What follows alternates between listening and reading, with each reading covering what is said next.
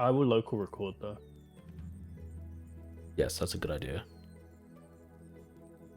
Just make sure everything is on. So I'll have Discord recorded, game recorded. Yeah, I'll kick off my recording now, just to. Yeah, so it's underway,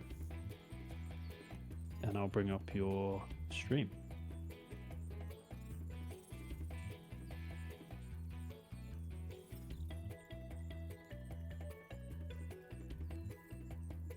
Wait, what the fuck just Epic. Hold on. Oh, well, what the fuck? Okay. That was really weird. Okay, cool.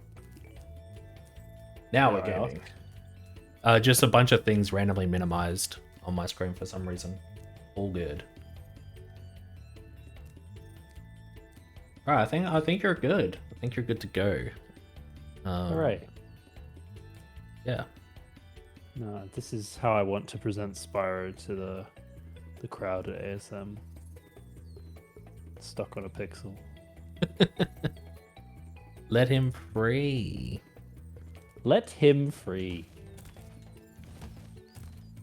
Stuck is them. Alright. Enough goofing around. I'll just drink some soda. Get in the mood. Soda. Alright, folks.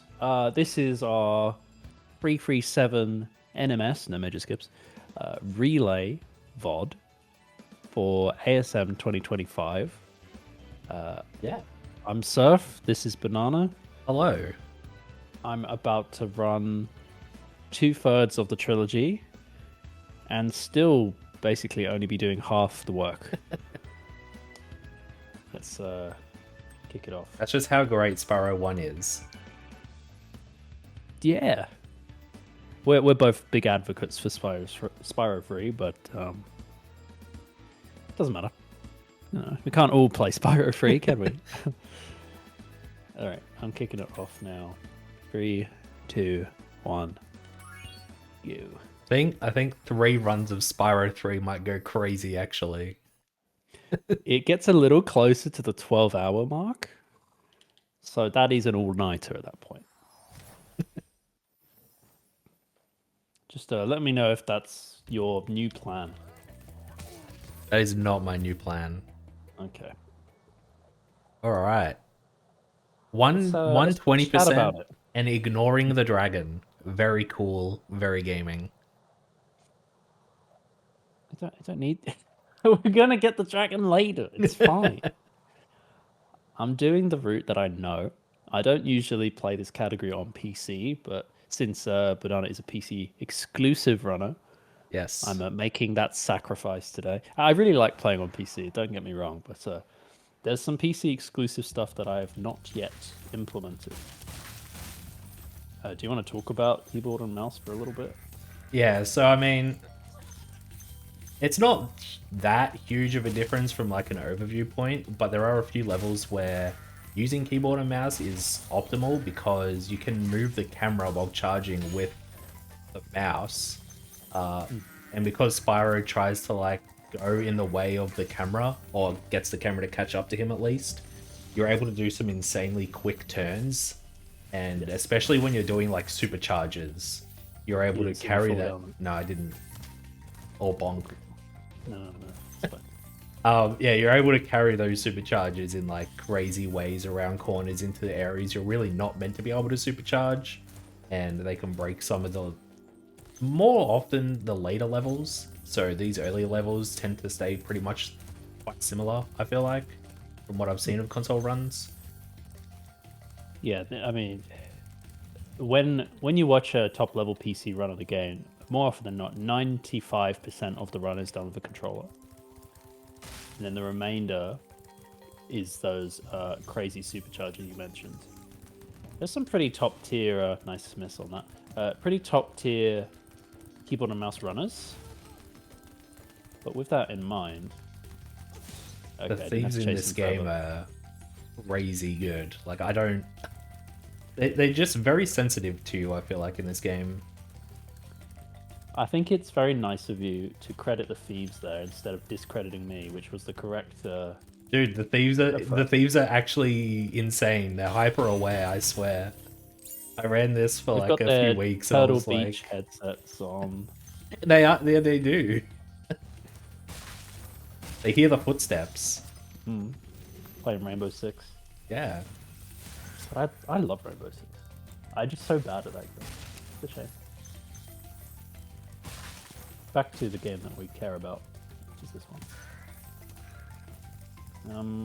One thing that I Yeah. guess is, I mean, most people watch OG runs. I guess one major difference in terms of collection categories is we don't have flame charging in this, as in like the traditional sense where in OG you can flame a chest or an enemy and charge while in the vicinity of the thing you flamed, and sparks will grab it as if you charged into it. We don't have that. We have to go up to and destroy whatever we're trying to destroy.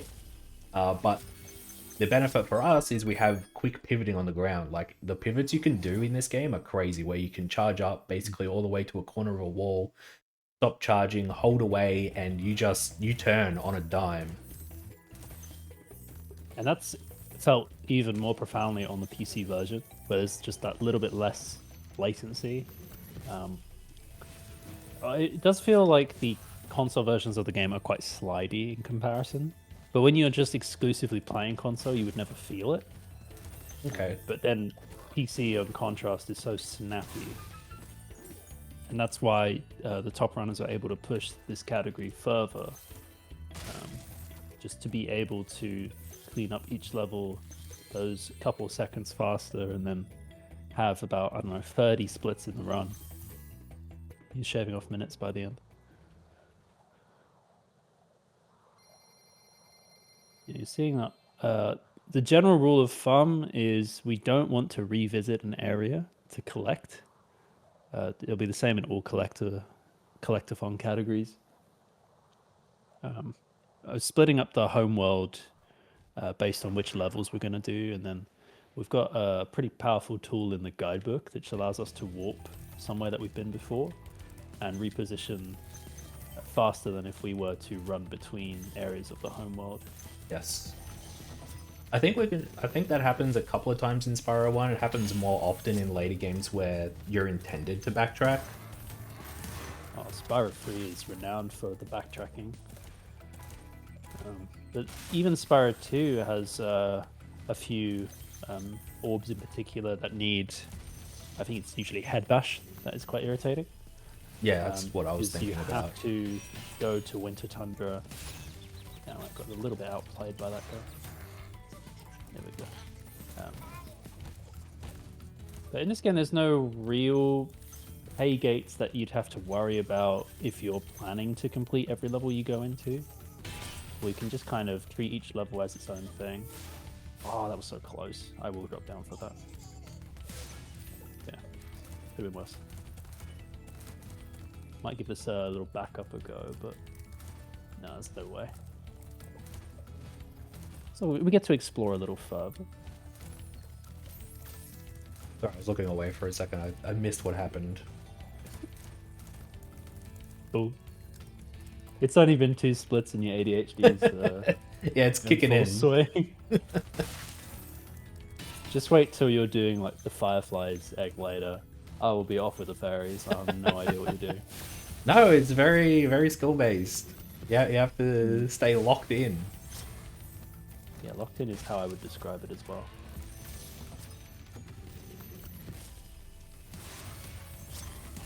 I forget. I think this level is pretty big on the whole teaching you how to glide. There's not a whole lot of gliding involved in Stone Hill, really. It's like one or two spots. Yeah, I think that's correct, yeah. And the devs really want to help you explore. I'm not getting that dragon yet, sorry. Well, they do. There is a spot in Stone Hill where there's the dragon that teaches you how to glide from like the top of that. Like you go up a whirlwind and the dragon's there. He's like, you can glide by gliding. To glide, you press the glide button. Yeah. This is how all speedrunners first learned how to do things. There's no Discord community server teaching you various strategies. It's all like listen to the dragons, and Yes. you'll just pick it up as you go. The dragons always give you the fastest advice. To flame charge, press. Alright. Flight level. Oh yeah. General like thing is the lower you are, the faster you go. So you'll see Surf trying to dip down as much as possible. Quick way to do that is to charge, and then that kind of like cancels the flight with downward momentum. And then it's just all about cycles pretty much after that, doing everything in the pattern and order that is deemed fastest by other people who route this much better than I do. Now. You're a top 3 117 runner on PC in this current moment. So whether or not you're the one doing the routing, you can definitely follow instructions, and that's a pretty That's all you need to do in flight levels. That's what I'm saying. pretty You just important need to skill. Yep. Yeah, just you let other people do the routing, and then you're like, cool, I guess I'll do that. Up ahead. When a game has been out this many years, you can't always. I got it. Oh, sick. So by pausing there on the frame where you get given the gems, because that's what this the flight level is for, getting all of the things that gives you gems. So by getting given the gems, you are able to pause on a particular frame and guidebook out. However, I do still need to grab this guy, which I almost forgot about. Oh yeah, and nest or skip. You just jump for it in this game. Yeah, it's a little more friendly than what I've watched numerous Deoman streams be. It's got a world record a couple times, so it pays off. I don't know the particular reason that you're able to skip that dragon if you jump, but yeah, if you run up to the dragon just like any other one, you will get stuck in the cutscene. But if you just jump when you touch the base, you're able to skip it for some reason. I assume it does a check for if you're on the ground, and assuming you are, it locks you in place. And when it does the check and you are suspended in the air, it won't try to control you at that point. That makes sense. And speedrunners hate to be controlled. Yeah. That was a pretty blanket statement, but I think it's true. So this is a key level. There was a key in Stonehill, but we kind of brushed over it. These keys kind of dictate a lot of routing, I feel like, where you have to go to one area before another rather than just deciding to go there first because it's faster. Like, we have to go down this tunnel before doing this back area, which is closer to the start. So, yep. And there's no out of bounds terrain to really consider here. We just kind of have to work within the confines of what we have. I know OG has a really interesting glide from like the vortex all the way into that key room. oh yeah, true, yep. That is not available to us. Trying to take stairs pretty fast. The way that I would do that is to glide up them, basically. So every time you land, you put another jump input into glide. We can just about make it back to these ledges as well. The one thing that you went up those stairs earlier pretty fast by just like bonking and then jumping out of your bonk. You just like chained bonks, which is unfortunate for Spyro, but fortunate for time save. He'll manage. He's got plenty of years ahead of him to, recover. True. Got 2 more Big games ice to get pack. through though. Okay, well, if this hinders my Spyro 2 playthrough, then you'll know about it. Oh, you're just preparing his head to learn head bash. That's all you're doing. Yeah, you got to start at ground level, and then you Yeah. can include the jumping action as well. I'm excited for Toasty. This is You want to talk about the a boss, thing? if you want to call that. Oh, the thing being the roll. Yeah, the roll.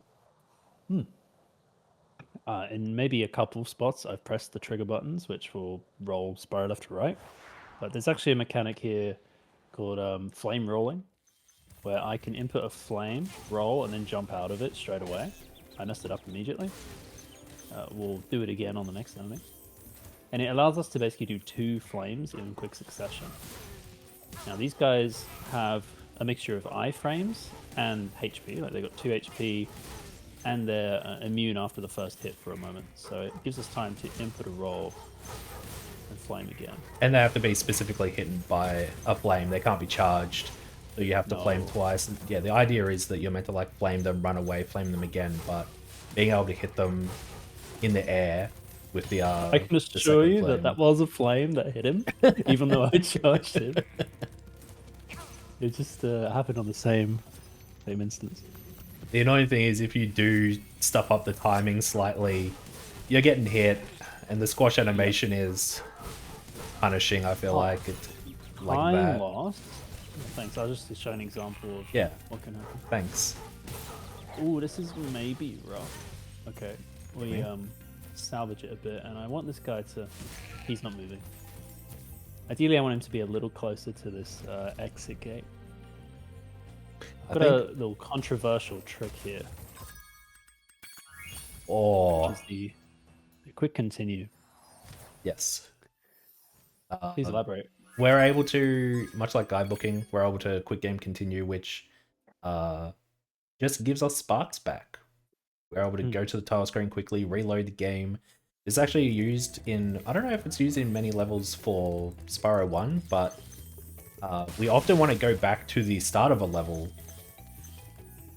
And that's what quick game continuing does for us really well. And also, as I said, it gives us sparks back. So sometimes when you're low on sparks, you know, it's only a couple of seconds to go to the title screen and suddenly you're full of health again. Yeah, repositioning to the starter levels doesn't happen too often, but is the secondary effect of the quick game continue. Just returning to the spawn. If the level is a fork, and you do the left fork, quick continue can take you back, and you can do the right fork after without having to manually run to the start, which is nice. You only lose a few seconds to do the menu inputs, so no harm in that. In terms of time loss, though, for PC anyway, we are using loadless instead of RTA. So there will be instances where, although cutscenes are playing, menus are happening, it's not the end of the world. Yeah, I think like the time, you know, it takes like half a second to do the pause and quit. And then you might spend like another second or something on the title screen and picking your file. And then like the load out and load in not considered. For PC, that is.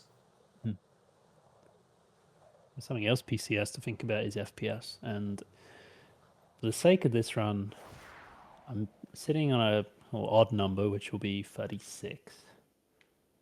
That does 2 very useful things. Slightly lower FPS allows me to have a higher jump height than on a higher FPS. But if I went down to 30, it would actually affect how quickly gems fall to the ground. Over the course of a longer category, that time loss gets amplified. So we do want gems to fall quickly, but we also benefit in certain areas from having that extra jump height. Yeah. You notice that Surf will like jump after killing some enemies to try and grab the gem out of the air, but even that sometimes is just, it's nice having the gem drop in on the ground to be picked up pretty quickly. But yeah, something like Spyro 3 where there's a lot of game.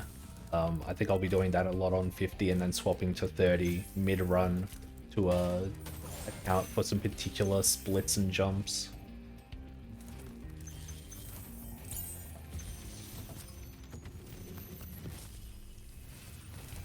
I think it's more the any percent categories that you would be seeing these unintended jumps though, just because there are areas that would have maybe low value gems or don't give you the dragons that you're looking for.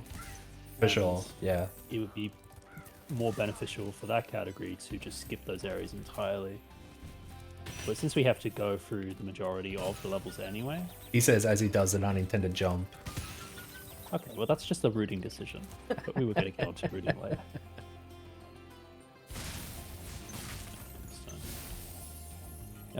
Another example of why it's good to get the key as early as you can, because it allows us to clear this island and not have to panic grab a key later on. Yeah. Backtracking is the bane of these categories. Yes, any minimization in backtracking is all the best. So what if I just restarted my game right now? Does that count as backtracking? I guess you would have backtracked to the desktop, yeah. Okay. That's what I'll call a rage quit from now on. It's a desktop backtrack. Ooh. You may have noticed that we're not charging the big enemies in any of these levels. General Spyro rule of thumb is if they're larger than Spyro, you probably can't charge them. Not always the case, but well, we'll get onto some enemies where charging them still makes sense despite them being notably larger. Nice look button. Oh, I went for the quick game No thing. Sad. fly and skip, as we'll say. We'll talk about it anyway. Yeah, so some particular levels have long flying animations. You'll see Spyro like fly all the way up to the air and do a huge dive soon. Those do count in loadless when we play on PC, but they can be skipped if you frame perfectly pause when entering the portal. The game, so this whole thing here, like this counts as loadless. Yeah, if you touch a portal, even though you're not really in it, the game says like, oh, you've entered this level.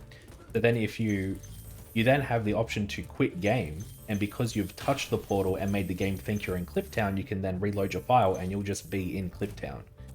So even though we were talking before about that 1.5 time loss of doing a quick game continue, you skip the 7-second flying animation. I think there's like 5 or so levels you might want to try and do that on, but if you try it for too long, you're then obviously losing time to constantly pause buffering, and it's like... It's a bit of a skill check, and Yes. he says that as he fails a relatively skill-heavy jump. That's fine. Real perfect timing needed to not miss that one, and dropping onto one of these egg thieves will skip the cutscene that plays, which you'll have seen earlier in a couple of the other ones. Again, that's preferred, saves RTA and loadless. Yeah, just being in the air in general when the thief dies is skips the cutscene, which is good. So it's the same logic, I guess, that Nesta plays. Probably, yeah. I wasn't convinced that I didn't grab that gem. Missed gems are scary, as although in this game we have access to the Sparks radar, Yeah, where I I was just about can to say click that. in the left stick. It's still not convenient in a level that's quite open like this. If I made my way to the other side with this glide, and then I just missed a gem back there, well, it's not as simple as a quick game continue to go back to spawn. I'm gonna have to run through most of the level again. Yeah, man, a missed gem in general is undesirable. I think that having the Sparks pointer in all 3 games completely unlocked, because normally it's behind a unlocked level in Spyro 3. I think it makes it, I don't know, in my opinion, just a bit easier for people to learn. It's more accessible. Yeah, when you're starting out, you're going to miss gems, and like even I would be missing gems, like, you know, even after doing a few runs kind of thing.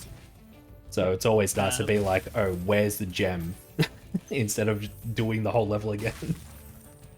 It's nice to be able to pinpoint which gems are giving you trouble as well. Yes, it will occasionally ruin a good run for you, but then you'll have that knowledge ingrained of, oh, this is the gem I always miss. And suddenly you're saving heaps of time on your next run. That's a pretty good run. I can't remember. I had another point to make, but it's gone. I'm sure it will return. We've got a long time to talk about the game. What's your favorite level in Spyro 1? Oh, I actually like Haunted Towers, honestly. Like it's hard, especially with like keyboard supercharging, but I don't know, it's fun. It's a really satisfying level 2 sequence break. Because, yeah, What's yours? I'm going to have to talk about yours first. Okay, It's sorry. important that I explain. Because Haunted Towers is all about, you can actually string together this big supercharge and skip to this area you weren't able to access before. You've grown so much as a player. That's how the devs want you to look at the level. And speedrunners said, but what if I just wanted to do the supercharger earlier? And so it is possible to do a turnaround supercharge that will let us skip to the really crucial midpoint of the level earlier and just go from there, backing through everything else. One thing I've learned just from playing like Reignite and OG is I think if you die at some point with the like power up, you keep it in Reignited, but you do not in OG.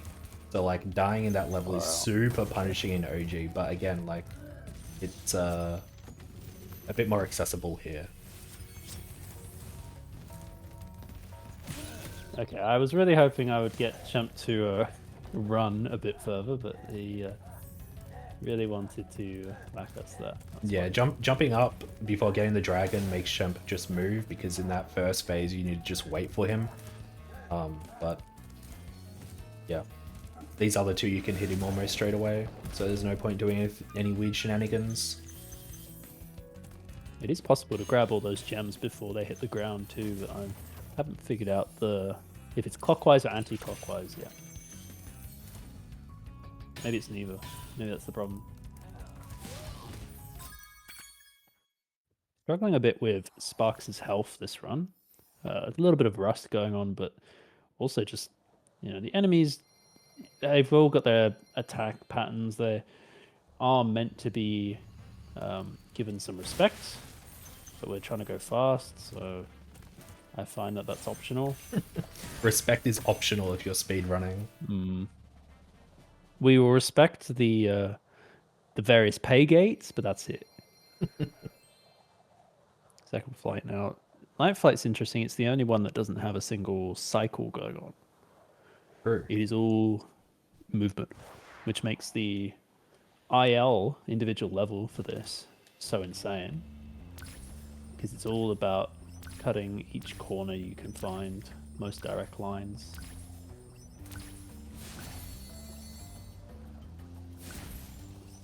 These lighthouses have a bit of leniency on like flaming them from below, so again, just trying to stay low is ideal. I learned that flapping is generally a bad mechanic for Spyro and speedrunning, because you will lose forward momentum when you do it. But for a sharp ascension like that, it is still better to press the flat button just to gain that extra height. But these aren't the kind of things that are going to save you time in a speedrun unless you're already extremely confident. The main thing is not crashing like I almost did there. Oh my lord. That was very close. Yeah. He's done it before, it's fine. Now I'm going to guidebook here, I think. No, I'm not. It's after this one that I guidebook. Never mind. And one thing we didn't mention was flying into the lighthouse, and I think you did something similar in Sunny Flight. I did the pause. That's right, you did the pause in Sunny Flight. But yeah, flying into the lighthouse cancels the animation of Spyro flying up into the sky for quite a while, and then you're just able to quit immediately. It is funny, like some of these thieves are pretty straightforward, like the last two you got, but then man, Stonehill, like some of the later ones in like Magic Crafters is for me it's Alpine Ridge. Yes. That is the one that had a whole video dedicated to it by Vivi, a top runner. Just oh sorry, yep, that's the one. Just sort of venting, but also revealing the strategy to get them quickly. It's like, everyone needs to know this because you're all losing minutes of time. Stupid thief. As it turns out, we'll explain more when we get there, but it's to do with their laugh and their animation. If you wait it out, they'll actually react slower to Spyro approaching them. If you go at them whilst the audio or the animation is playing, they'll snap quickly to moving. I think the idea is like they're gonna. It's to bait the player into moving towards them. But if you wait for that window, you can just snag the egg. I feel like this is one of the first levels that, like, I don't know. Once I hit this level, it's kind of like the ordeal has started. This one goes for a bit, I think. Is now a bad time to say this is probably one of my favorite levels? No, I think it's a good level. I just, like, it goes on for a bit. There's a lot to it. It's quite a bit more difficult than some of the other levels that have happened, I feel like. Yeah, like it simply because there's a little bit more to do. Yeah. It works as a good introduction to the levels that are going to follow it. Now, I can't remember exactly So you get what the PC route would do. and then... But yeah, High, once again, right? we've got to grab the key. Arguably, the next best thing to do is straight away take a death, but I'm going to take out a couple more enemies as I go. And then die. We don't lose the key, that's crucial. Yes. And Backtrack. dragons act as, like, our checkpoints. So that's why we're back here. Cool little roll mechanic coming up. Worth. It's hard to justify a roll in this game, I feel like, often because the pivoting is so broken, but it's always nice when you can fit one in. Yep. There's just some lineups where it makes the most sense, where you're approaching something and then the pivot that you would need is just a little unreliable or something. Yeah. I'm gonna grab a life. I think I'm all good for them, but yeah, I'm just warming up my hands. It's pretty cold in here right now. I'm sure you can relate down in Melbourne.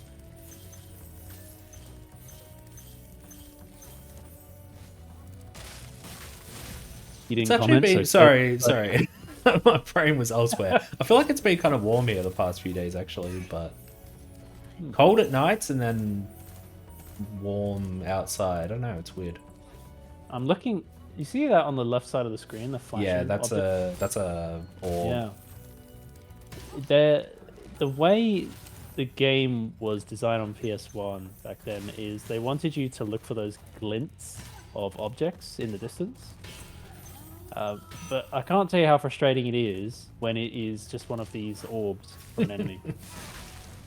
It's not really what I'm looking for, thank you, but no, could be worse. What's up, Mookie? Hope you're doing well.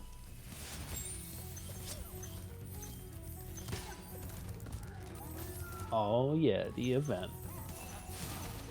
They're those metal guys that were getting bumped off the edge where some of the enemies Surf was talking about, where you charge them even though they're too big. They generally have some sort of mechanic where, like, you can't defeat them, but with that, it's like, oh, well, bonking them off the edge defeats them. Yeah, gravity tends to win Yeah. a lot of the combat. I really like the feel of Icy Cavern. It's quite, I don't know, it feels homely almost, cozy. Okay. It's because I'm from the UK. UK bit? I had to refer to it. Bonk. Alright. Game. That was pretty cool. Bonk into delayed defeat. That was crazy. That's 2 hand mods down. I know they're the easier ones, but still, it's satisfying to know that nothing has been missed up until this point. I wouldn't say we're a third of the way there yet, but at this point, you're expected to be quite comfortable with the mechanics, and that's why they start to introduce new things, just to really shake it up.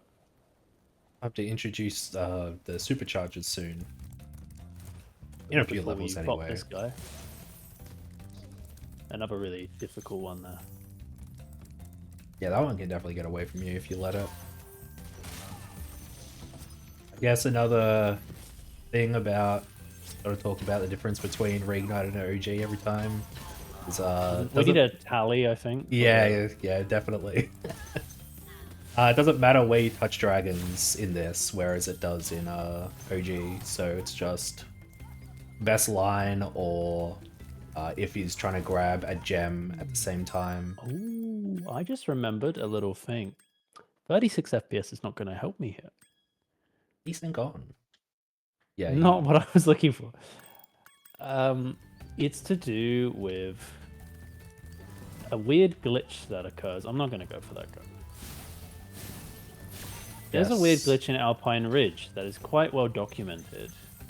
But if your FPS is on, well, maybe not in such detail, but if your FPS is a multiple of 6, they get stuck, basically. 60 FPS, which a lot of people want to run the game on because it looks amazing, will lock the level for you. Yes, there's specifically a guy up ahead that like raises and lowers a wall that you have to pass, and he can just leave it up, and you're like, cool. What's going on here? Yeah, I've met all your requirements so far, but apparently I'm not allowed to finish the game. I don't think I've ever seen someone switch it to 40. That was crazy. That is my monitor for you. No judgment, okay? It's optimal. So. Oh, it's still broken? That guy was not. Hang on. Let me check out what's happening up ahead. The wall is up. I thought it was down for half a second there. Just maybe swap to 50. Well, the alternative is I can go to 30 or even 41. No, I'm staying on 30.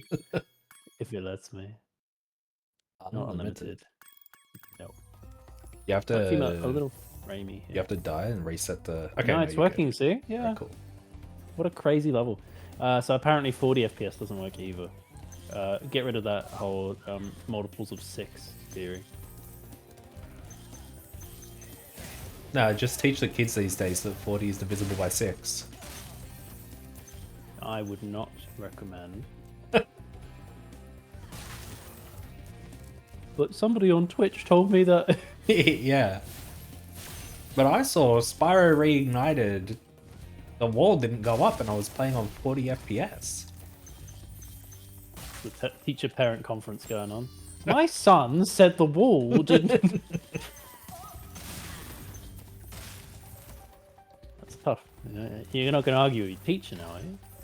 It's a terrible idea. Oh, I missed the jump. However... Nice little secondary option there. Yeah, when I was learning this category, I was not brave enough to go for that. I would just wait. That's why you're playing Spyro 3. So Spyro 1 is a dangerous game. Damn, I just got skill issued IRL. Just wait till ASM, alright? I'm sure there'll be more comments of that.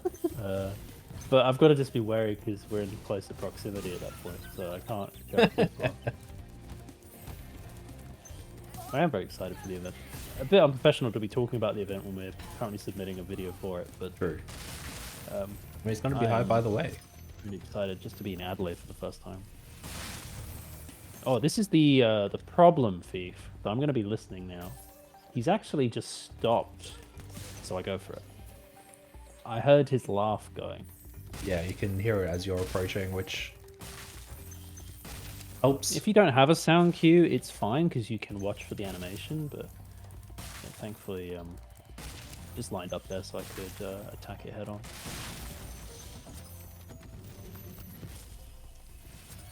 These firework chests, you can charge them to get like the gem quickly.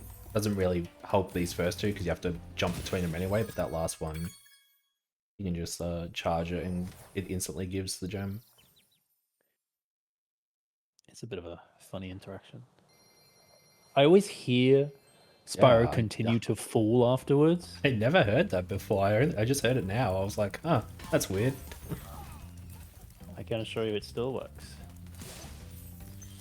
That thief can be really annoying if that doesn't work. Almost as annoying as these sheep. Where's the other... You can go down here? Oh my goodness. Didn't know they could do that.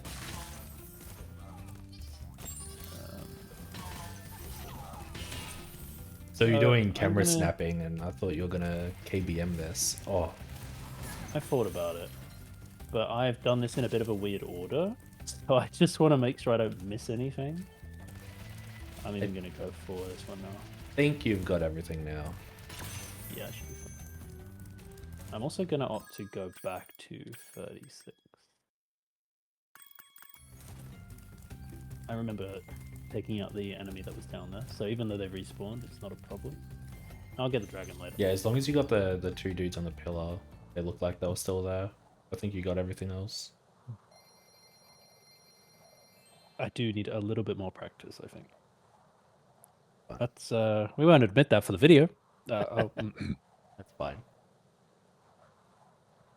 What I like about the completion categories is we've mentioned a few things that make them accessible, but just the concept of complete level do speedrun is Yes. very accessible.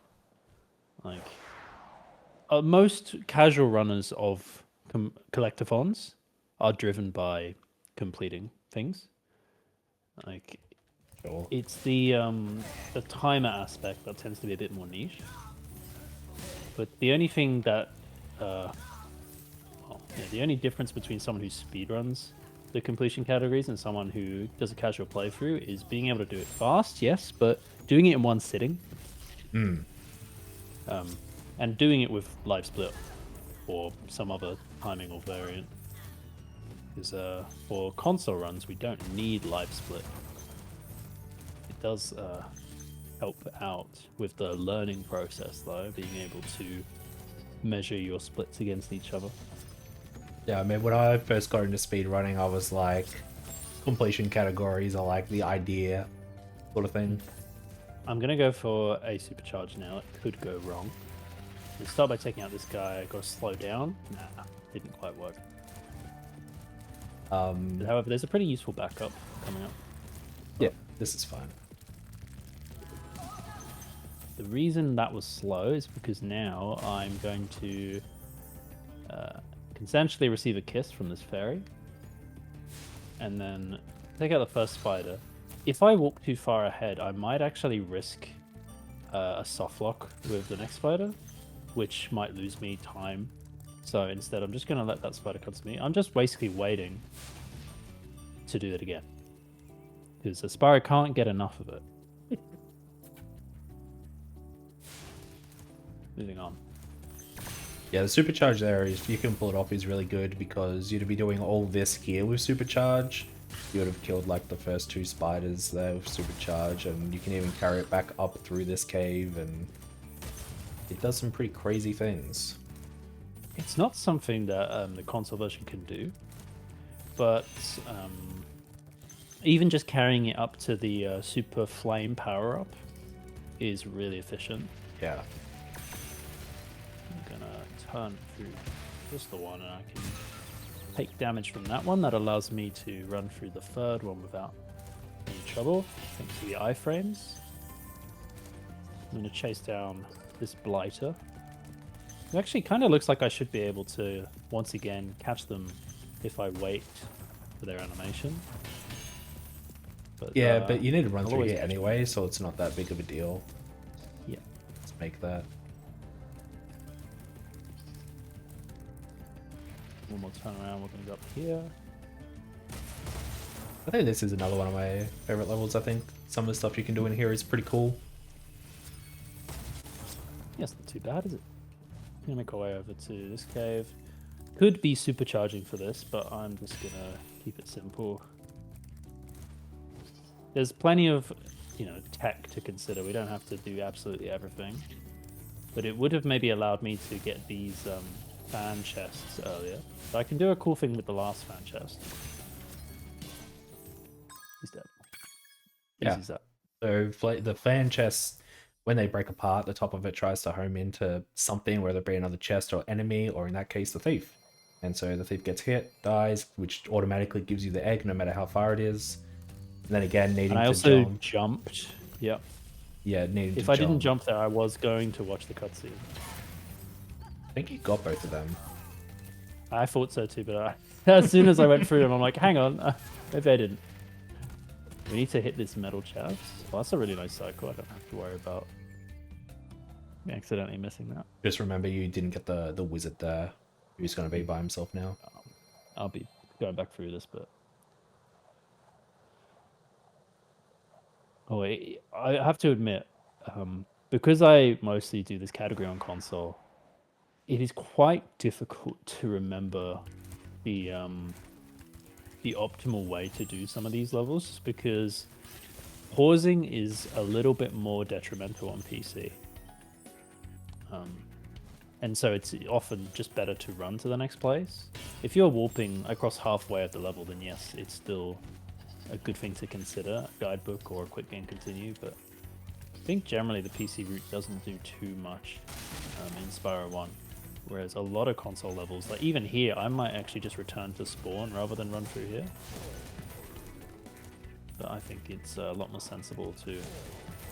Yeah, the difference with console being that it's actually not timed loadless, it's timed in-game time, which doesn't count the title screen or the pause menu or any cutscenes or anything, so you can just quick game continue and it loses no time. So even if a quick game continue saves like 0.2 of a second by moving around, is technically optimal on console. Yeah, it's 0.2 of a second that is zero risk. Yeah. Unless your controller dies. But, oh, Dougie, that doesn't happen to everyone.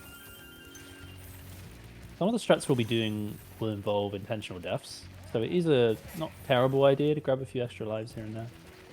But just naturally by... oh, nice, just about made that. By killing enemies, you will get lives as you go. I always seem to mess this up, so yeah, play it slow. And now I'm clear to fall to my death because I've acquired everything from that island. There's one more wizard to grab here. And there's a couple of gems up here, so I can cancel my supercharge with a glide. Turn back around, grab them just for good measure. And go up onto here.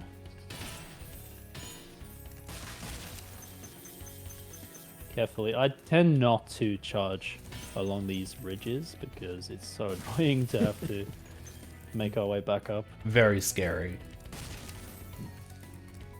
Spyro doesn't really have vertigo, but I do.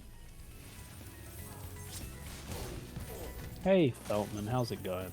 What's up, Feltman? Thanks for the good lucks. Steph is doing 1 and 2, and I'm playing 3.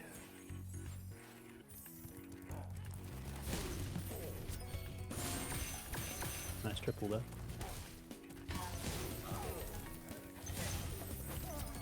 Beautiful. That was a pretty good level. That was actually a gold. Nice. Maybe a fake gold, I couldn't tell you, but just not missing anything. I don't know, it feels like it's quite momentum based, a long category like this. So if you can continue to play well, I maybe didn't need to grab this guy now, but I will. Otherwise, there's a risk I'll forget. Oh, so those pop-up chests, you're meant to flame them and then jump into the gem after, but if you time your charge, well, basically position your charge in the right spot, you'll be able to grab the gem the moment it pops out. As they're like placed next to each other, you can land on the next one and perform the exact same thing, which is a really nice time save.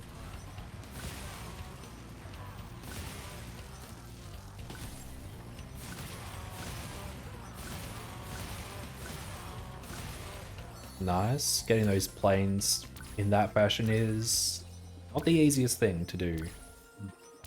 They're pretty small hitboxes, and they're also not all at the same altitude, so you've got to alternate. But the flame hitbox is quite forgiving, and we don't make the most use of it. Because of our pivoting, we do a lot more charging outside of flight levels, so this is a good example of how powerful the flame is. Like, it can turn a lot earlier than you think you need to, because the hitbox lingers. Yeah, one thing I learned with those planes is, oh, That's crazy. We'll do it again. It was so cool, right? yeah, just do it again. I tend to try and flame like really early with these planes, especially because they're moving towards your flame.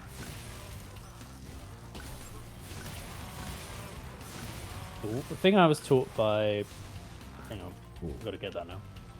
The thing I was taught is because they're sort of on two separate levels of height, if you try to position Spyro in between, you can pretty much aim your flame up and down to catch them without having to really change your altitude at all. Interesting. But I don't know. I still feel a bit more confident with the consistency if I move Spyro closer to them as well.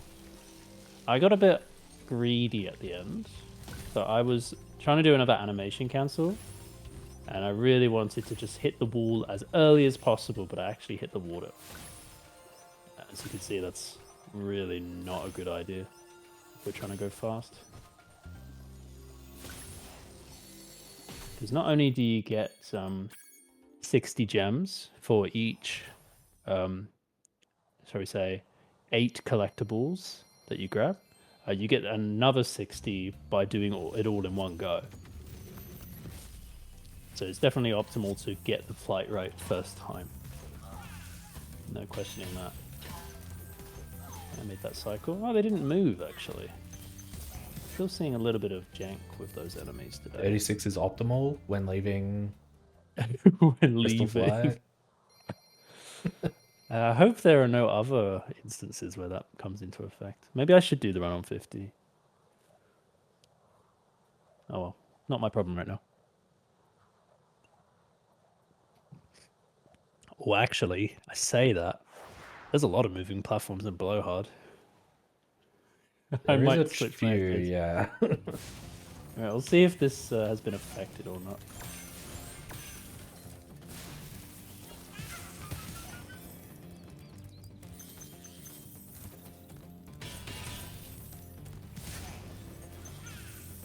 Is it, this level makes me mad. Every time I play it.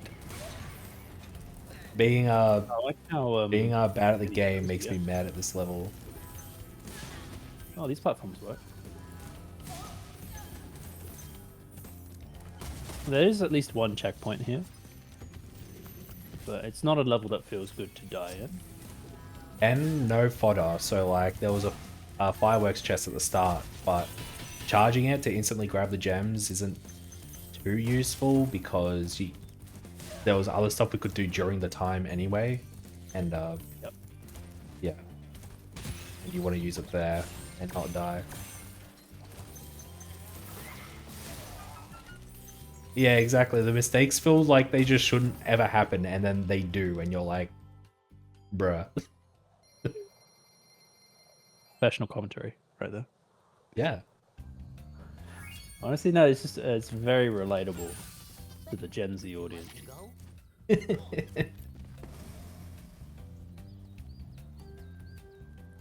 Now that was almost scot-free Magic Crafters. Pretty unfortunate Crystal Flight and some questionable decisions with cleaning up the homeworld. I'll have to rewatch what my PB does there. But yeah, we are technically halfway through the game. Technically, is the best kind of Lee. I mean, I don't know if Lee would agree with that.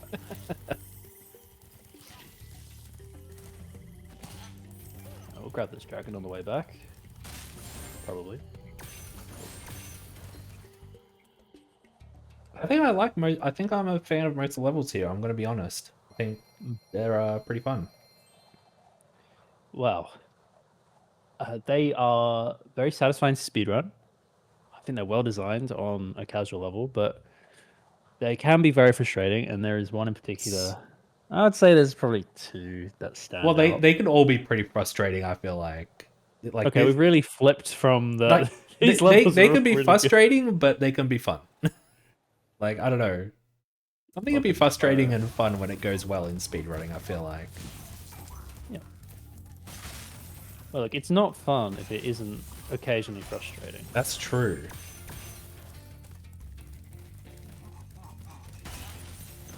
This level forks in a few directions at the start, so we will be trying to clear everything.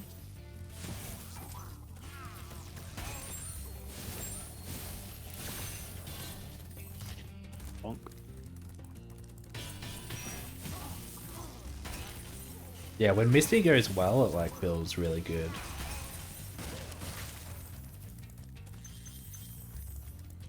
Boggers.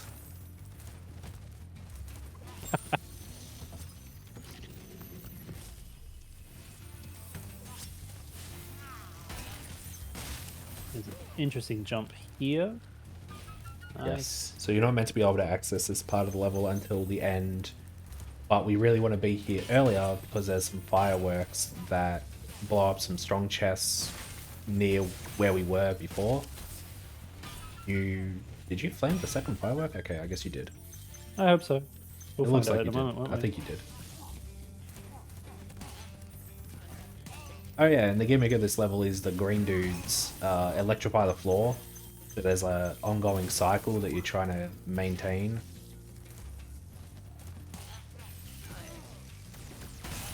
Oh, unfortunately. Wow, robbed.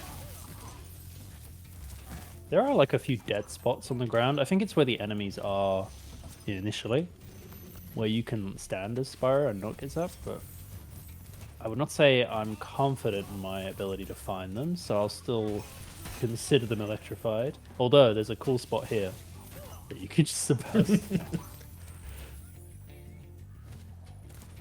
And again, these levels start to like have a lot less fodder in them. Like this level has a whole bunch at the end, but unfortunately, that's not where we want the fodder. By then, you're done with You the might level. not get there. Yep. Can you imagine, like you got zapped for the last time, and as you're fading out, you see the chicken ahead of you, like. Yeah, they decided to put like 5 instances of fodder down here. It's like, cool, it's not really what I need. We're out of there without too much drama, which is nice. Yeah, next up we've got our 4th flight level, which is arguably one of the more difficult ones. We've got to rescue Bruno, but not talk about him. Nice. Yeah, I definitely didn't steal that joke from Jamie. I hadn't heard that one. Fake fan. Sorry, Jamie. Flying? Ah, so close. So I want to be doing wild flight, but I was hoping that I could like get into this level. I'm not sure if it's optimal on PC. The strat on console would be to do the start of Misty Bog, the first like 10 gems, leave, do wild flight, and you can guidebook back. I think I'm just gonna do Misty Bog. I'm here now. I mean, I haven't very watched interchangeable. a lot. I haven't watched a lot of 120, but I've never seen anyone do that. So No, it's definitely a console exclusive benefit. But yeah, we'll be doing Misty Bog on Blue Sparks. Save me. all the enemies in this are pretty brutal. These frogs are more brutal than others, but like oh my goodness. I really didn't think he could outpace me there, but I was wrong. Yeah, they're pretty good. I wonder if that's FPS dependent, but it's fine. I'm just gonna have to lead with a flame each time then. Oof, he almost got me. And even that boar I've been hit by, like, it can turn on a dime and just hit you out of the air, I feel like. It's happened to me a few times. Oh, I'm not meant to be doing this bit right now, but why not? I think it was the little doing the realization jump. of, like, the suboptimal moments is something I just have to play off. Like, if you overthink, like, oh, I shouldn't have done it in this order, you'll start panicking. You'll probably end up missing something that you were about to get naturally. For sure. Like, revisiting an area is not the end of the world, so long as you don't have to die to get there. Well, aside from an intentional death. We'll get to those later, I'm sure. Oh, God. I did forget he had a shield. We should be fine here, right? This guy tends Yeah, to just come at us. make sure the ball, yeah. And this one didn't aggro yet, so it's fine. Oh, Sparksless for the first time. Yeah, so I guess we didn't talk about Sparksless. Despite Of being course it would mad be at... Misty Bug. Despite Sparks making us mad often for, like, missing a gem, holy, being Sparksless is not good. So much so, I'm just gonna take the def here and get Sparks back. Yeah. If you're Sparksless, you need to manually walk into every gem. And it's just a lot more brutal than it seems. Like, there's no forgiveness in Spyro's hitbox sort of thing. Like, you really need to walk into the gem. Even there, I'd probably spend another 2 to 3 seconds on just grabbing the red gems. How did you not flame that blue once? Like, I was just a little too precise with the far range. I should have like been slower, I guess. I accept my mistake. Mine alone. But I will blame the game every now and again. I mean, if you're not blaming the game, you're not playing. Let's be real. I didn't realize there was something wrong with my play. Damn. Like, blaming the game, blaming myself, that's fine. But being blamed on my co-commentator, who isn't even playing the game right now? It's fine, man. Just wait till 117, okay? It's alright, there'll be no criticisms required for 117. I'm in no position to. I'm in... It's gonna go flawlessly. I'm in 5th place. I can't... Oh, 4th place. I can't criticize you. Literally just need to roll out a better dual run and I'm sure you'll beat me. Well, can't we do that instead? Why do I have to play Spyro 1 and 2? Oh, fine. I think I meant to grab Cletus after, actually, but... Realistically, doing things in the wrong order will probably only cost 1 to 2 seconds. Maybe, at worst. Nice dead jump. Oh, dead gems. We haven't talked about dead gems. There's stuff on the left side of this hut, I think, isn't there? No. Okay. I hope not, anyway. I thought there was like a basket or two. I'm sure we'll find out. Maybe just Sparks Pointer when you go out of the whirlwind or something. Would rather not. But yeah, dead gems. They're gems that just Sparks will not grab. And you need to physically touch them. Gem count's good? Okay, thanks. Good confirmation from chat. I'm not so sure I can rely on that for ASM, but that's pretty good. Banana, can you grab like some optimal gem counts for me? I could, yeah, if you want. Okay, that was crazy. Just held my nerve, didn't adjust the height at all. Just like, yeah, that's probably fine. Yeah, with dead gems, they're like often specific gems are dead. It's not like you'll... Once you know which gems can be dead gems, or like are dead gems, you just know to look out for them. It's not like you're gonna play one time after doing 20 runs and be like, this gem didn't pick up, why? There is one instance where I feel like the gems can randomly be dead, but I know to look out for them. I feel like the ones in Sheila's Alb can be dead for some reason. That's a fake gold, but that was a pretty good split.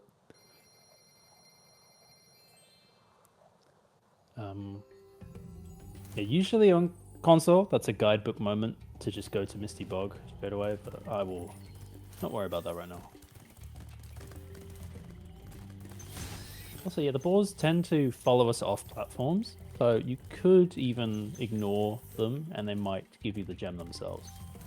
There's one that gets instantly killed if you leave Misty Bog. Yeah, the one that just on that exterior platform. Which the game would always assume you have to kill to get there, but not true.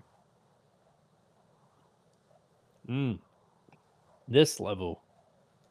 Let's talk about that for a hot second. This is the level that many people remember from Spyro 1, either because they absolutely loved it, or more often than not, the other one. Yeah, there's a very hard level. Casually, there's like some really difficult supercharges, and I guess it's like one of the only sort of puzzle levels where you have to figure out where the game wants you to go. in order to do Very the ugly. the big jumps. Not as much of an issue for speedrunning, but there are definitely some really difficult jumps that need to be pulled off. And again, with superchargers in here, there is some opportunities for some pretty crazy routes that we can do. I'm gonna attempt to do one without the keyboard and mouse, but that won't come for a little bit. It forks off in so many directions that knowing the order to clear things is pretty much mandatory to not lose heaps of time in a real good attempt. If I suddenly figure out the route to treetops on a PB pace run, it's over. There's so many ways to lose time here. I'm going to take a def to take us back to the start of this platform, and I would like to grab everything that's up here. I'm going to try something here. I didn't get the charge. Okay, following back.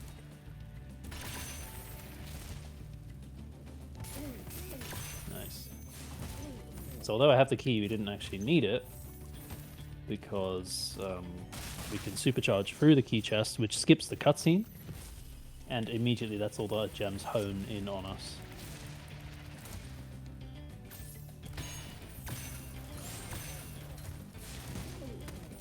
And then coming up is one of the harder jumps casually. The game expects you to get like a charged up supercharge, but we can do this pretty precise turn that allows the game to think that we're on a supercharged platform for longer than we actually realistically are. Yeah, the sort of the tier system of supercharges, where the longer you hold it, the faster you go, is really put to the test in this level.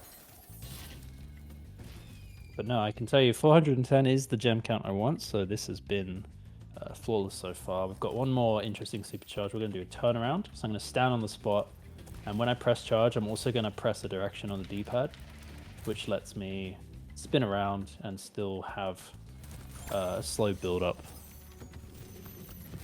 on that supercharge meter.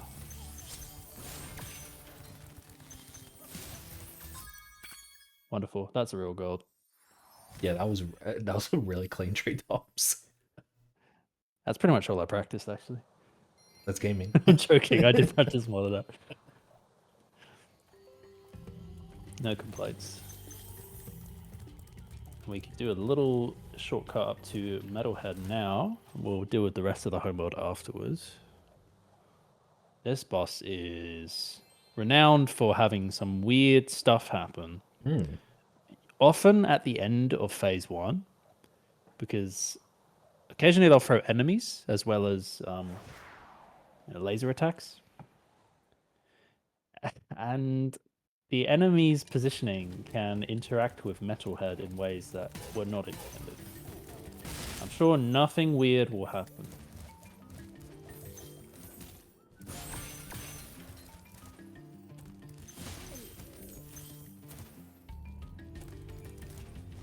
Not much to say, like, in this first cleanup area, but Gotta grab the key. yes, the gotta big one. gotta grab the key. The rolling monkeys, like, auto give you their gem when they die. They should. Yes. It has failed before. Yeah. But yeah, the first of those monkeys that went by me, I believe I got their 5 gem. And if they didn't, at least I know where it is. Up ahead, I'll also not be interacting with... yeah, I'm not going to... Hang on, where do you go? What? Yeah, this is one of the perks of these monkeys. But yeah, see, it didn't hone in that time, but at least it was near to where I was going next. Yeah, I've had one, that first one that you said you weren't going to interact with, but then did. I've had that one roll past me and drop its gem all the way at the back of the level. And, maybe subliminally I was also thinking, that's usually the one that gives me trouble. But maybe it is quite consistent and I just messed it up. I think they're meant to, but... I'm going to be a little slow to grab... Oh, it's fine. Even so, no enemies spawning here means I don't have to worry about some of these gems going missing. If you just perpetually extend phase 1, all those gems up at the top platform will eventually become enemies that Metalhead throws.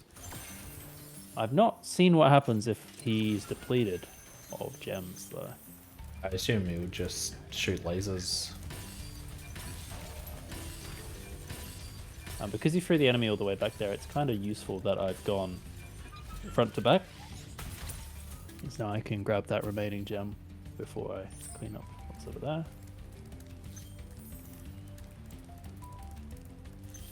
Little roll, which is definitely optimal. One thing I guess I will say about Reignited compared to OG is I feel like it's harder to find the gems in Reignited. They're smaller, and like the green ones especially blend in with some of the grass blades that just don't exist in OG.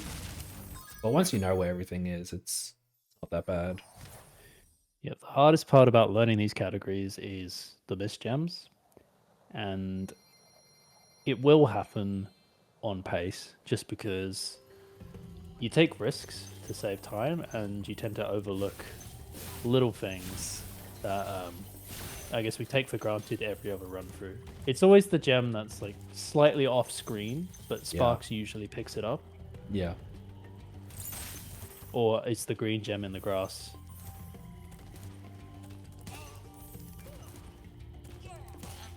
In my head, I just have like a list of the ones I miss in Spyro 3.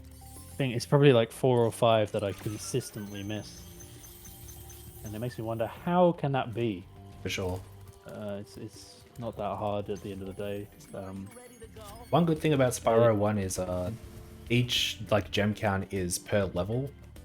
So like when you enter the next level, it'll go back to 0 instead of 8,000. But in 2 and 3, you have the whole gem count, and so I feel like it's harder to keep track of to use the wrong word, optimal gem counts. No, like if you're missing anything, but it's a lot easier to do in Spyro 1. Yeah, the exact gems you're meant to have as you're like exiting and entering levels is often just ingrained in our minds because you're doing the exact same movements run to run, and you're always going to leave a level at 100%. So then it's just a difference of what gems did you grab in the home world. If I ever get confused, it's probably because I grabbed extra gems in the home world one time, and I think I've messed up, but really I've just done it in the wrong order again. Speaking of, I was meant to grab this guy just before the dragon, but I did that early. And I let it happen. Didn't even try to fight it. Oh, here's your favorite level. Yeah, one of my favorite levels. Sure. Watch me fail the supercharge 10 times just for you. Please. No, I would rather keep going. I've got another game after this one, and we have opted to do this after work today. So it's going to finish quite late, which I think is a good example of what commentary will be like if this ends up going at the night time. Yeah, man, I think it would be a decent like a night slot because it's going to be like 7+ hours, like major chill through the night with Spyro. Spinko the Dinko. I hope I don't miss that tension. Just had a thought to myself that I should probably just, if the opportunity to grab a gem is there, sometimes it's just the right decision to grab it. Or situations can distract us. Oh, this is the crunch time, the big supercharge moment. Turn around once again. Yeah, a little bit wide there, that's fine. Oh, a little bit not wide there, that's fine. Oh, bouncing off the walls, but we're fine. And I can extend it to here. All right, to do a quick little glide cancel there, because if you supercharge through the whirlwind, it does not catch you. And you just supercharge jump yeah, over the edge. Which is hilarious, but really sad. Yes. So now Super Flame, and so it's going to have this for the rest of the level. It can instantly kill these enemies that you're not meant to be able to defeat otherwise. It's the same as the Super Flame that we had in High Caves, but I guess we didn't really talk about like its property of defeating large metal enemies that you're not meant to be able to charge or flame normally. I can't say there's too many large metal enemies aside from the spiders. And they don't necessarily look metallic. But yeah, they are too big for our... Oh, I wasn't meant to flame them. They are too big for our regular attacks to do anything too. Because we've now dropped down to the remainder of the level, we're sort of going in reverse. Hope I didn't miss any of them. There's a lot of gems in one place, so it is believable. We're coming back this way, so I'll do it later.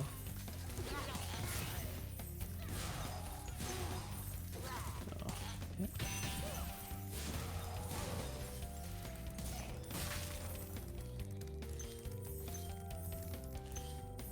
Keeping track of missed gems is completely fine. Like, you can go back to a gem if you know it's there. It's when you are unaware you've missed something that it becomes a problem. Which is why I was more talking about those like in-game gem counts. You can have more like internalized checkpoints of like, oh, I should have this many gems by this point. But that's like a lot harder to do in the other two games.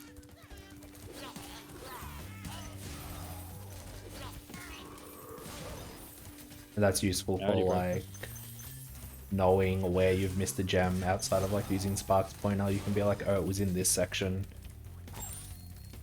It kind of bothers me that I know what level or what area I've missed the gem in some runs. It's like, oh, I'm at this gem count? Well, that means I've missed this gem in this level. Shows maybe I've played too much, but it helps. Helps your consistency to play lots. And a guidebook out because that is quicker than Death Warp. Yeah, it's quicker than Death Warp, and the whole section of Haunted Towers is off on the side. Whereas now we're heading into like central level. There's a weird thing there where depending on where you land, like out of those 3 green gems that were on the ground, and they're reds, sorry, between the reds, if you land between the first and the second, you shouldn't have the metal enemy enlarge again. But if you get too close to them, they'll receive 2 cannon shots and they'll immediately grow and you have to wait for a 3rd cannon shot. Weird stuff like that I've learned from watching Cat. Shoutouts to Cat. It's another like fully cycle based level where, especially the starting area, there is based on how these jack-o'-lantern dudes turn on and off their light, which is important for defeating the metal turtles because they're again, they can be a large unflammable enemy, and so sometimes we just need to like wait for a cycle. And with the dogs, like, yes, we can flame them, but if you're in a position to charge them, it's definitely preferred. Here, because of the dragon, they're going to become small. So these guys will grow at the same time. I think I've done this in the... Yeah, I have. I meant to do this now. I thought I was playing any percent. Any percent? Yeah, isn't it weird that any percent does Dark Passage? I know. Crazy the times we live in. The game has definitely developed a lot since it was a console exclusive back in 2018.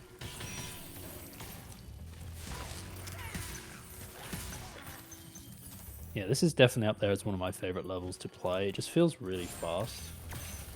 And like a lot of the pivots are satisfying. There's moments like this where I can take out enemies whilst that's blowing up off screen. I could also have ran straight into it, but it just doesn't feel necessary because there's always something to be grabbing in the meantime. It's not the pivot I wanted, but stairs now. Oh. Interesting just how many levels have stairs when most creatures in these levels don't have 2 legs. I guess the dragons themselves are 2-legged most of the time. Yeah, I guess most of them are standing up. That's just wrong. Dragons should be on all fours. Those cupids are bipedal.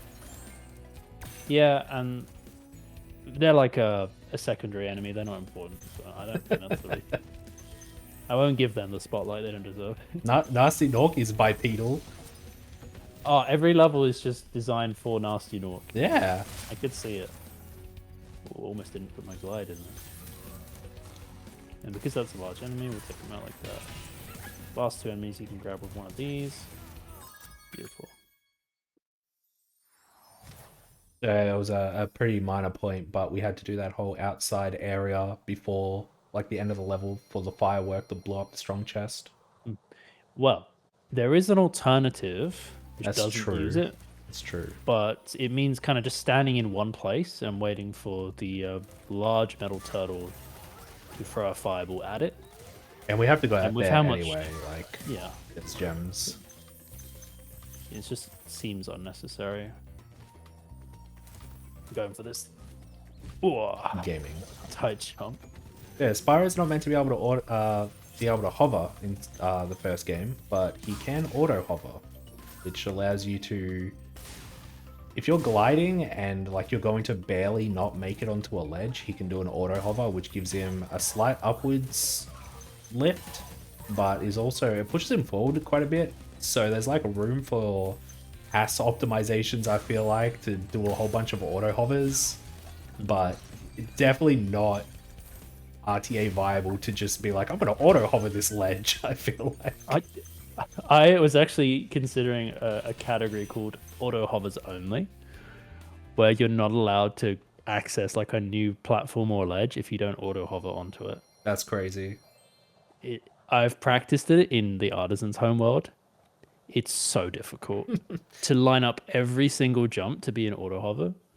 Requires such a precise. I feel like it's also not like entirely consistent. There have definitely been jumps where I'm like, yeah, he's meant to auto hover this. I got some pretty decent height, and then he just doesn't. Like that I would have to refer to as a skill issue. Oh my gosh, I'm getting skill issued. Well, auto hover is definitely if you're able to Skill issue. maximize it. Thanks, Lighthouse. That's fine. If you're able to maximize auto hover, it's definitely big skill expression. Like removing the air time, and like when you auto hover forwards, you cover a bit of distance on the platform. So it would probably be optimal for a lot of the route, but the risk of crashing out is just too much to bear. Quite behind on the cycle, so I should go for this. Oh, unfortunate. We'll close that one out of the way.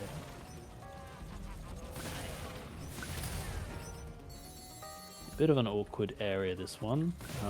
If you have to prioritize the trains because otherwise they'll disappear somewhere else. Oh, missed the pause at the end. But hey, Icy Flight is done. Not dying, that's a win. That was the last flight level, like the generic. Yeah, there's no Nork flight. Yeah, That's a bit of a shame, actually. But there isn't a Nork flight. We have decent Sparks level going into Lofty, which will be good because, well, although we will probably take an intentional death somewhere, there's just a lot of gems to pick up. So having no Sparks, no fun. and a lot of enemies. I wasn't going to talk about the enemies. They don't matter. I just ignore them. They Spyro have 2, gems.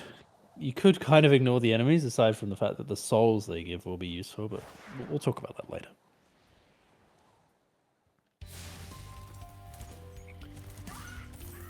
I tend to do this bit slower than I should.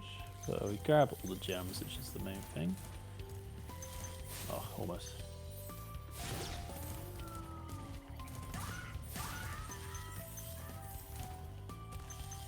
Such a great idea for a level, this one. Like, it is so open. You do have to prioritize instances where there are the fairies. Yeah, it looks like you should be able to make the jump to the dragon that these fairies let you do, but there's an invisible wall there. Now that they're in position, though, Yes. the invisible wall goes away, so I can do this. So you have to free those fairies, which again, in 120 it doesn't feel that bad that you have to go to a lot of places and do some extra things like grab keys and stuff, because you have to go there anyway for gems. Like, Yeah. Whereas if this was an any percent level, which thankfully it isn't, it would really need some crazy sequence breaking to become optimal. I'm not even going to free that fairy because the strat we're going to use to access this later section won't require all the help we can get.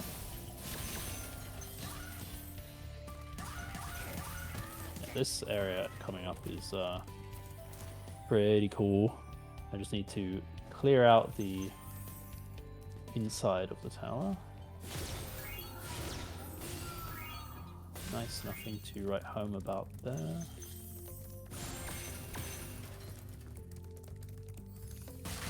yeah, as long as you know like the cycle to jump off for the first balloon guy, the rest lines up pretty well. Only problem if you don't know what's coming next. Yeah. If you're constantly reacting, then it's a little more tricky. I'm going to do another turnaround here. Should be able to grab most of the gems here. Nice. I think I grabbed all of them, and then I should now take this. Oh. Bring out this lower section now. And we grab the key, which is important.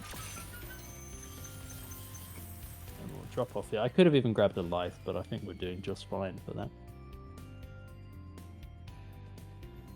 Yeah, once again, we have access straight away to the supercharged platform, and we've got one more in the bank. This one cuts through the middle. That turnaround is actually like, I find it hard because it's somewhat blind. It's easy to bonk on the roof, and you need to make sure you've turned it enough to land on the platform underneath you. So it's, I don't know, if you haven't messed around with it a lot, it can be pretty difficult. Harder than it looks, I feel like. Something interesting here, because these enemies have only just spawned in, they're always on the same cycle. The supercharge we did before actually deloads the area, or more correctly, doesn't load it in. I don't. Actually, yeah, I do. You're so right. I'm just completely on autopilot. Something. The complete confident I don't into I do. Wait. Hold on a second.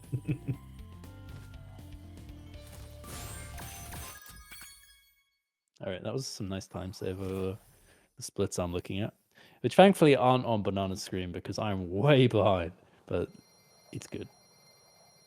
Good to see some of the practice paying off. The hand warmers are like Spyro 2 is where I'm going to come into my element.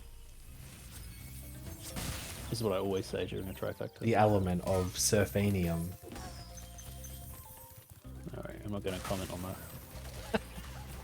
It was a good bit. It was a good 8:30 p.m. bit. Alright? God, no. It's a long evening ahead. If I'm complaining now, I don't stand a chance on the event. So, no, great.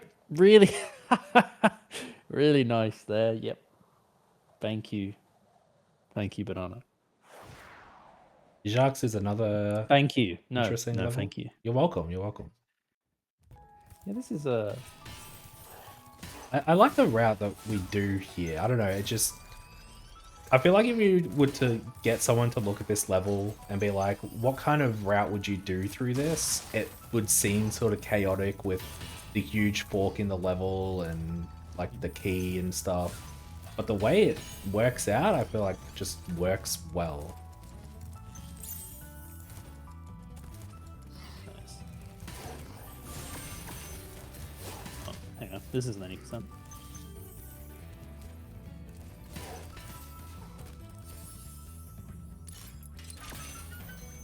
We once again need the key as early as possible. We'll rescue the dragon now. It doesn't really matter when we do, because we just have to come back in anyway.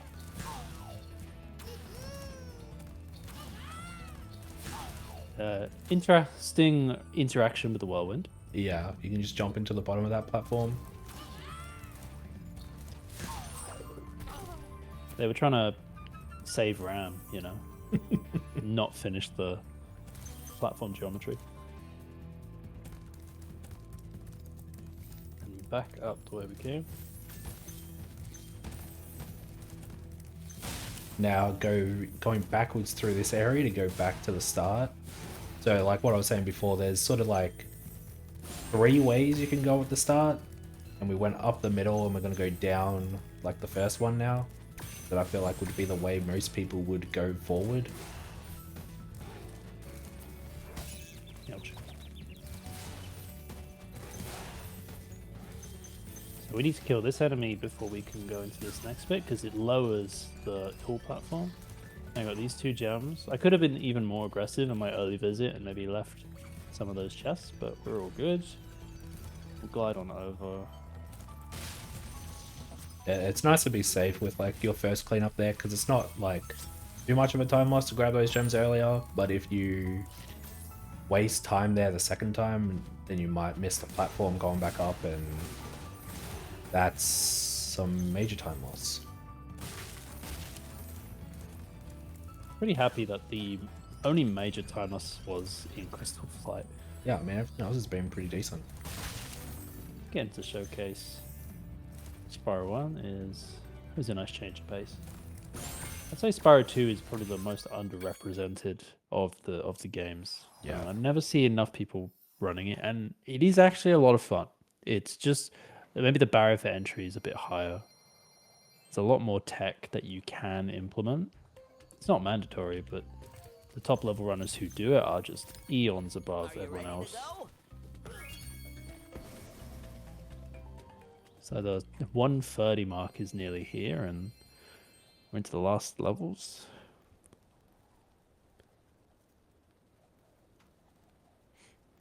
Oh, I have to do height cap. I'll do my best. Dude, it's easy. No, don't say that. That's what someone who knows it's not easy would say. Whilst we're here, I'm going to grab one of the rats. May as well grab all the gems at the start as well. I would rather not have a lift, though. Dude, that guy, he makes me so mad. Why? Because he says need a lift? No, every time I'm trying to like sneak past him, he just talks to me. I'm like, shut up. I'm just like trying to walk past you. That's a very relatable problem, isn't it? Where you just like in proximity of someone you don't want to have a conversation with. Yeah, I like, mean, we all understand. So what's the deal with the? Like, I don't. They, really they come up to you, your car's broken down and everything, and they're like, hey, you need a lift? And you're like, shut up. I just. Yes, but not from you. Yeah. My insurance will do that. Oh, that was... Wow, you see how quickly I knocked that other boulder? Boulder, barrel.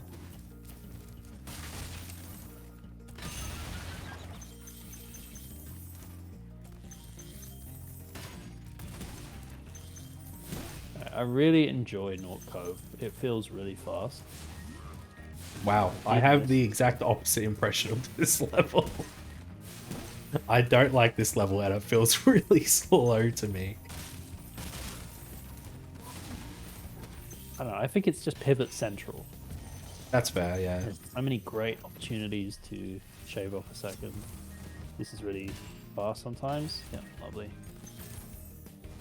Required thing to say is that all the dragons' names are going to be ones that we've already freed. It's kind of interesting. We never really talked about like what things were named. Because it's not something I ever think about. I know, right? I don't think about it either when playing Spyro 1.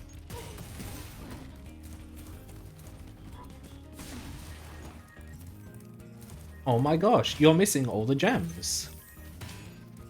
Gee, I'm very sorry about that. I will work on myself. Yeah, I need to come back through here twice, so it's fine to just leave stuff for your second to run through. Oh, let's grab this rat. Thanks, rat.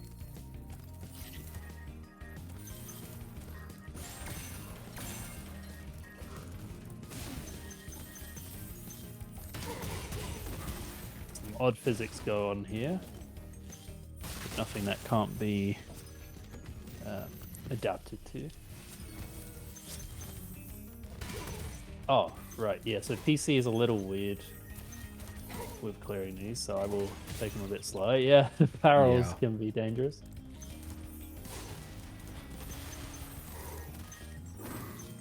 All those enemies die at once.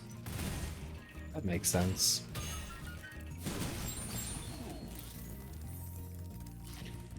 We will run down to grab the gems, but not the key.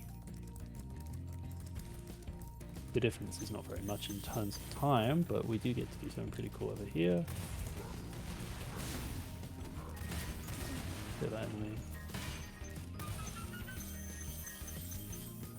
I'm even going to opt to charge this guy.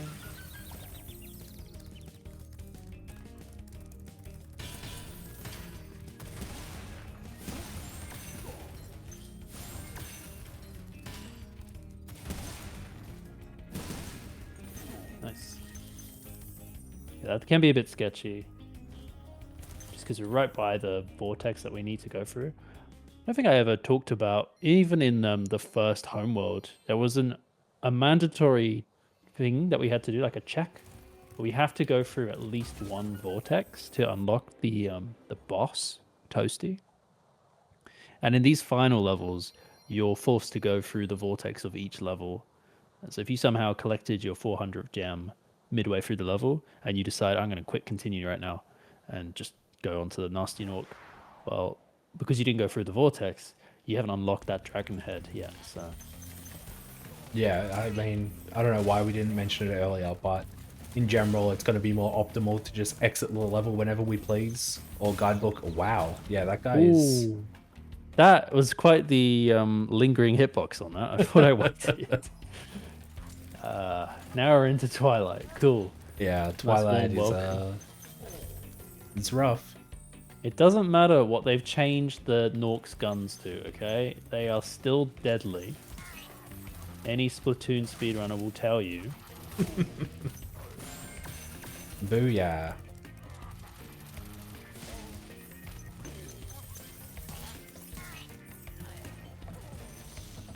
There's a strong chest behind us that we need to use a supercharge for, so we have to come through here with supercharge.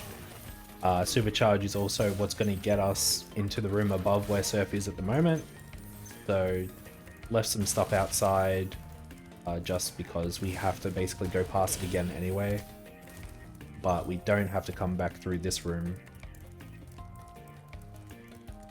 Yeah, there's a few ways to do You forgot the to... next bit. Yeah, I'm gonna do this bit. I can't remember exactly the order, but I need to grab these two, which forces us to go to the end of the ramp. Might as well use the opportunity to clear the upper room. Oh yeah, I completely forget how this works actually. But it's still being debated to this day. Like on console, people talk about how like one supercharge is faster, but like the consistency of it extremely low. But at least now we can stay along the ground, clean up the last few gems. So taking 2 intentional deaths may not feel like the best outcome, but I still think it's probably quicker than running back to where we just were. And also consider, like we were saying, we normally play on either loadless or in-game time. So the deaths are actually faster than they seem. But for the sake of the marathon, I really want to minimize deaths. I just think it will be more enjoyable to not be watching the reigniting screen, which I've become very acquainted with over the years.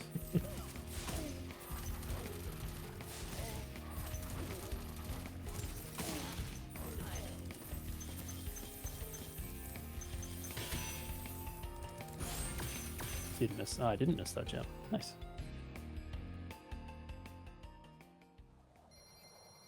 The RTA on this is sort of on par with my console PB.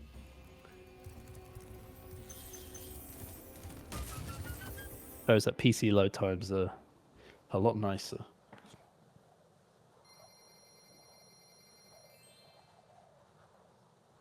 All right, final boss. Is it really a boss? Are any of them? Yeah, I don't feel like the bosses in Spyro 1 are bosses. They're just bigger enemies with blame this guy. Can't supercharge them. Just gotta. Yeah, I mean, regular flame will do it. You just have to hit their weak spot, which in the case of Blowhard is anywhere. I mean, in the case of Nasty Nork, it's also anywhere. It's just at specific time, isn't it? They're just glass cannons. Really, really effective attacks, but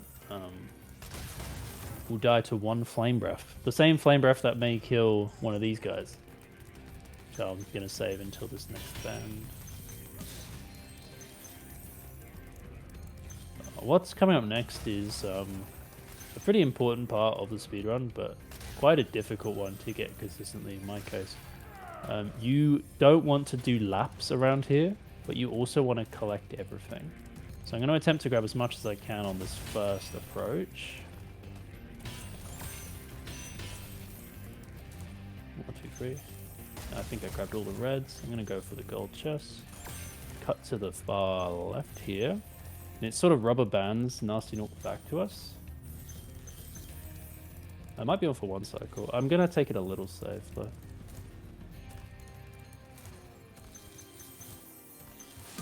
Ooh, That was pretty good. very nice. So that was very close to a one cycle, but I didn't want to. I don't want to chase him again, so I'd rather miss a few easy to grab gems at the end and waste maybe 5 seconds getting them. Don't fall down here, or you'll have to do pretty much the entire level again. Pretty much. You will have to do the whole level again. Nice. All right, any percent complete in 1 hour 40 minutes. Yeah, With that's what the- we're all here for. It's very That is a difficult. gold split, Wow. but we're not done. Nope. We've got to skip Magnus, just like we did Nestor. And then we can grab the last few gems here. I'm on blue sparks. I'll grab one more fodder. It's not too important. Now it's time for high cap. So, loot has a whole bunch of like invisible ceilings. You're not meant to be able to fly higher than the game is letting you based on which thieves you've defeated and which doors you've unlocked. But we're able to trick the game into thinking that we're flying down even though we're flying up, so it doesn't block us. So Surf is gonna angle himself up and then hold very slightly, I think it's up on the joystick, so that the game Let me thinks... feel it out real quick. Yeah, that's right, on the joystick. So we press down on the D-pad to angle Spyro up, and then down, up very slightly on the analog stick, and let go of the D-pad. So even though you're pitching upwards, the game thinks you're doing a very slight down pitch input, so it won't push you back down. And the benefit of that is we can get the final key first, unlock the final door, and now we are just completely unlocked and can go everywhere. We don't need to worry about any of the other thieves, and it's just complete reign over the level. And it feels really good to clean up this level once you do have everything unlocked. Yeah, absolutely. I've watched a few different routes through here. This feels to me like the fastest one available, but just it's like a sandbox really at the end. You can tackle whatever you want first. The only thing you have to remember is if you drop down too low or you go over some of the stairs, I think it is, it's going to reset the height that you're allowed to run at. And doing height cap a second time to recover it is pretty tough.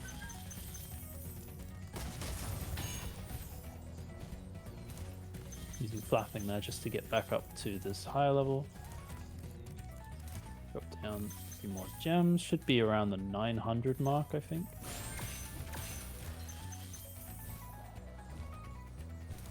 slightly over, actually. Okay. We're going to try and take out as many fireworks chests as we can in one go. Almost grabbed that last one as well. Still got Sparks to help us through, even though he's limping. 3, Very 2, nice. 1. That is Spyro 1. GG. Thank you. That was a lot of fun. I need to get up my splits for Spyro 2 real quick, so I'm just gonna sit on this screen. Edit splits. Nope, it's open splits. This one. 100 and less. Yes, I would like to save. We'll continue, but this time on Spyro 2 Ripto's Rage in 3, 2, 1. IGT wouldn't have been that good film, and it's all good. Plus, it's on PC, so not really comparable to the console times. Right. Time for the best game in the trilogy. No bias. So, major difference between Spyro 2 and Spyro 1 and 3 is that the enemies don't drop gems. So, in Spyro 1, Surf had to defeat everything, but he doesn't necessarily have to here. He does need to defeat a lot of enemies for... He was talking about earlier how they drop souls for the power-ups, but in general, once he has defeated a specific number of enemies, he doesn't need to worry about them anymore. You know, no drawbacks really. We also get access to hovering. Ooh, yeah, that's a pretty big difference. That's gonna change a couple things. My 10th enemy. Oh, I actually missed one. Why did I miss one? I need another soul. Yeah, it helps. Yeah, I'm meant to kill this guy now. Yeah, and there's a lot more NPCs that just want to talk to you in Spyro 2, I feel like. They introduce There's a lot of lore to catch up on. Yeah, they introduced the idea of like other characters. So, more like people and things to avoid. And introduce the idea of like mini games for the orbs. So previously dragons were the main collectible. Now we need to collect the orbs, and most of those are given either by, or mostly just by mini games or little challenges.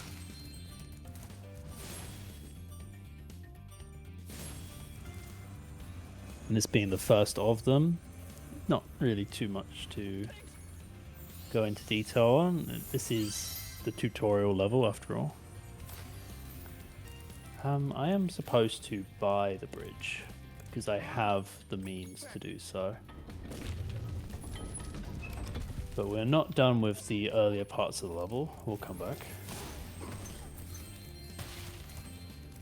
Yeah, some of the mini games can end up pretty frustrating.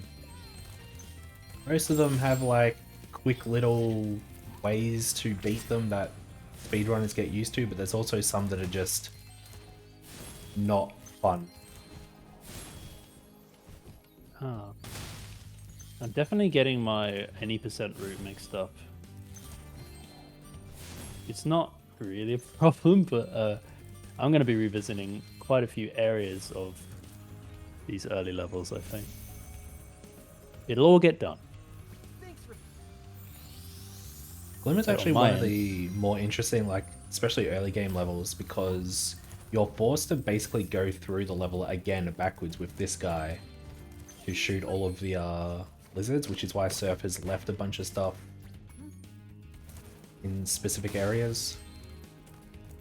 I didn't really talk about the perfect hover I had to do to get to one of the mini games early. True. So hovering. Yeah, I mean, we can talk about the perfect hover. Do you do one in Colossus? I'm sure I will. Yeah, there'll be several. We can get into it then. This one, I just really don't want to miss any gems if I can help it. Yeah, that's fair. Goodness Okay, me. Spyro. I don't particularly have to aim for some of these, at least. Just need to sort of face the general direction. Hey, Twitchy. It's a resident Twitch feature in this. Twitchy.tv. Refer to website for more detail. Got to inverted controls. Let's take them out. Yes, I had a feeling. I was probably meant to use this time to do that challenge. Only because now this friend is going to be waltzing over to the next spot. And I could be using this time to be a little bit more productive. Bonk.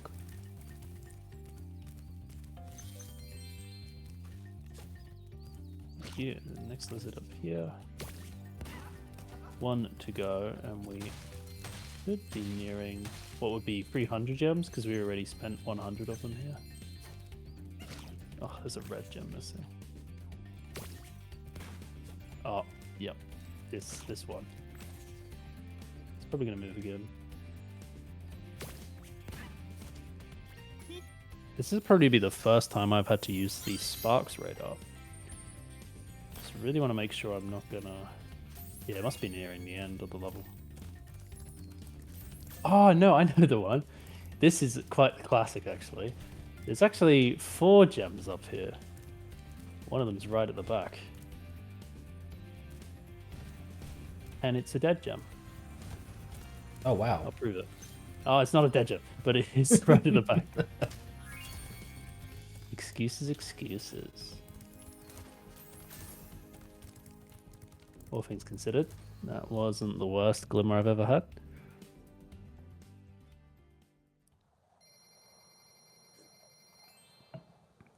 And I've perfectly timed running out of liquids, so I'll try not to wear out my voice too much.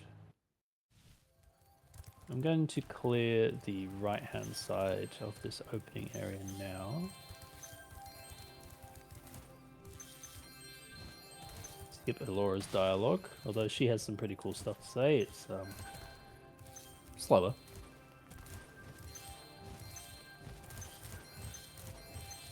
Good stair movement will save us some time here. Hey, Aspira. Yes, I do know how to glide, but I don't even need to. There's a gem over here. Lots of sneaky gems. Yeah, that's what I was saying before with like gems being harder to see. They're just kind of like small and in grass. Which are the worst, you know. Yeah. It's exactly where you don't want to find your gems. Well, we have to get the dialogue going there. Honestly, PC wall gliding is so cool in the sense that you can gain height as you do it. There's a lot of sequence breaking available, particularly Spyro 2 and Spyro 3. The only sad part about it is it's not always faster than just letting the NPC open a door for you. This is an example of perfect hovering to access a point that's just slightly higher than you'd normally be able to reach. Yeah, so the hovers are like pretty broken. He can gain a lot of height compared to what he should be able to do. Being allowed to hover is based on how long you've been in the air. So if you are good at timing, you sort of like delay your glide a little bit because he hangs at the peak of his jump for a little bit. So if you delay your glide and then hover just before you start losing height, you're able to pull up hovering at like the tippity top of your jump, and you end up with some crazy height, and some jumps require that specific amount of height. Thanks, Zoe. Yeah, I'm coming back to this section. Yeah, thanks for the sub, Feltman. Much appreciated. Let's go, Feltman. Ah, okay. I'm getting my routes a little mixed up again because we do want to trigger the spirits minigame as soon as possible. And the reason for that is because, again, if we're going to access all these different parts of the levels, we might as well have our ongoing challenges active as well, so we don't have to keep backtracking. Yeah, so we don't deal with so many like keys in Spyro 2, but there are these challenges that force you to go to a bunch of specific parts that you need to have gone to another part beforehand. I think there might even be like a wall glide I can do here. Perfect hovers will do the trick.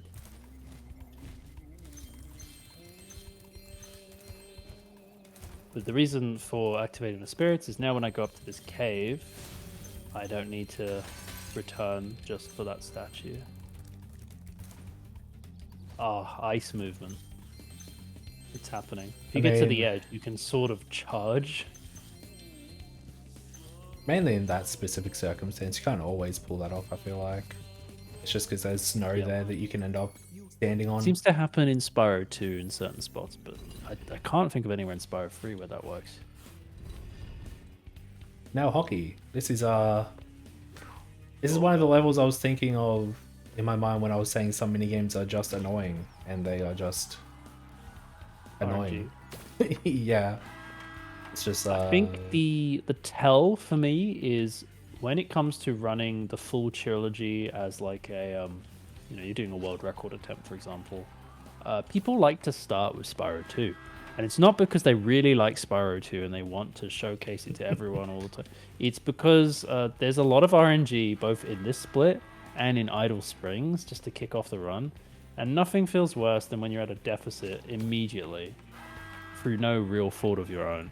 Like, if I miss one of these shots, sure, that's on me. But if it... Like, I'm never reaching that unless I just predict where he's going to fire it. And it's not that easy. At least he didn't score against me. That's a small victory there.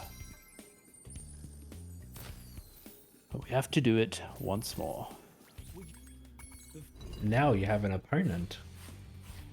Yeah, my teammate.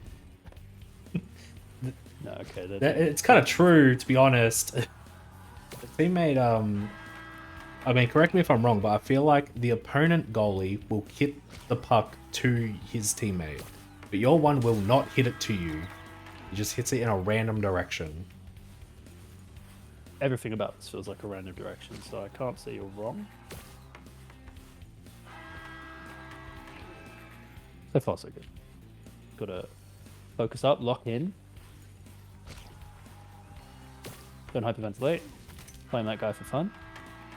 Deserved. Are we on track for the skill point? I think we are. That was a very interesting bounce. Went into the wall for a second. That was crazy. Dodge and weave. Nice. This all skill points run is off to a flying start. We will not be getting all the skill points, I believe. Thank you for clarifying. I don't want to do some of the longer challenges. I think like if you do a speedway too slow, you miss a skill point. Might be wrong. Yeah, I don't know if you should be missing any of those skill points, but there are some that are just like very much out of the way for no reason. I think I had the right idea earlier. I think I was meant to do this little bit and then just come back for the statue on its own. Again, it'll be good to de-rust a little bit more. So I want to go back up, but I also need to grab what's down here.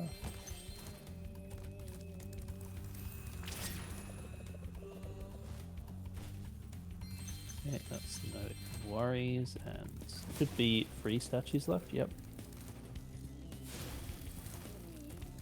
5. And hoping I haven't missed any gems. Oh no, that was a little too soon. There's actually a few more gems in that section that I was meant to walk into first, but I'll just run back. Looks like I might have, yeah, I even missed this gem, so that was very intentional of me. Yep. But I think there's only 6 gems here. There might be one more missed gem. Right at the start. It must, yeah, okay. I did forget that there were some on this side. Gems at the start feel terrible to miss, but it's not that uncommon. Because those are the kind of gems that you'd hope maybe Sparks is onto. But for me there, I just didn't think to run to that side of spawn. And if I had been near the end of the level, and I had an idea that they were at the start, I could have quit gamed to position there. Okay, we'll get swim unlocked before the next level. It's pretty important that we do have swim, or we will not be able to 100% at all springs. So yeah, the moneybags, new character, you need to pay him gems to either unlock parts of levels or unlock full levels. Or power-ups in some Yeah, way. or power Abilities, I should ups. say. You one time in each of the 3 home worlds will give you a new power up. So previously, Spyro 1, he did not like water at all. He would take damage, and now he can swim in it. He's come so far. This is Yeah. a difficult puzzle, as you can see. I feel like for a casual, that's one of those puzzles that get very much out of hand. You just like cannot understand what's going on, and by the time you do understand, it's like in a weird state. But yeah, you just jump on the 4 corners. We were talking about RNG earlier. This is the other one that really comes to mind. For the start of the game, anyway. Yes, you need 10 non-red fish. I believe the order that the fish come out in are random, and I believe the time that it takes for them to come out of the water is random. So you can either have like, you can get like, you know, 10 non-red ones, but they can take forever to come out, so... That was a pretty decent fish. But it doesn't give us anything yet, because that was only part 2 of this. Yeah, we'll try and grab every little gem on the way. Got to kill a few enemies as we go, but it's not too important, because the power-up we need, I think, is only 8 souls. Yeah, I think it's right. Which is quite acceptable. What? What? Okay, that was the fodder. The fodder collided with the enemy as I was charging, so it counted like my charge hitbox had extended. Yeah, there's a few enemies that like check that if you're charging when they die, they like force you to bonk no matter where you are. Yeah, that's crazy. I wonder if I'm still on a good cycle for this guy. I'm on an amazing cycle for this guy because I walked into the wall and it just kind of triggered their cycle early. Kind of losing time here, but it was still cool. Thank you, Zoe. Lots of Zoes in this game.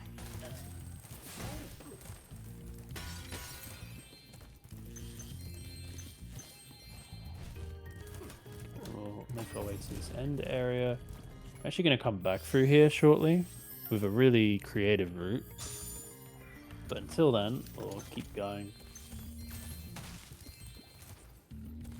So just getting the talisman there was something that we didn't mention. Oh, Each level has a, well, most levels until the end game have talismans at the end of their level, and they count towards percentage.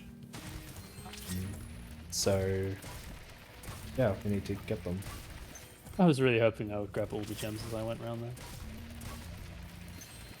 I think that'll do. I think you got them all now. Yep. I couldn't remember if I was meant to go through all the pedestals as well, but it doesn't seem like it mattered as long as you don't stop your supercharge. I think he does tend to hit them back, but because you kept breaking the pedestals, he couldn't. That's all the more reason to keep breaking them, I suppose. Ooh, pivoting can go wrong and send you to your death, so I gotta slow it down a little sometimes. Yeah, I feel like with even though pivoting is pretty like full and feels good when it's right, you can pivot in every angle, so it's very easy to like just put in slightly to the wrong angle and then you've barely missed the thing you're trying to hit, and then you pivot back and you miss it again, and big jump time. ugh. Wow. Nice.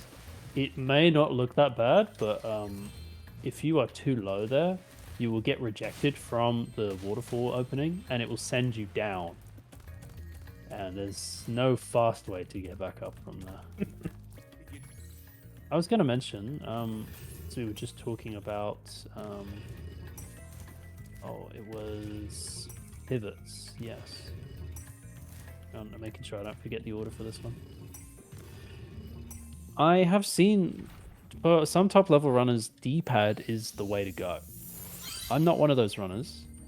I suppose if you've played the original games, that just seems like a no-brainer. Because the controller, I think, relied on, is it D-pad movement? In 2, I know in 2 you can get sharper turns if you use like D-pad down and left and right while charging. So that's why I like won't make D-pad assumptions is. over OG, but yeah, like D-pad would allow for a lot more precision because of the 8 directions you can move. There's always going to be a right and a wrong answer. Yeah. Have missed a gem. Could it be underwater? Doesn't look like he was putting underwater. No. Deary me. Well, I had a feeling this could be the case because I need a little more D-Rust time with Spyro 2.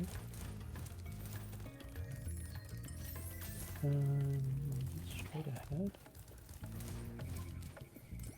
Oh, what a... A gem. Felt like a dead gem as well. Alright. Live and learn. Okay, well... The levels are only going to get harder, so I'd rather not be missing gems at all, but if it's going to happen, perhaps in an easy level is a bit of a blessing in disguise.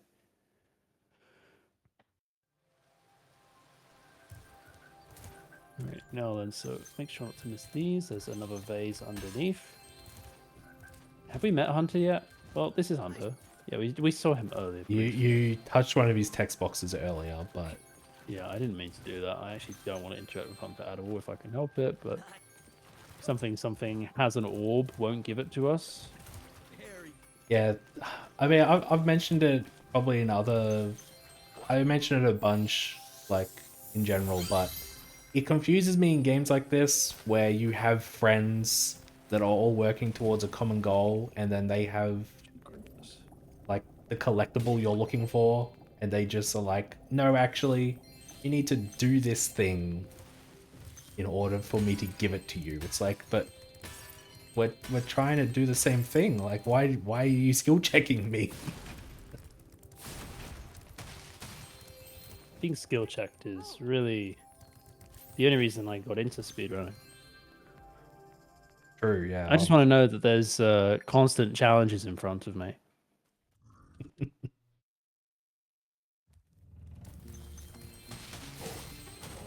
So this one is a bit interesting. Yeah, I can skip the little cutscenes that play because you can get around a lot of the terrain here with hovers and such.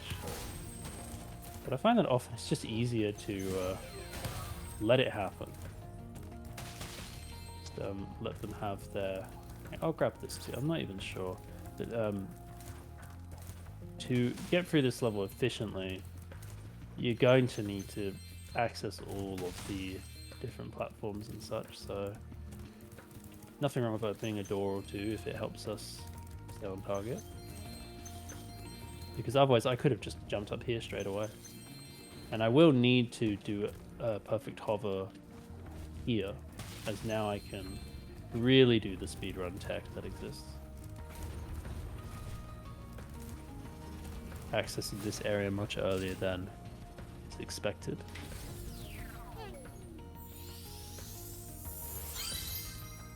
It makes the next few orbs, oh no, the next orb and the talisman just a lot easier because we're in the last section of the level here. Yeah, doing this section backwards.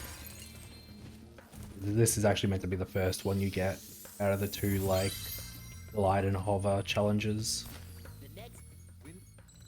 We are technically going to come back up here, but I will grab those gems now.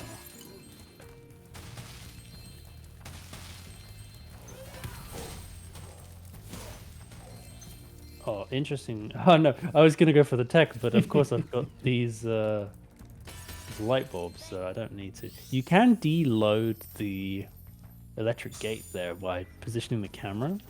You can use like the physical properties of the camera to block the gate, which is fascinating and not a mechanic we use very much, so it looks really cool. one of the great things about 4D Orb, I suppose, like you do have some really inventive tricks there. It just isn't the kind of thing that 100% is going to utilize. I probably, yeah, I do grab this now. There is some cool hover mechanics to get around this. Otherwise, I would need to break it using a supercharge, which is A, a little difficult to control, and B, not very fast. We're going to drop down now. I'm going to open this to access the 2 gems inside. Can I do it without... Oh no, I have to open both, sadly.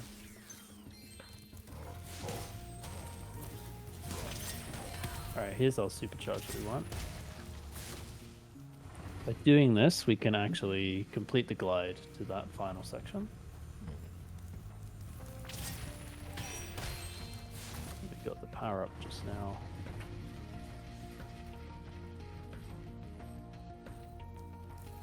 And there's also going to be some gems around here.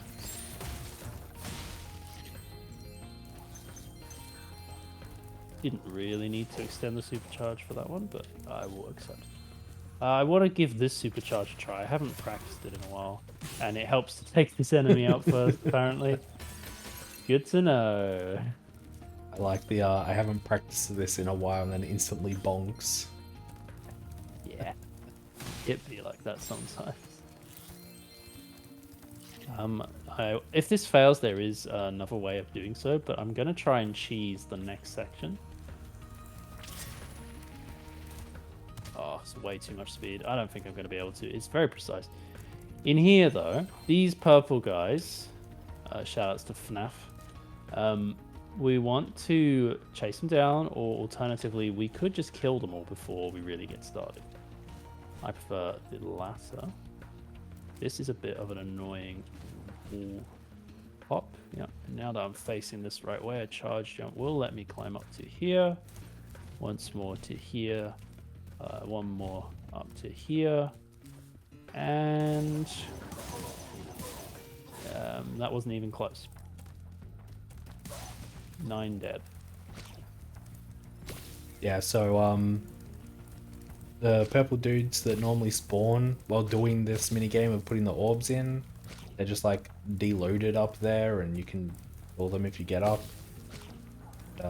Using those hovers and specific jumps, you can get up to areas you're not really meant to be able to, which is another major difference between like 2 and Spyro 2 and 1 is that I feel like Spyro 2 is much more trick based.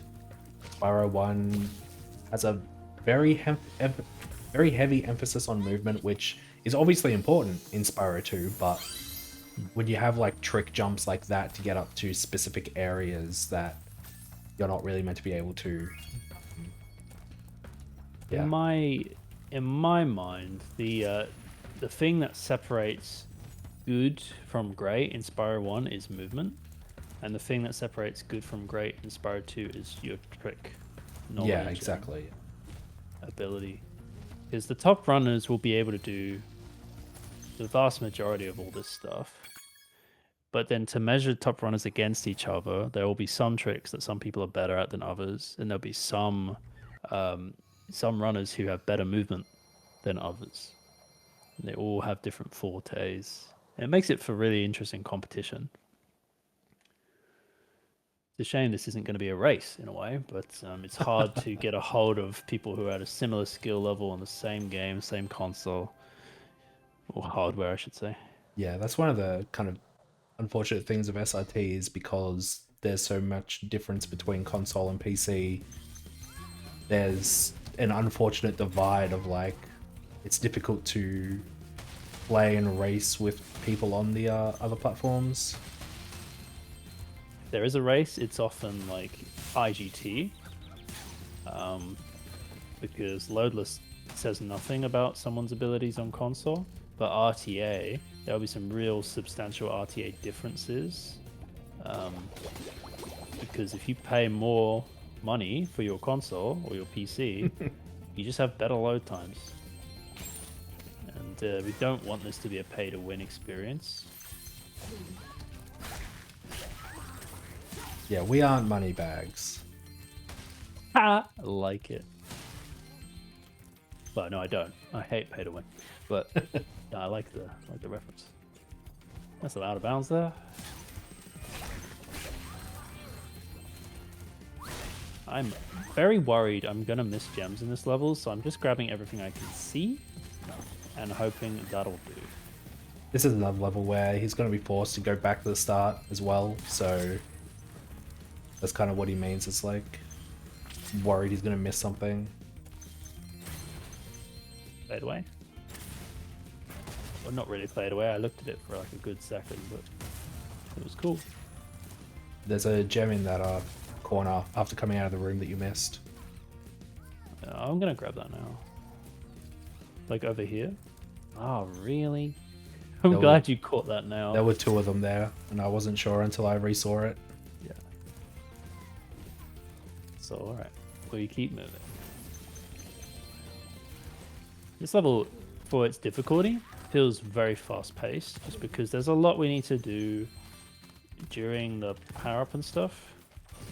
The enemies aren't too difficult, but they are frequent. And the hope of pushing this turtle up was that I wasn't going to need to flame it too many times. That was acceptable.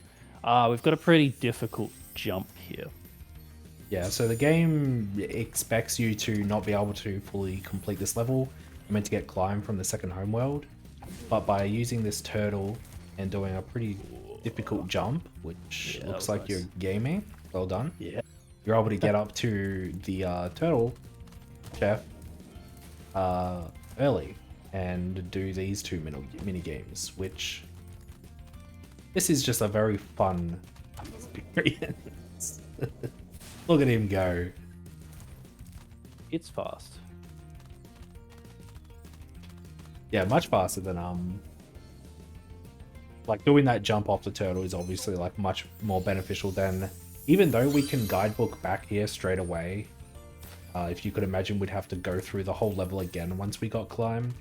And I guess one thing we didn't mention. You have to do Turtles 1 again. Really? If you opted to do it the first time. Oh no, you're talking purely about Yeah, I accessing the mean, Turtles like, games. yeah. For any percent, this is this first orb is very important. But the second one we don't care about because it's just a little too slow. I've seen it though where they did Turtles 1 and then they left the area, but it started to play out Turtles 2. Oh. And it like spawned them back in here like you failed the minigame. Like what? I wasn't even doing it. I was letting him fry.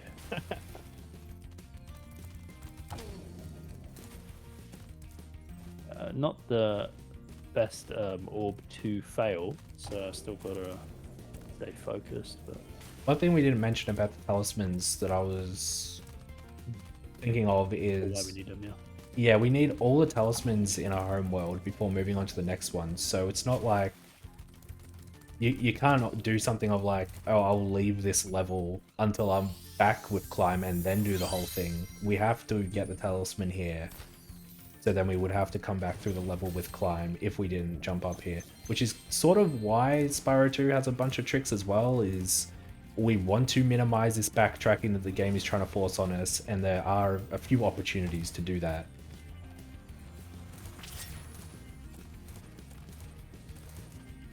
Oh, yeah, I will be backtracking here. I just need to make sure that I grab these gems now.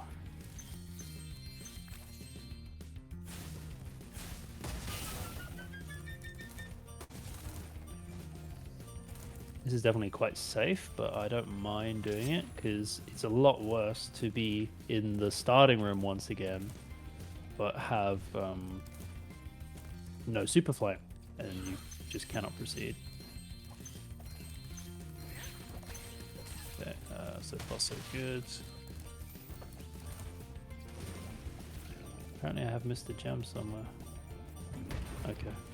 Oh yeah, it will be these two hopefully.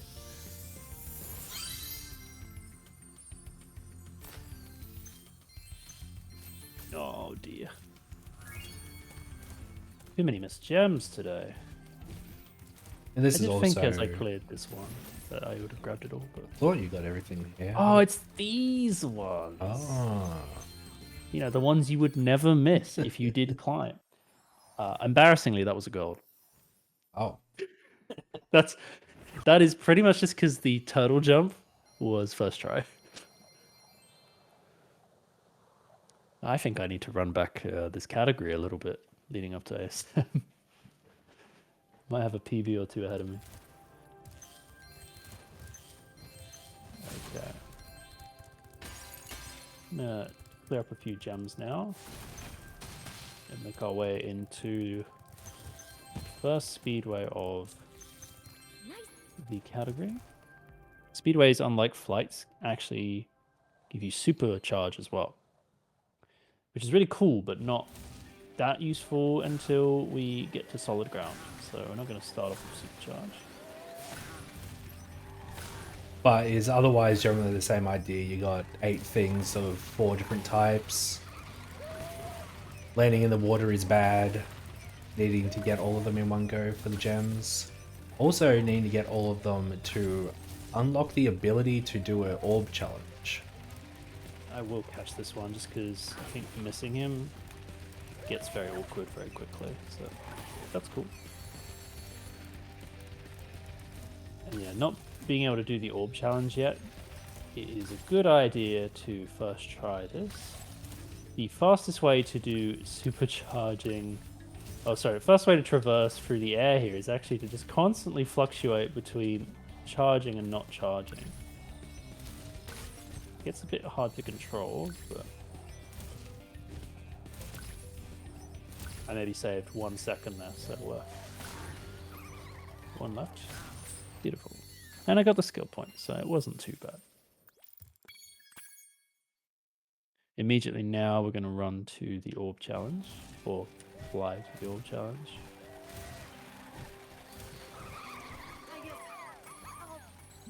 It's pretty annoying, this one, because you're sort of just following Hunter the whole time. But it is possible to cut in front if you know the order that the rings can be accessed. I've still played a little bit safe at the start though. It should go, yeah, it goes this way. Oh dear. Oh, it didn't work. Okay, I'm just going to accept my fate. It's early on, so I don't mind. The rings... I think also you have to go through the ring in the direction that he wants you to. You can't go back through the ring, you have to go through the front. So with that knowledge, I should be able to cut in front now.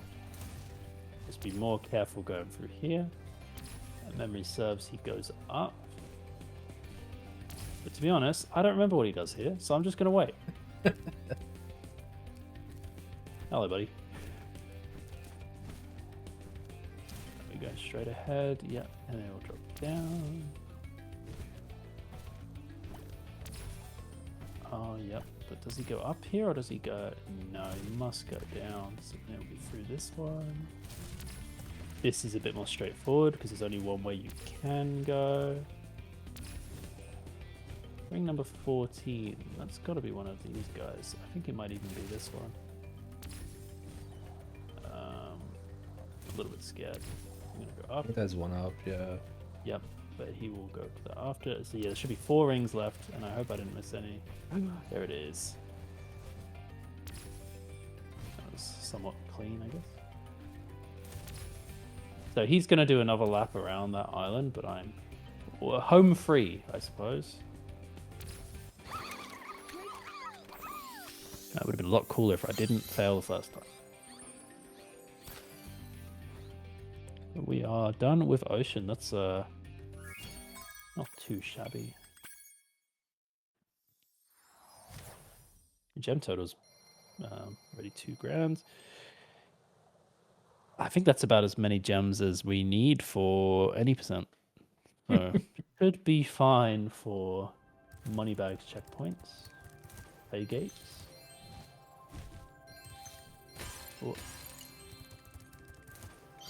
Orb just sitting out in the open.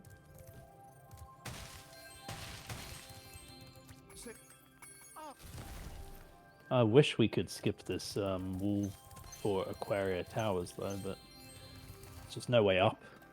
It would be a really cool skip.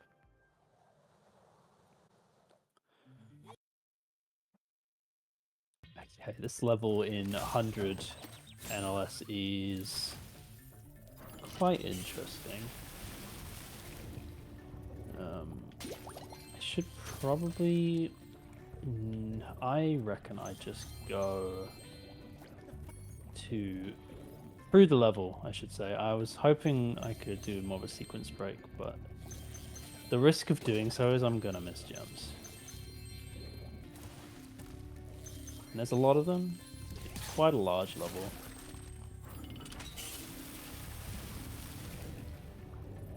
I'll have to grab these now. Yeah, the gems that sit on these pedestals can be missed quite easily. We want to revisit this area once we've opened up all the water so we can swim right to the top. For now, we're just sort of loosely going through the level, killing as many enemies as we need, but not really many more than that. Shouldn't have missed any gems in there. We've got a... Huh.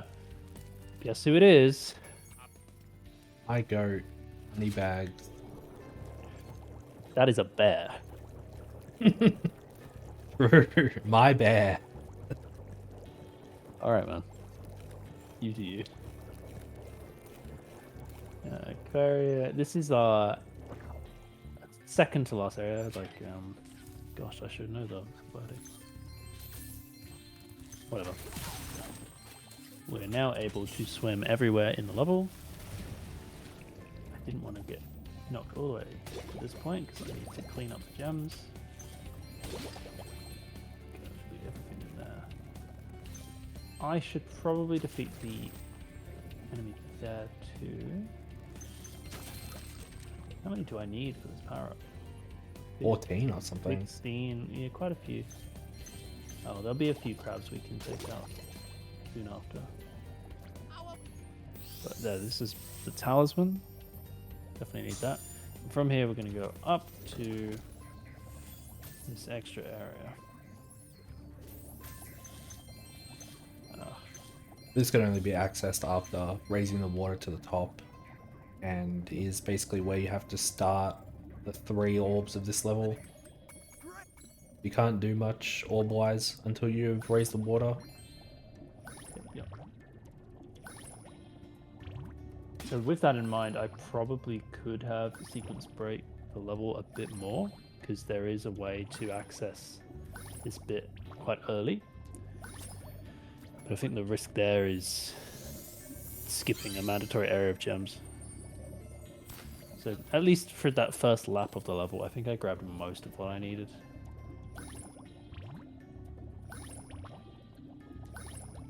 Sometimes the intentional way is better. If it means you're not going to forget something, then you can't really fault it.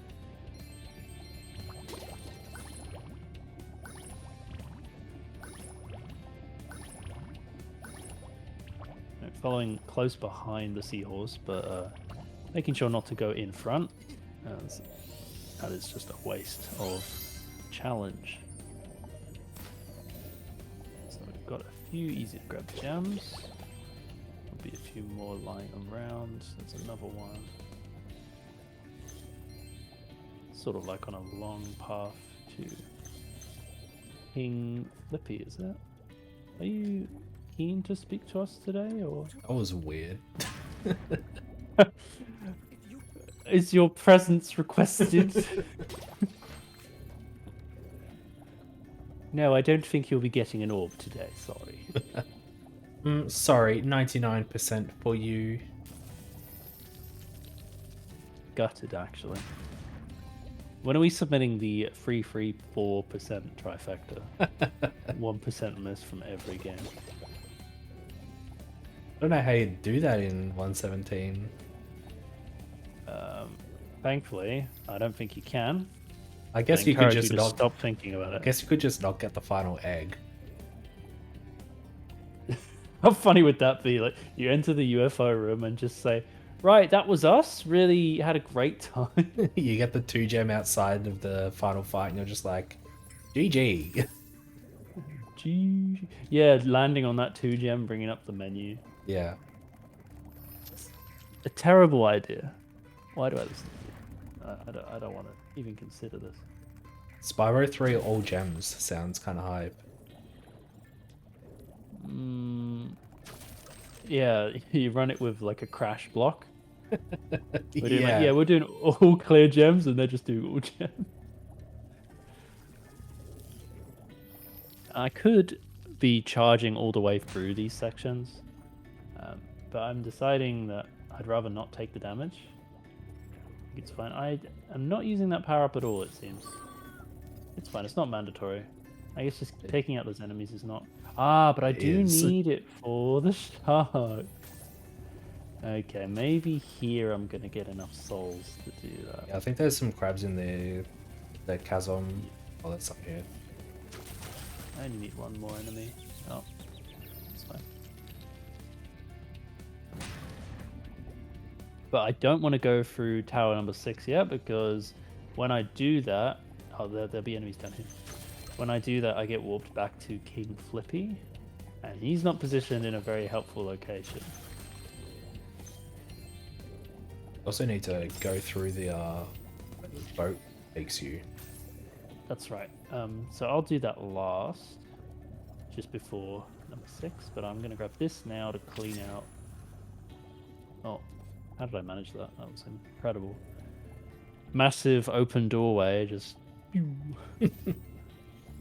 So off to here is where we've got sharks. These are quite scary, actually. They're an instant kill. Make quite the imposing sound when they approach. Yeah, if they like target you, it's kind of over. Kind of, yeah. I don't even know if you can like destroy them before they get to you, or if they just become immune to like all damage. Wouldn't we like to find out today? Well, I'd prefer not. Now we're going to return to this area. We've got the power up ticking. A few gems up on top.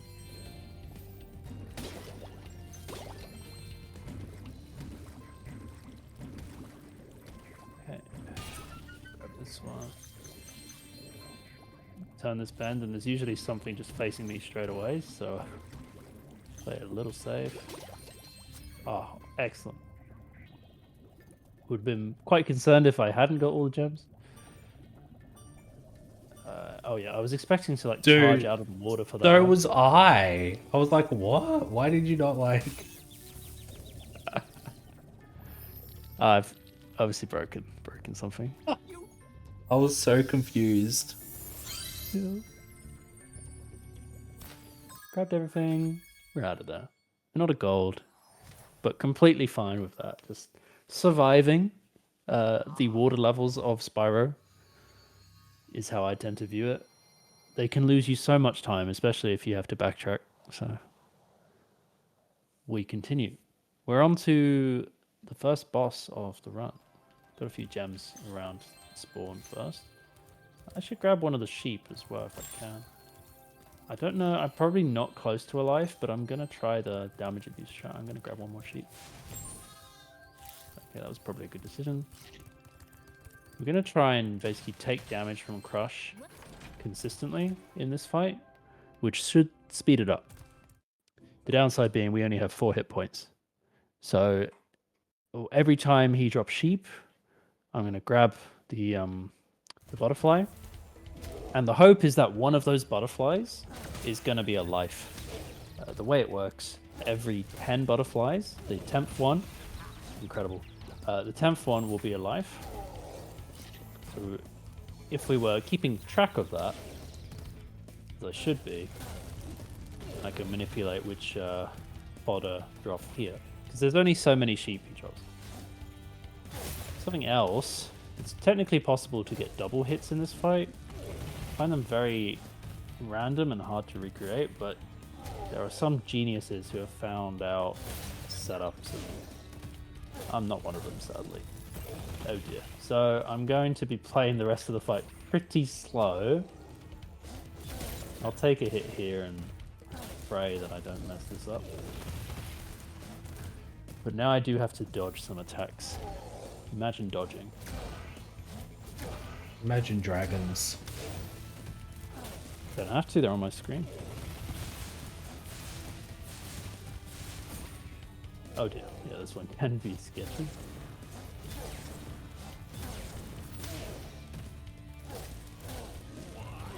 What? And Banana, you actually voice acted Ripto Yeah. when the game released. No, crush. Yeah, the patented no crush. I love it. You want to talk a bit more about what it was like voice acting for the game? Yeah, they asked me if I wanted to voice act for Spyro Reignited Trilogy, and I was like, damn, I love Spyro. And But then, only the PC edition, is that right? well, yeah, I mean, they went, they had already made the console version, and they're like, we need to like change the voice. We need to make it look like we did something. We're gonna add wall glides, and we want to change the voices. I was like, yep, I'm down. I can do perfect reenactments of Ripto. All right. Sorry to put you on the spot like that. I know you get a bit sensitive talking about your history of voice acting. All right, this is a decent. This sounds very level. interesting. Yeah. I don't need to do soul dupe, which is great.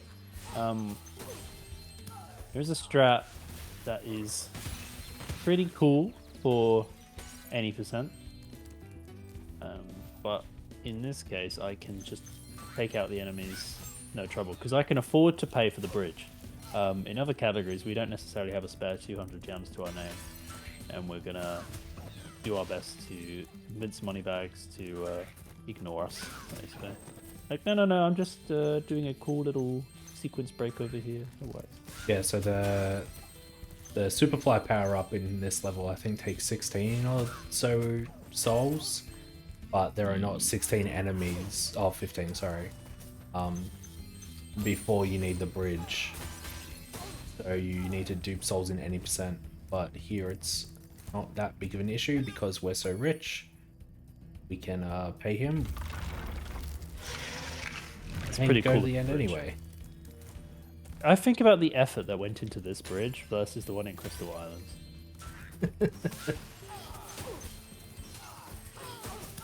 The brick versus the snake. Look, brick is a valuable commodity, alright? I won't have this. Hello? That was crazy.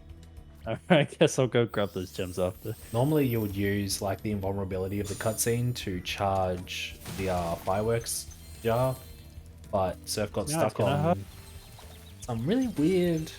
It like at first it looked like you charged the dude in the ice, and then you moved to the left and you were still stuck. It's like, There's just no winning sometimes. You just have to accept the fate. Oh yeah, it's time. Oh, it's time for George. There he is. Right, we win. Oh, okay. We've got to do a whole side quest now. Have to feed George. Okay, I understand. Yeah, George Honestly, follows you around, and you have to take him on a specific path that This should goes. have been what I submitted to another marathon that was raising money for an animal shelter. It should have been. Yeah. We've had some Instead, I people do submitted like George percent. Frickin' bone dogs. Yo. So much more fitting.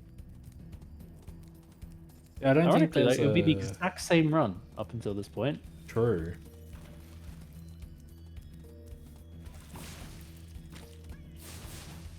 And the optimal play would be to get the fish out of water a bit sooner, but yeah, George is taking their time.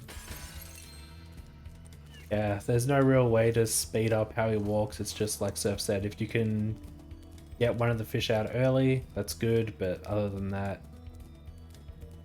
This end part, I'm going to try and run the gem bottle that I broke. And by the time I get there, George should be in range of the trigger zone. Yeah, perfect. Massive optimization. game breaking. Huge. Look, when you're dealing with a thing that just walks at a snail's pace, any time save is Oh my lord. okay. Did not predict that at all. At least we got a checkpoint. How about that? Thanks, George. George is good for something. I think I will have grabbed everything up here. Oh my gosh, we never talked about how fodder makes sparks ignore gems. So sometimes you'll be like in an area with a whole bunch of gems and you're intentionally avoiding fodder, even if you're down like to blue. Because if Spark starts chasing the butterfly, more often than not, you just can't get gems. There are like weird circumstances where Sparks can chase butterflies and you can still collect gems, but for the most part, you just become Sparksless for the time where Sparks is chasing butterflies. He's not good at multitasking. Yeah. Neither am I, so I understand, but I'm also trying to do a speedrun, so I won't accept this. I believe that was everything. Yeah, Yeah, you got everything. It came up and said 400 out of 400. that's what I'm looking for, but occasionally my brain lapses and I don't see that crucial info on the screen. It's good to have a co-commentator for that reason. All right, Galos time. I'm not yawning. There will be yawns during the commentary if it's at night. I'm just saying.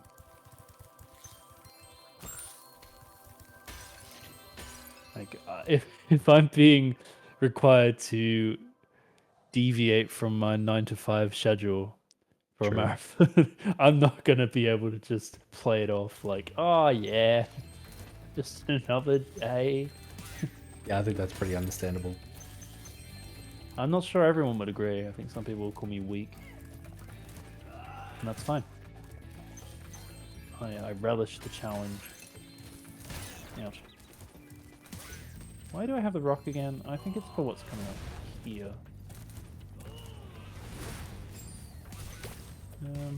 I have to do this. I have completely forgotten the route for this one. There's a thing I can do. I can skip to like the end of the level. You should do this backwards for the mystery jar. Yeah, it makes sense, but I also need the projectile. Oh, we'll see. Oh no, the invulnerability. I mean, but it's not mandatory to have invulnerability.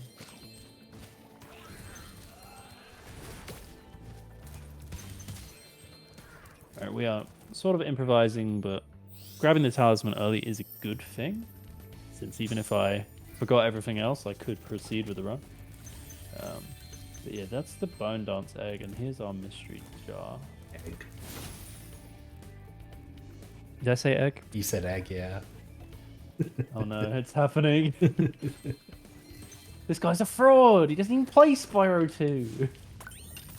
I do, but to a lesser extent than something else. Oh, I'm not even talking about what I'm doing. This is a Bone Dump strat to skip having invulnerability. So now I'm in this side area. Here's our mystery bottle again.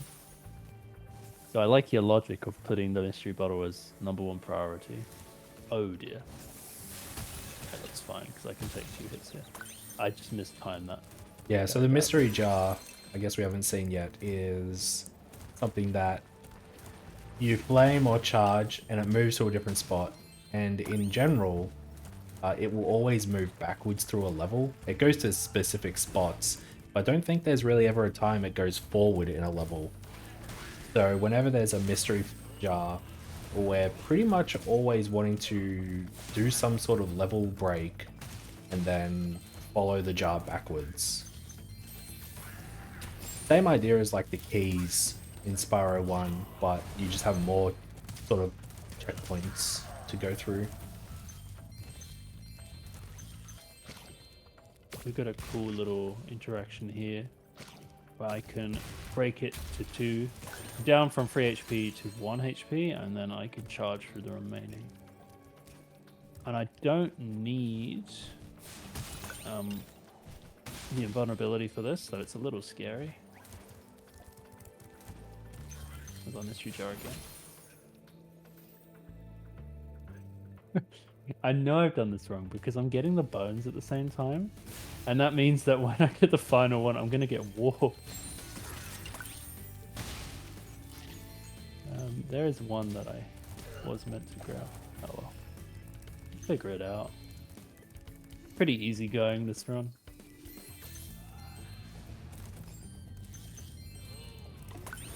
Yeah, so there's one more bone to collect. Maybe I'll just intentionally leave it for last. Maybe. I don't know which bone it is. It's gonna be in that main open area. Oh, actually, I completely know which one it is, but... Oh, I'm out of position now, so we're gonna do this orb. Oh yeah, it was one you tried to shoot with the rock, but it Yep, didn't die. Because there's a heap of gems right next to it too. Yeah, here we're just flaming the dinos. They hatch in a specific order, and they try and eat specific dudes, but if you let one get to the guy it's targeting, you lose and have to start all over again. So as long as you know the don't order, win. Yeah, you don't win. As long as you know the general order that they're hatching in, you should be fine. They try and bait you at the end of the second round, but if you know the trick, it's not too bad. I've been tricked so many times.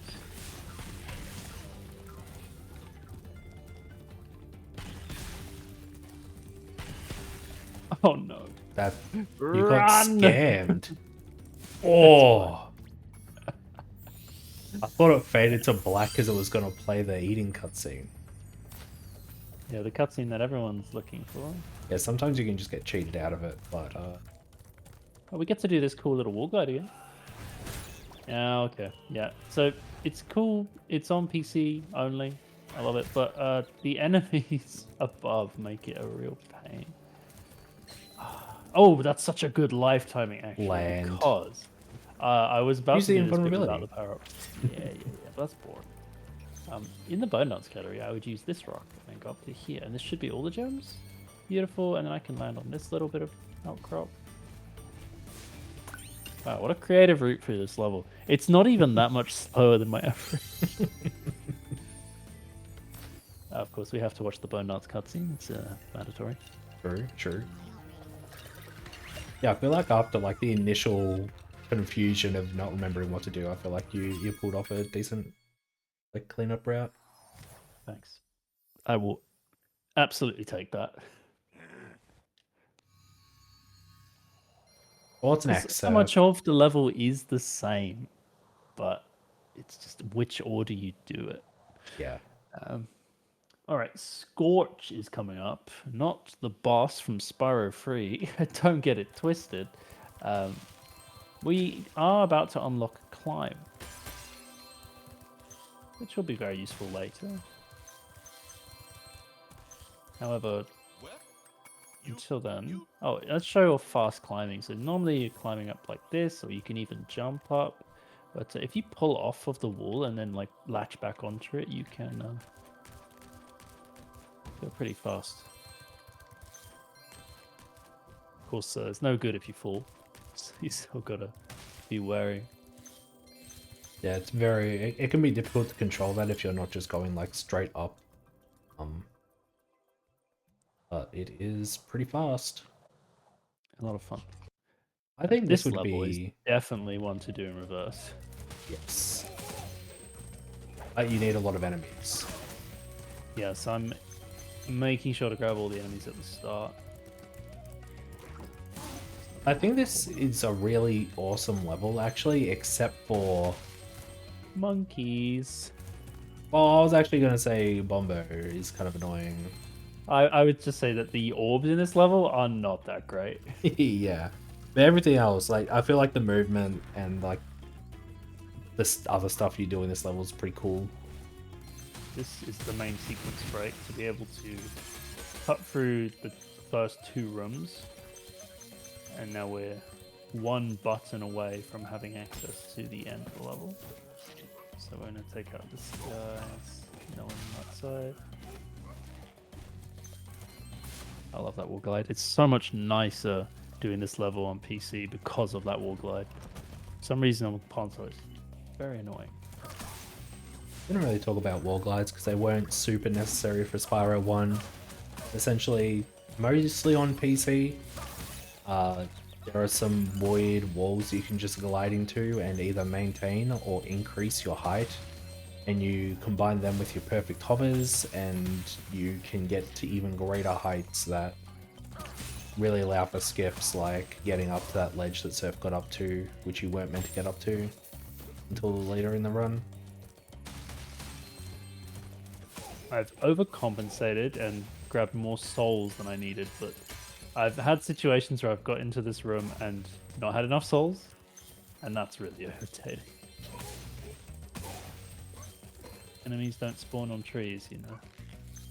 Actually, I'm 1 over, so I didn't even overcompensate by much. There's our talisman. Thank you, Greta. Hansel and Greta there.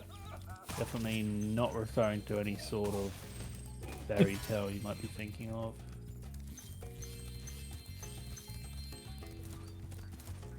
Here's the big thing. We have access to this power-up now.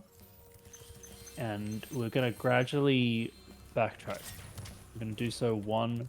Oh, there's not even bonk on it. We're going to go one at a time. Because we need to take out this man here. And Bob is very good at sniping us. Please Yes. stop sniping us, Bob. Yeah, this minigame is pretty hard. You have to do it 3 times. Each time he goes further back through a level, so we just did like the first third. I feel like each time it gets a little bit harder as well as longer. So It's a bit of a mental game. yeah. I should probably be grabbing those gems. I just spotted them, so I will do that now. Whilst I'm up here, it's pretty easy to hit Bob as well. God. And a strong chest. Oh yeah. I mean, I'm coming back through here probably. But that is a good idea. Well, I think with Super Flame you'll just go straight to the end, right? No, you're right. Oh god, yeah. This doorway in particular is really sketchy. So Yeah. I like to just make him throw and then see what happens. This one's also a bit, but it's a bit wider. It's not too bad. And it's not blind, like the other door, it was kind of like a blind corner. You didn't know if you were going to walk into a ball sort of thing. Yeah. Cutting to the inside here is pretty much always safe, so long as you don't bonk and then run back into something. You got gems under the bridge as well, if you remember those. These are the ones we'll go through next. Oh yeah, up on this side. Thank you. I've been seeing them out of the corner of my eye, like, what are those? That's what Spyro does so well. It makes you subliminally aware of where things are, even if you're not really looking for it. So in the end, just by like walking through a level, you will find what it is you're looking for. Here's something cool. We've kicked off the final Bob challenge, and now we're going to take a quick vacation to catch the monkeys. And there's nothing Bob can do about it. So you go from one of the hardest challenges of the game to the one where you just wait for Hunter to walk around and charge into a tree when you need to. Oh, I will say the monkeys, even by throwing at Spyro, can hit Hunter. So I've got to not stand next to Hunter too much if I can help it. I've got some gems over here to grab. Should do it. Yep, cool. And then all of these monkeys will throw at me at the same time, so I tend to just go like here, here, got the red whilst I'm here. And even if they throw again now, they're looking at me, not Hunter. Okay, somehow that didn't work, but we do it again, I hope. Oh gosh. Oh, I would not have been surprised if the monkey just decided to throw at Hunter then for fun. it's like, nah, mate, you're doing this again. Okay. We're fine. Everything's fine. No one's panicking. Okay. Still, Bob just kind of waits like, no, keep doing what you're doing. I would rather not get hit here. I've got to go up to this section. And in doing so, he'll continue to run around. But now I'm just going to play patient, because otherwise I run into one of them. Yeah, see, they're just sitting out of view.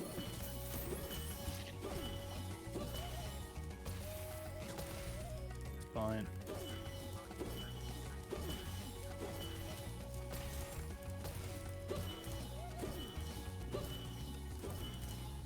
Like, no doubt, if I'm on PB pace, this is the kind of split I take more risks on. But for the sake of showing off the game, I'm not about to do Bombo or Bob like 20 times. That's all clear. It wasn't a particularly slow level by any means, but I just left a few gems for bits where I was not meant to.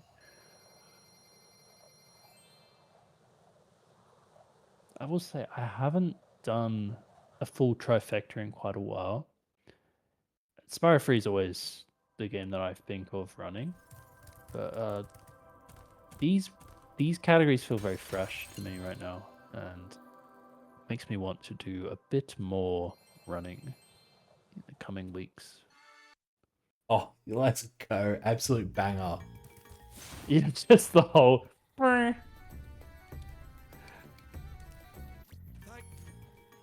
I'm gonna start. We are gonna come back to this level, spoiler.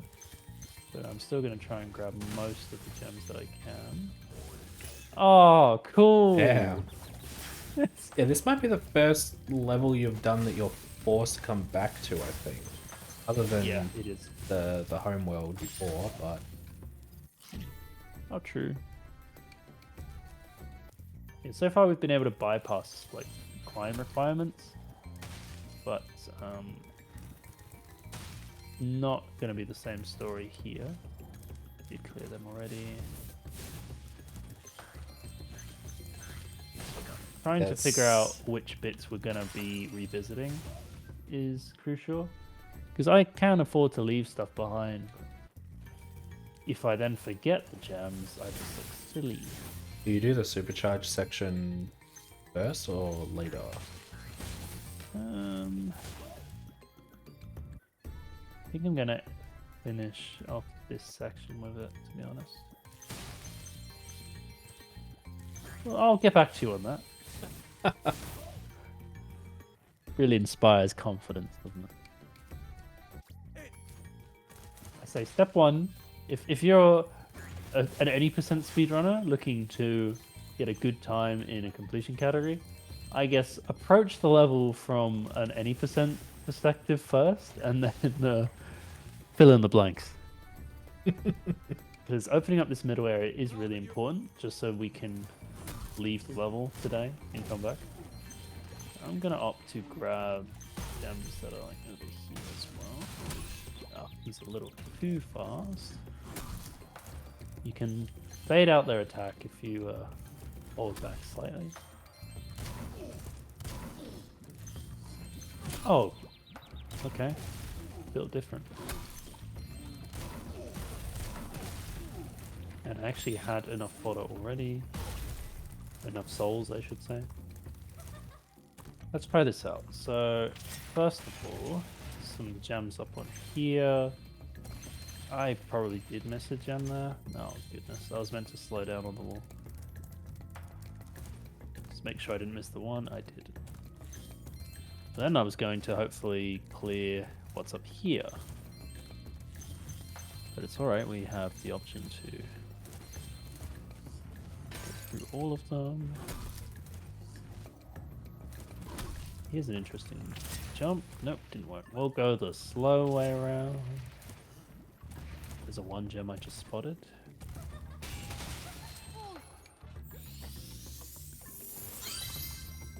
And realistically, going on that loop isn't much slow at all.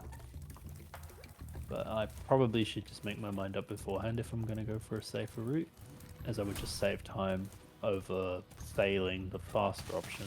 Yeah. But having it be less consistent.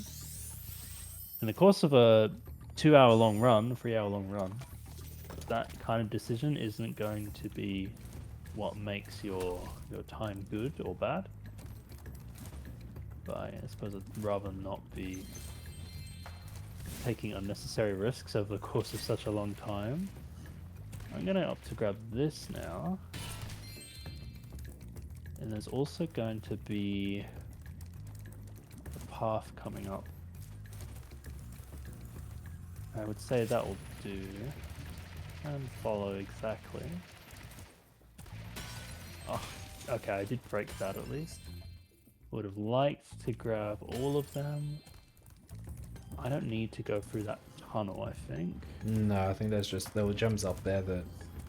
Yeah, I will be able to grab them on the revisit though.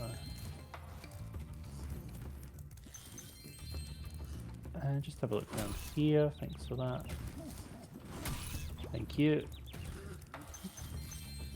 We're going to just say that that's acceptable. I'm sure when I come back, I won't have missed anything glaringly obvious. We get to listen to more bagpipes. You don't sound that excited. I didn't get What's to wrong? hear them for very long. You skipped it. Oh, right. I'll make sure for the real thing, you get your bagpipe moment. Really optimal ride there.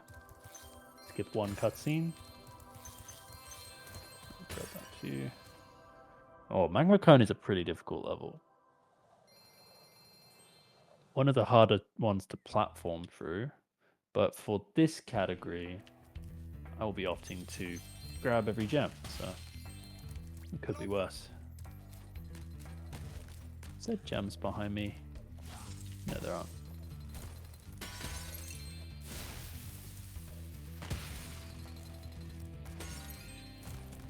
Okay, so these enemies are really easy to kill if you just like jump over their attack. I've got all the souls I need for the level, so I'm gonna try and avoid the Earthshakers if I can.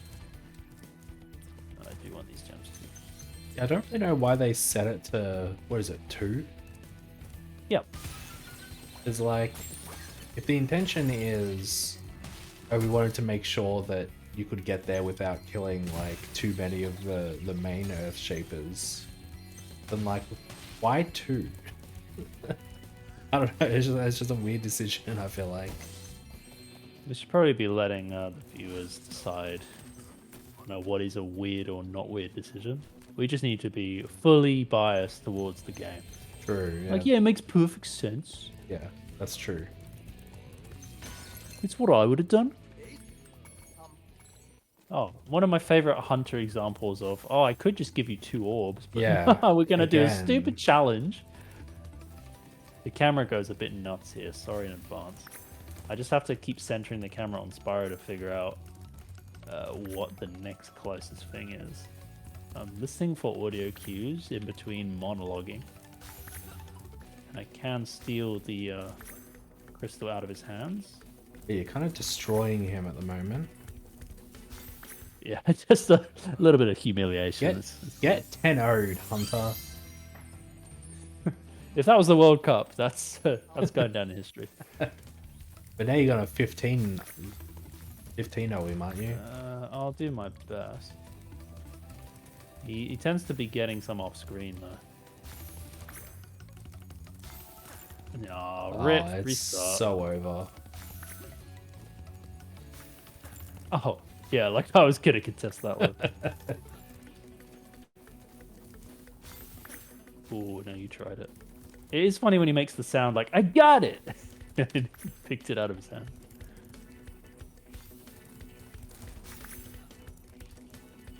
Much more even game. Kind of impressed that I even had the lead at any point. Oh. This minigame can end up rough if you let him start doing some crazy stuff, but looks like you've got this one in the bag. Yeah. That was pretty good. That's another just RNG one, like where the crystals spawn is just RNG and... Yep. Not too much RNG in the category, but more than enough to frustrate some runners, particularly at the very top level where you plan out all your routes and you put in the practice, and then it all comes down to, oh, I got bad fish. Yeah. Wow. Yeah, that guy's built different. I was planning to charge into this one, but I will not be doing that. I need fodder quite badly. There should be There's some fodder in around. like the next. Oh god! Get Okay. sniped. I guess I'm taking an intentional death. That was intentional. That's actually not even a bad respawn. And for that, you die. I don't need to kill him, but I think there was a 5 to the right of this area. yeah, a couple. There's gems down below. I need to. Yeah, I'll come back. It's fine. We'll clear these now before I forget. And is that a red? No, that's lava. No. I've made that decision a few times. There's a cool wall glide I can do here to get to this bit, and then I can make my way back around here, as there's a few gems left on the ground.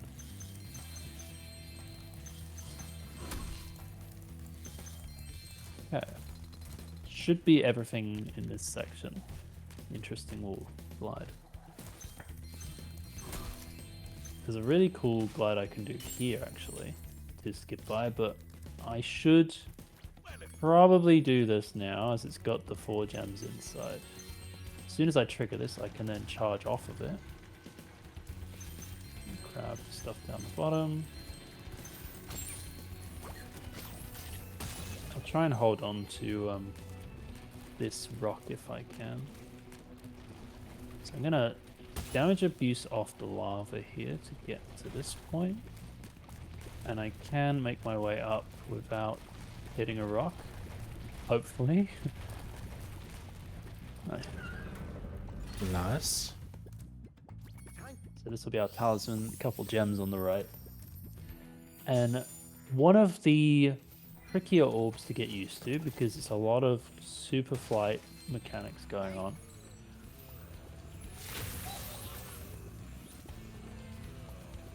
Start by getting super flight. I'm gonna charge that, and I'm gonna take that out.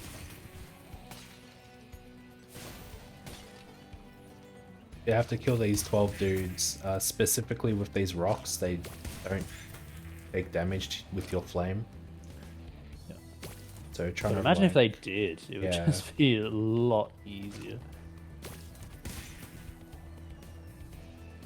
Oh, I missed the rock there.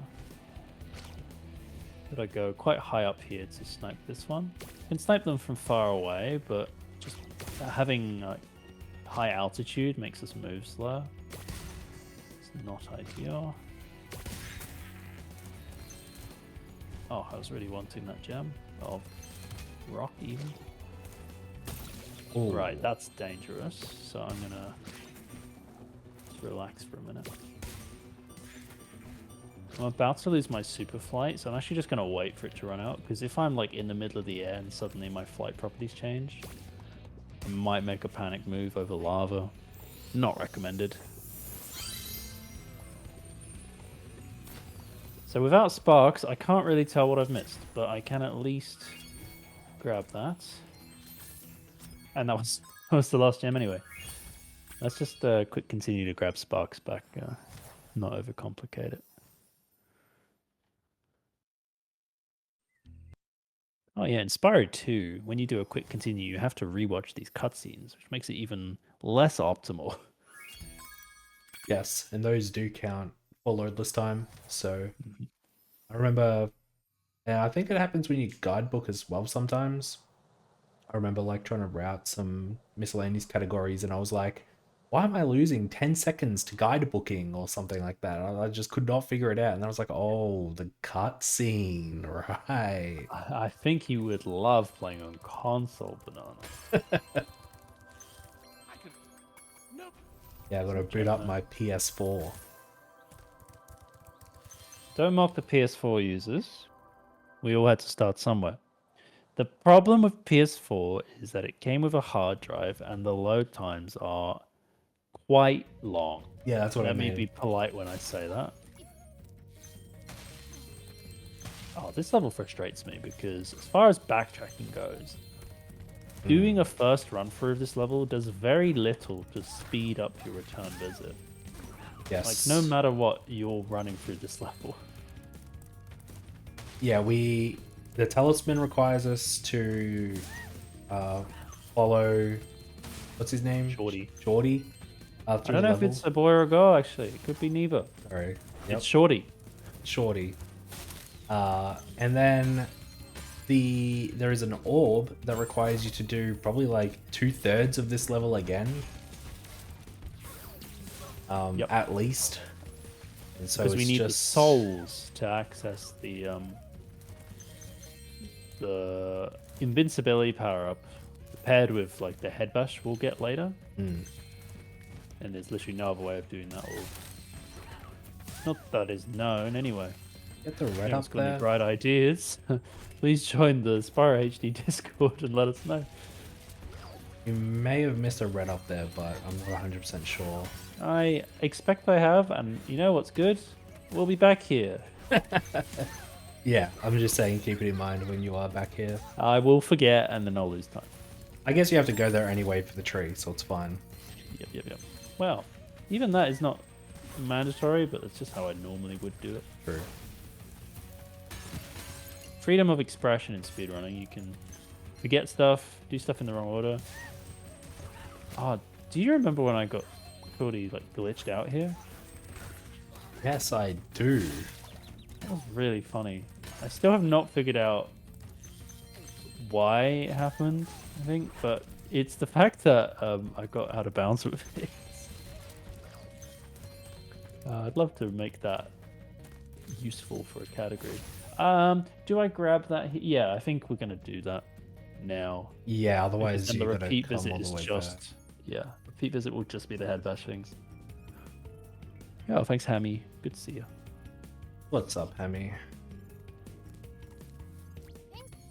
It's your favorite category, but I missed your favorite split. Sunny Beach. Alright, Moles is in about 4 hours. Oh, good.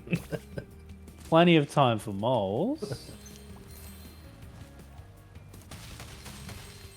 I like the creative use of projectiles here. However, he's only gone and botched it.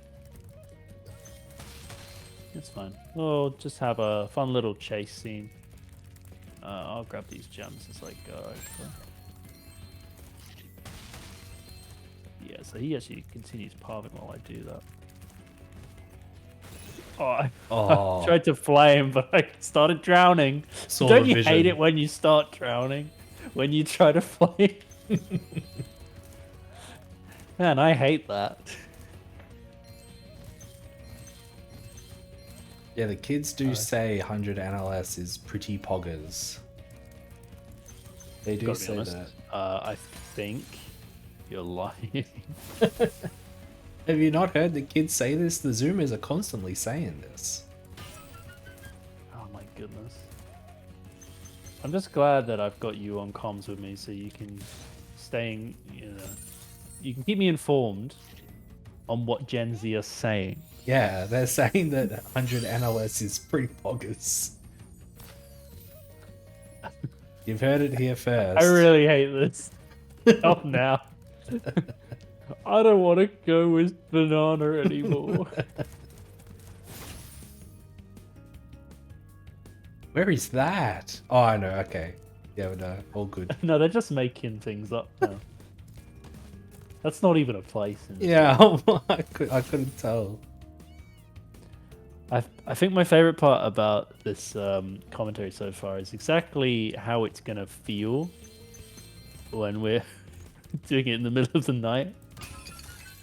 The slow descent into madness. I think 360 is the correct gem count there, so let's just assume it is and move on. Locked in. I don't know what gems. Oh, there's a head bash chest. Yeah, okay. Mm-hmm. I think it's like 8 5 gems or something crazy. Hmm. Oh no, it'll be probably 4 or 6 5 gems, and there'll be a few more out in the acid. Red. we now have Icy Speedway. Yep, so this is a level you have to buy from money bags, and then completing it gives you gems. So I don't know what the idea behind that was. You know, just how exclusive it is to be given permission, I suppose, to do a speedway. Do one more of these guys.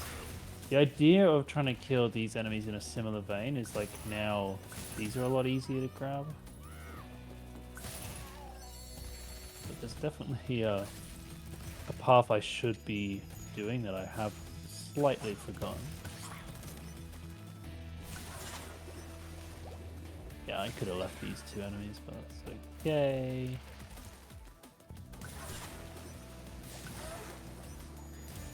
Charging the serpents always scares me because I'm afraid I'm gonna like bonk on them instead and just get down warped into the water. Yeah. In my case, they're just completely whiff and try again straight after. Here is a great one. You can just fall down on that one.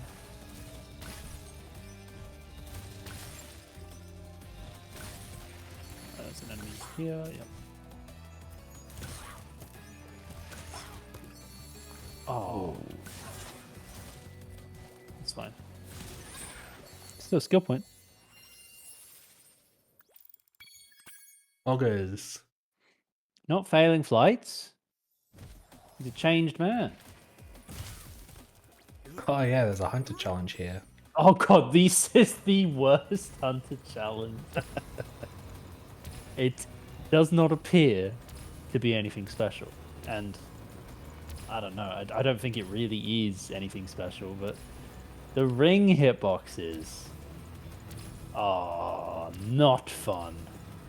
I've just You have to be noticed very precise. that Hunter is driving a snowmobile on water. No, that's ice. But it's water. No, no. But you could crash into it when you're flying. Because it's water. But it froze over. That was the key law that I skipped. Oh, I don't know the law. Ah, fake fan. No, you just need a lawyer. Alright, let's move on. Why did they not just make it a boat? Why did they freeze it? Aside from just voice acting, they really should have got you on the dev team. Yeah. It's my own fault for mashing through dialogue. It's completely true. Everyone's here for the plot percent. Do you reckon? You reckon somebody could donate for plot percent for ASM where we have to watch every cutscene? No. What do you mean? I get to rest my hands. It's great.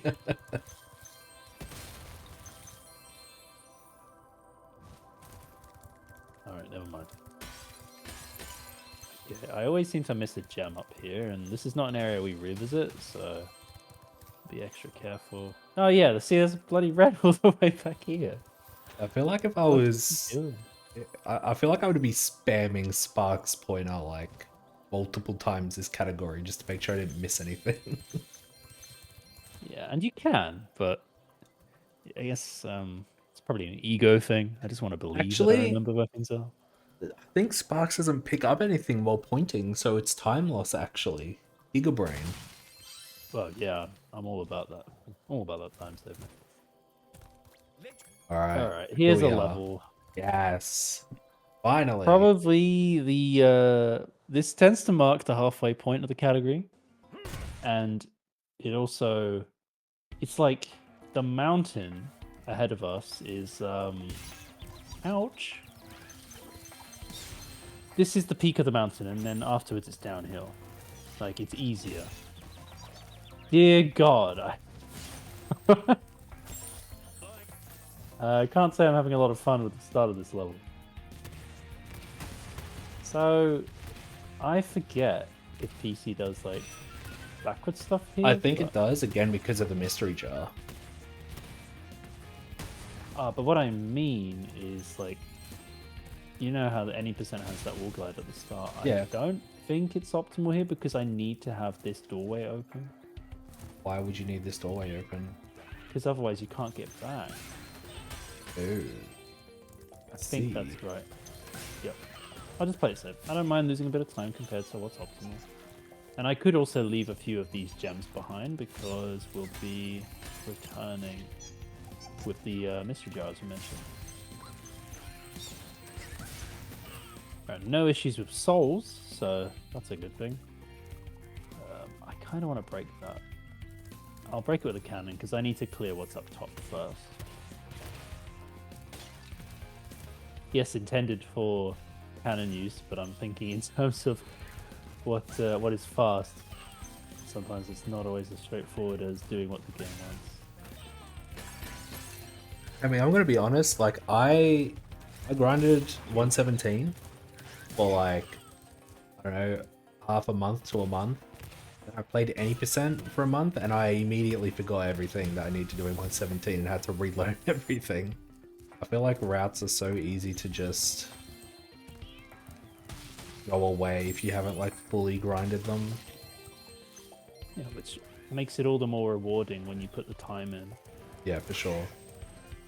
I'm going to take out this bird because they will mess me up afterwards.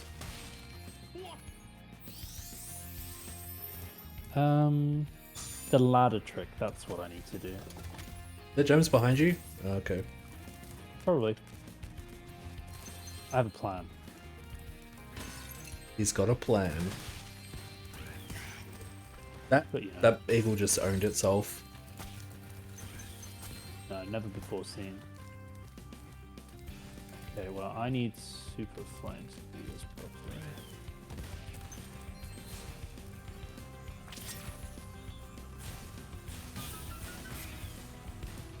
Okay, so I need to get these cowlicks out of here. This will be the most challenging of challenges in this category. I mean, cowlets are a meme both in OG, and they did not make them any easier here.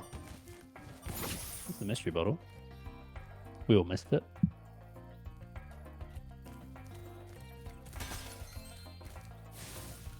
There's actually ways you can soft lock yourself here with the super flame.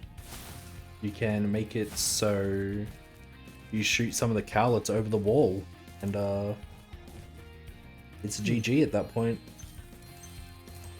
Oh, thank goodness I'm not going to make that mistake, eh? I think that's Except more when if you take... There's a gem next to that super flame thing, if you didn't see. I did not. Damn it, there's always another gem. This is the level to miss green gems. Also, I'm doing a ladder trick here. What? Huh? Which allows me to go. You haven't seen that? No? No, I'm so sad that we're not going to get you a genuine surprise for the event. That's a console strat. I don't know if PC also does it. Oh, don't hit me there. It's not a good place to fall down. That was a bit of a risk. Ooh. Oh. Yeah, I did completely neglect that. That jump is harder on PC. I should be able to get up here. You can make that. Oh, but I can probably get that still. Yeah, I did that wrong. It's fine. Can I make it from here up to there? A little bit of improvisation. Yeah, that's fine. Oh, but do I need 3 seats to... Oh, goodness. Should be. I feel like you could make it. Oh no. Looks quite hard. It's fine. We'll do this bit more intended than was planned.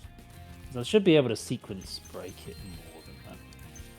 But I also need to grab all the gems, so it's not a big detriment. I'm going to move this cowlick further this way. I don't like to take forever on this level because the cowlicks all have to go to their eventual home. And I worry that the longer it takes me to move them, the more chance they are of like despawning, getting confused. How are you over here? Yeah. Now the beanstalk is not helping. Alright, maybe we come back. Okay, he can go around the stairs. It's fine. We'll go around the slow way. Yeah, This is not really something that can be speedrun. Yeah, the cowlet is just... It's cowletting, that's for sure. There are recommended ways of doing it, and then there are terrible ideas. Pick your favorite. This should make it over the gap at least. Alright, nice, that's one. And the smart thing to do here is probably to push it beyond this little lip, and now it shouldn't be going anywhere. I still need an extra seed. Ah, and this one, if I remember right, I can just hit it with a wall glide. Yep. Which is ideal, because now I can just start walking back this way. That was a good hit. I might leave them where they are. I think the professor gives you a seed as well if you talk to him. Or he might reset it all. Oh, I true. don't really want to worry about that. I just didn't know if you're going to need another one or something. Yeah, because they want me to play. You can make that. You can make that. Yeah, I definitely can if we switch to 30. We all saw how badly it failed before. Oh, it's not even close. Yeah, I think you only failed it before because you didn't respect the jump. Now sometimes now I've got a heap of respect for it. And yeah, exactly. Sometimes you just have to respect the jump. Oh yeah, I think also if you talk to the bird before talking to the professor, you just can't get that orb. I kind of think in 40 orb that's what we do though. Oh, maybe I'm thinking of... Definitely, it was either in this or OG where I got destroyed because did it out of order. Sounds like it might be an OG thing though. Maybe. I thought it was a reignited thing. Right, so that orb's done. There should be a cowlick down here. He's still in the general area, so that's good. Don't fall. Good, this should make it. This area is now clear, at least according to me. Getting them through this tunnel is really annoying. Now they're right up against this lip, so I've got to put it again. Spyro's just mean. Dare he treat Calyx like this? Lots of gems in the grass too. What did the Cowlets ever do to Spyro? Come on. Waste a lot of time. True. That's about it though. Still more gems in the grass. I think one of the things that like irks me about the Cowlets is they seem unfinished. Like every time you hit them or something, they just seem like it's not right. I don't know. There's something unpolished about this particular gem or whatever it's called. Yes. Correct. This is not the most polished. I think when they were making it, they're like, how can we make it more polished? I don't think we can. Yeah, they just gave up. Just release it like this. Ship it. Like the fact they sometimes just don't go the way they feel like they should. The height can be variable sometimes, I feel like. Oh, it's just so... Oh. Well, just be glad you're not the one playing it. I am. No, you're not. I am glad. You're very welcome.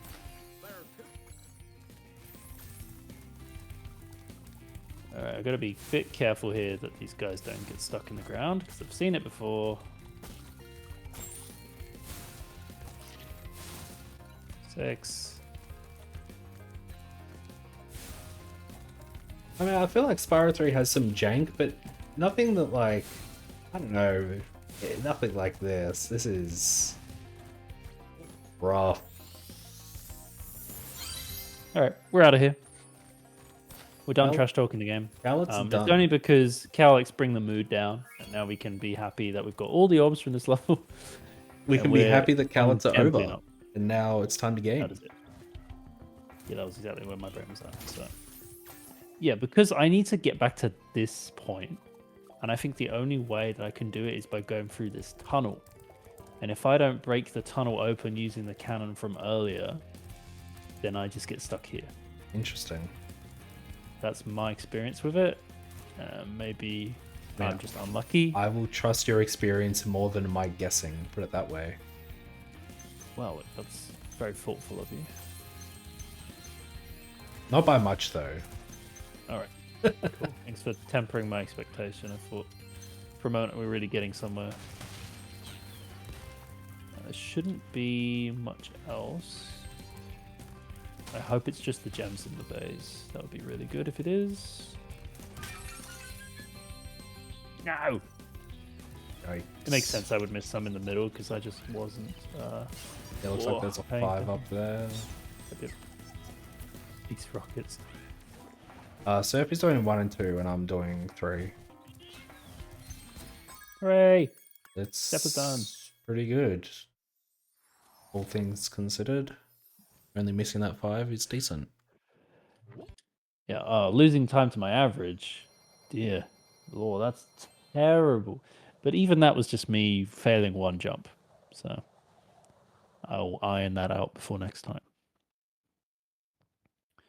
Before we go to Metro, there are gems around that I like to grab before I forget them.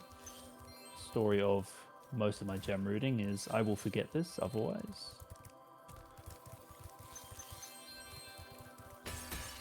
There's some gems down. Or just the one? It's just the one gem there. Yeah, I think that's right. Cool. Metro has some, like, the IL for this is absolutely insane. So it has a lot of speedy potential, but it is also quite difficult towards the end. So I'm just gonna focus on not repeating it if I can help it.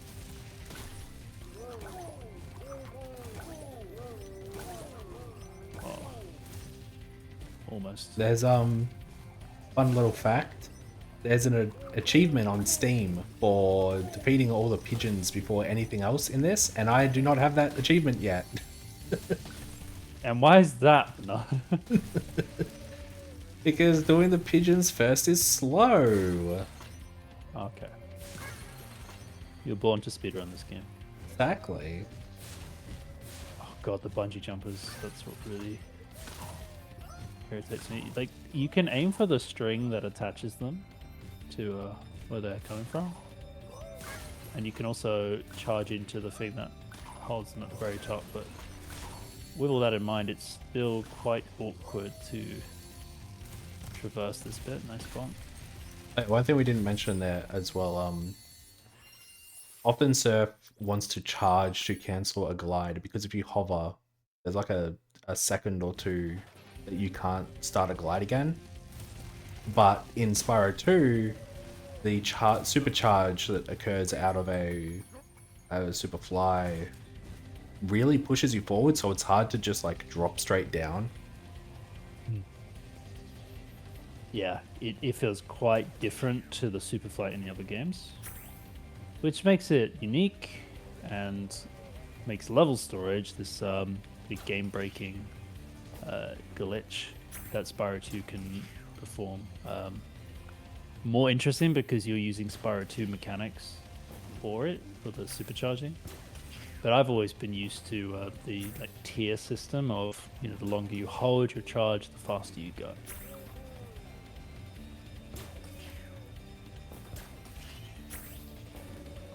Okay. As long as I'm paying attention, this is not too difficult of a side area, but I don't want to get too close to Hunter or I can't react to the gems.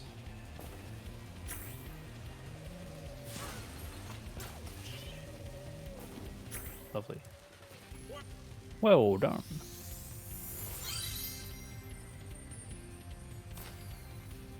Alright, with Metro out of the way, we will clear up a bit more of the homeworld. There's only one more level before the boss. And I think Autumn Plains has the most levels. So we've made a lot of progress here.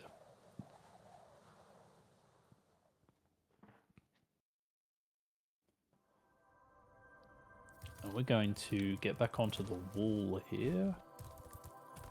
Run around.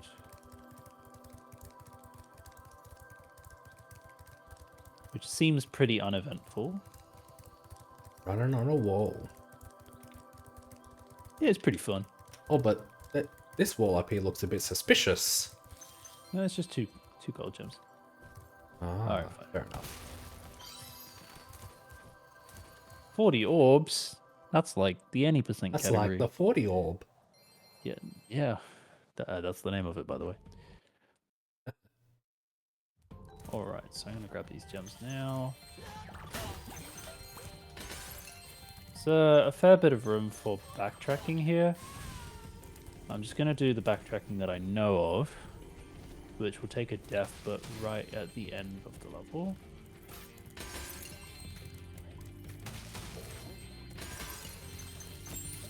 Okay. These mines can lose us a lot of time, because we have to try and get the cycle to work. Oh, this is nice. Cool.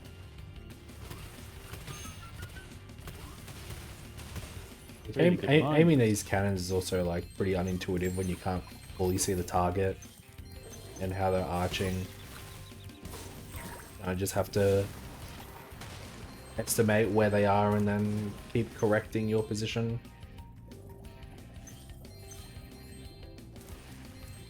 For the time being, we keep going. I'm not going to activate the thing yet. And I'm also going to break that metal chest now. We'll need it later. There will be no trouble with the trolley.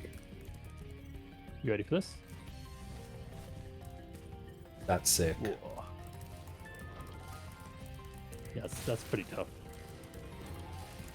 Aside from it being kind of weird to go through this, we can now start the trouble with the trolley minigame from up here.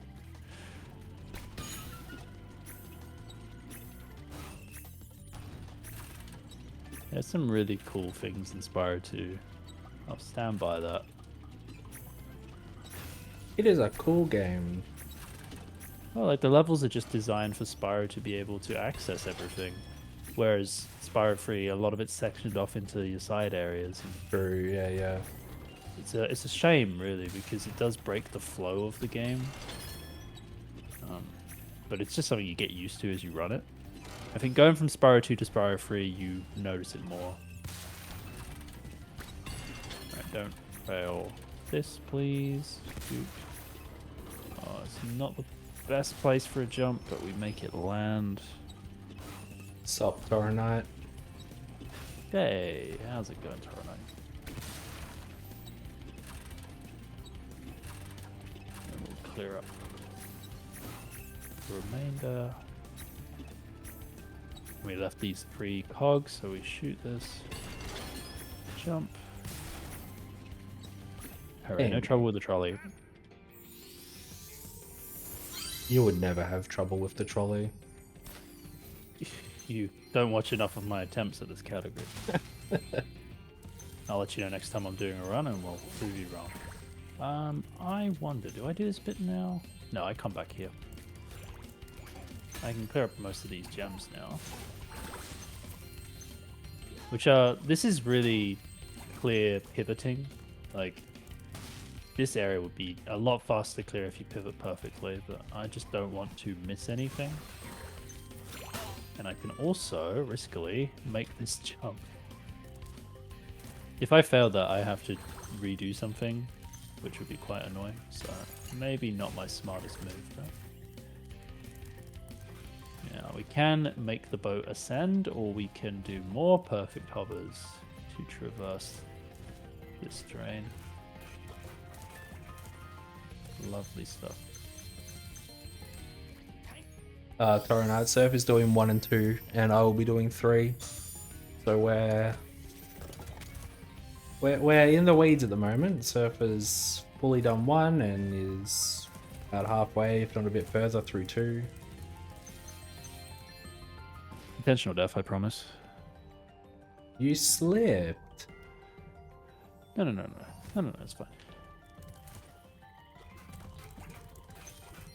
Make sure I didn't miss any more gems on the boat. And we can make this long glide.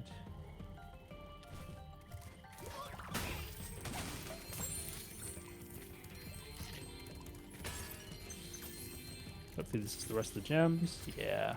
And now we're onto the mines.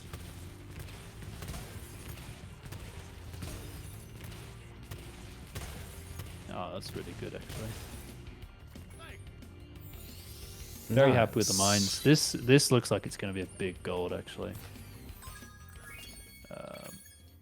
Wow. I just golded by over a minute. What? I don't know why. I must have forgotten how I do it on a previous run.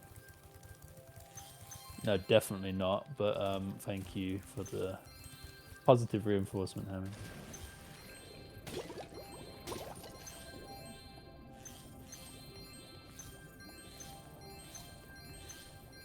All right, now we're on to a little bit of the backtracking, but still not everything, simply because we need another ability first. With the positioning, we should be able to grab the underwater gems. And there's just the ladder room. I hope I grabbed the gems underwater there. Yeah, the one over to the right. I'm pretty sure you did. Yep. Thank you, ladders. Hello, Laura.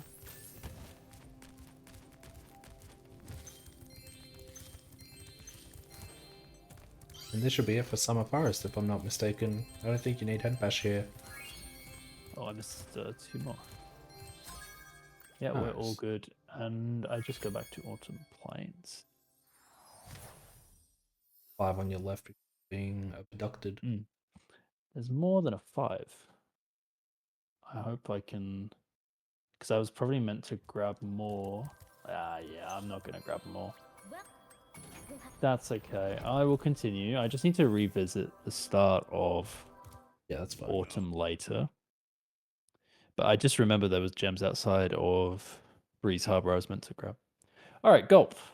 You could do the talking. I'm going to try not to die. Oh gosh, can I? Gulp is again quite RNG. Ideally we get double. Can you get triples? I don't even know. It's doable.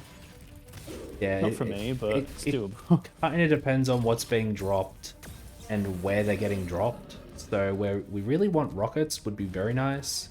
The first 3 hits are always going to be barrels, then bombs, then rockets. If Surf managed to get the double with those 2 barrels, then the bombs would be skipped. I mean, that's insane though. I don't know if that's doable. I thought you could get a double with the barrels. Yeah, I think they're the very close. close. The second barrel is really important. Yeah, that's what I meant. Is like if they get close to each other, then you can pull it off. But double barrels is like really hard. However, double hit with rockets, very easy. Yes, because triple with rockets is a different. So 1 rocket spawn, 2 very nice.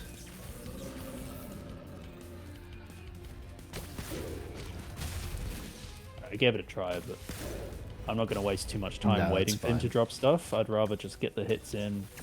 Because every time we do damage, the pterodactyls reset. And that's the main time loss of this fight, is waiting for the next weaponry.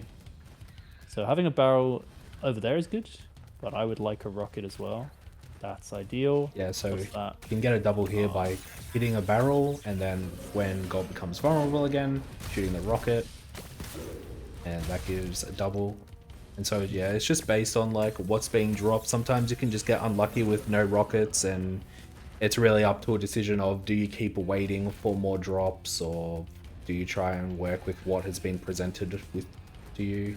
Yeah, I like the look of the rocket, but if he drops a bomb here, it doesn't... Well, it'll be pretty difficult, but I could get a double. Alright, I'm going to attempt the double here. Pick it up! Alright, cool. Oh, I thought maybe he would have left a rocket too. Because I'm green now, there's probably going to drop chickens, which is slow, but the worst outcome is I don't pick up the chicken and Gulp heals. Yeah, Gulp can heal by eating a chicken. Oh, okay. Is that a chicken over there? I'm just going to shoot that at him. Oh, come on. Or He went Yeah. for it. That was a pivot and a half. And then obviously Wait, try- last hit, it doesn't really matter what gets dropped, but bomb would be Unless the this is a slowest. chicken. Alright. That was not a bad goal. Wow. As bad as gulp can go, that was fine. That was decent. That's a desirable goal. And Yeah. that didn't go amazing. We just got consistent doubles. Can't always rely on that. What level do you do before Ripto? What's the like second last level sort of thing? Honestly, I'm gonna have to refer to the splits for that one. I can't exactly remember. Are you ready for something cool though? I'm ready.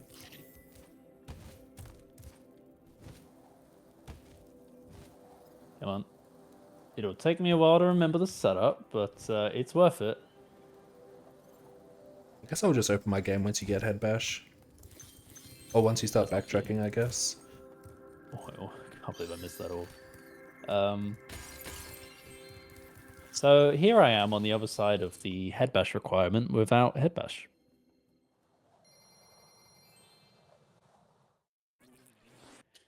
You know, now that I think about it, this was a terrible idea. I need to go back. You need head bash, right? So I just did an any percent moment. Not that I've ever done that. Wait, no, it says Metropolis. It doesn't even say Robotica. Okay, we're undoing that split. No, I just papaged pretty hard, as Banana's saying in chat. Thanks for outing me there. No, with all these gems I've accumulated, I'm actually going to spend some. Crazy. I may as well grab these gems before I forget. And Metropolis is over here. Yeah, and the reason we do Metropolis now is there's like a few hidden orbs around the home world. And from this area that we're starting in, we can go up the steps to Ripto and jump off early to go somewhere else. It'll all make sense. We just got to get there. And I should pay more attention to live split if I'm not sure what I'm doing, because that's not the ideal path to take. Oh, a little fast head bash time, which we can achieve by tapping the charge button mid head bash, basically.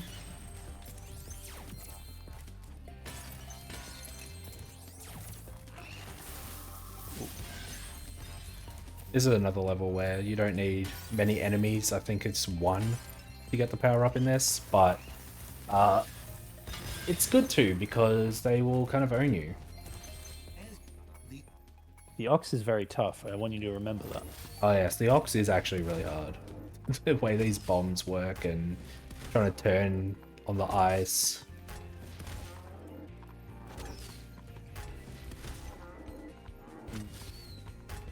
I've played too much any percent, sorry. But not for my goat Surf SRT. Thank you, thank you. I'm gonna mess up something really easy now just to balance the scales. Yeah, that's fair. Cool, thanks. Or is that you rebalancing the scales after entering Robotica, skipping head bash? Yeah, that was just poor memory on my part, actually. That's a whole other skill issue. I can't really fix that one.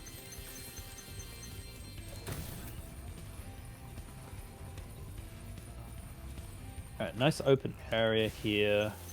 I'm gonna try and collect all the gems in maybe one sitting would be good. I don't know why I'm really dealing with the enemies. We already have easily enough souls. And then because we get access to both a flight and a super flame power up here, yeah, it trivializes the next bit. It just makes more sense to wait until we can fly around to clean up gems. But before that, we will deal with the UFOs. Yeah, so now that we're in the final home world as well, there's no more talismans. It's all orbs. You just get an orb getting to the end of the level now. I don't quite know why they did that. I was like, You do need a number 40 orbs to get to Ripto, so I guess that's the idea, that it's no longer talismans to get to the boss, but my thematic desire is upset by this decision. Ouch. Alright. The idea of that first sort of lap is to just prep all the gems, and I'm going to focus on dealing with the UFOs quickly here, and then I'm going to use the power up to actually collect everything.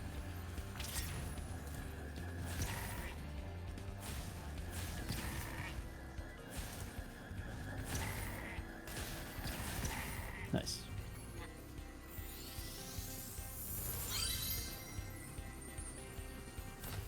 Alright, let's try and remember everything.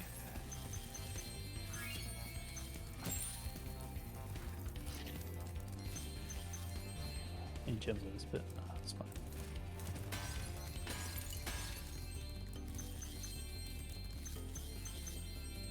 There should be some... Don't worry, there are. The tunnel you went to check to the left of, there were some, like, on the outside of that. Over here, yep.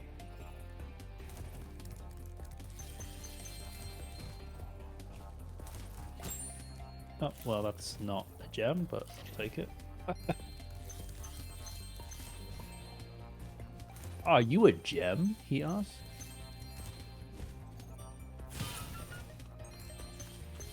And I will use this time to grab the power up again. I'm hoping that the only gems I've missed, yeah, they're back at spawn basically, and I need this power up to deal with it. But I don't need to take the elevator up because I can fly up.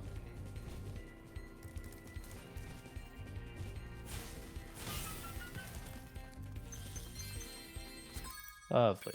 Nice. For all the mishaps there, I lost like 20 seconds to my average. That's pretty So funny. I have room to improve on that split, is what I'm trying to say. We'll move I on. feel like the level went pretty well. It was just getting into the level. Getting to the level. The real struggle. A lot of gems on the stairs, so we'll just make sure to grab them all. Take the time to grab these now.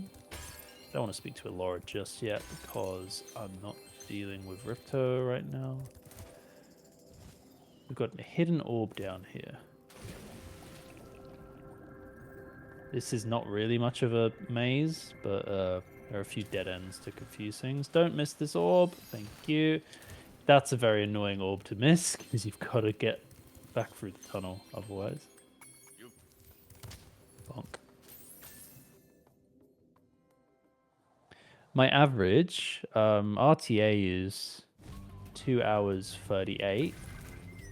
I couldn't tell you what the loadless is without changing the overlay anyway.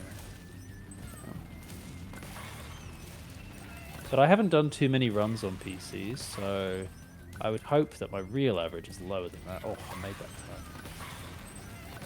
I really enjoy the route for this level, but actually executing it is quite hard.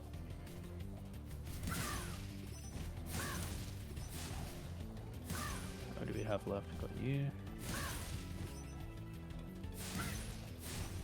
No. Oh.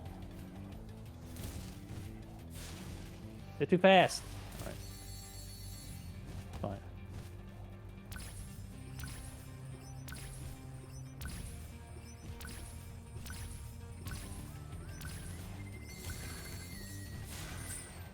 Hooray.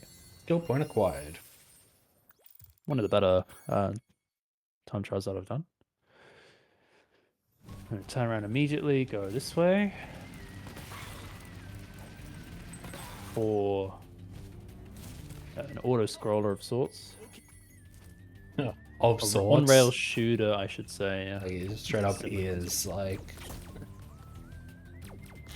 But it makes cool blip blip blip sounds. I guess it's not a true auto-scroller in that you can't just, like, sit and do nothing. Like, you still need to... But you can't control the plane. Yeah, so you it's can't. on rails. On rails is better. Why? Yeah, I know my gaming Why are none of the terms. balloons facing you? That's crazy. They were not designed to face me. I should just be lucky that the animation works. No complaining.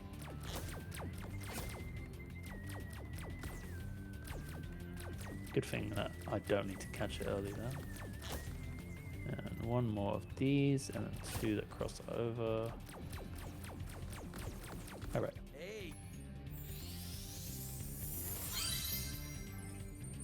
And we're out of here.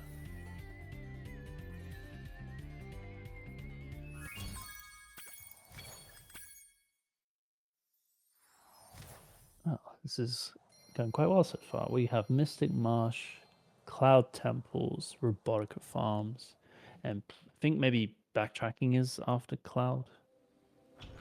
Not sure, I'll find out when the splits tell me.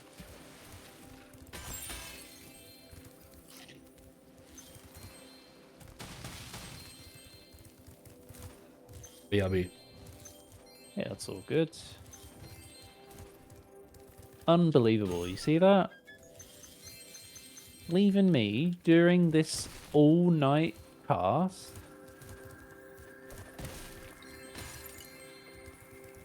To be honest, I don't know if I'm gonna make it through all of Spyro 3. I'll do my damnness to stay awake. Alright, we've got this, that. Drop down. Grab that. Grab this. Break that open. Hooray.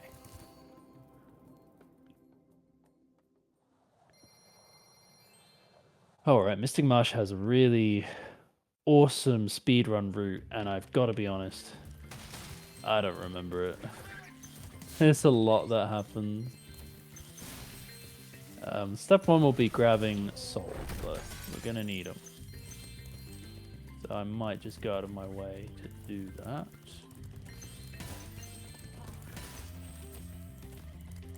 I don't usually need this guy now, but I'll deal with them.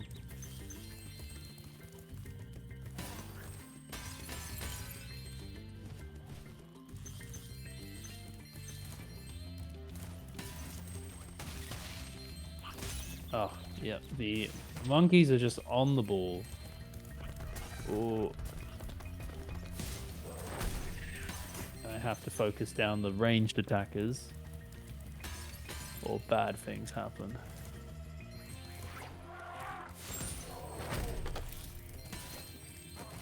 Okay, gem-wise, seem like we haven't missed any here. 14 seems like a good number to be at. Be a couple more on the bridge. You as well. Yeah, that's almost all of them, I think. Very pretty color scheme in this level. Is it time for my pencil? I'm gonna say no to that. That is the long orb challenge in this level, and I just want to clear up a bit more of the level first. Didn't miss a gem there. We're gonna come back over here.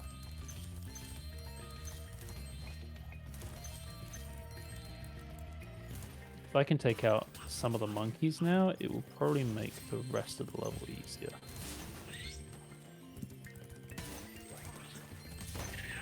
Okay, I accept that. Let's get the long orb challenge started.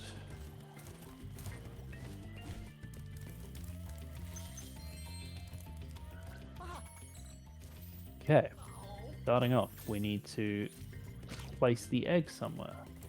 Grab the red gem. What better place than an empty nest? Well, there's a lot of better places than an empty nest, but to place an egg, that's a pretty good location. We'll grab a free orb for this one, just for counting with them. Not a bad deal at all. When we're up here, we can jump, place that.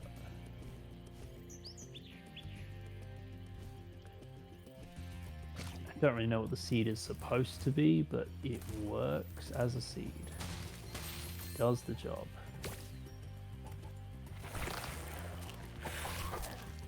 Rubber ducky.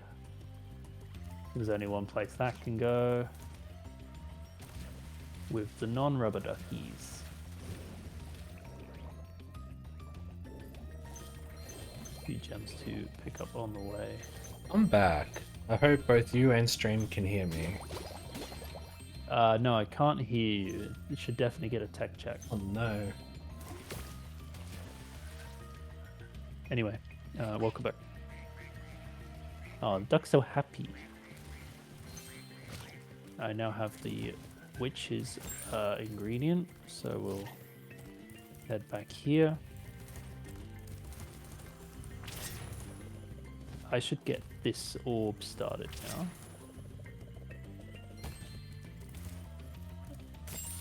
I didn't need the life now that I think about it. I was doing just fine. Okay. So there's a cool thing I can do, but I get a little nervous going for it. So I'm going to have to get that guy started now. He wants me to chase. Fair enough, I can do that. Throw that there, go around, catch him on the way down. Good, and I'm going to run back straight away for that ingredient because I don't want to lose it. Bonk. I love that you can bonk on that. Yeah, it really adds to the enjoyment. I think one of the things that felt weird when I was talking about cowlets was they look like heavy things, but you don't bonk on them. Not that They have absolutely no weight to them. Yeah, they have no weight to them, but this is like tiny little food ingredient, but is rock solid. Okay.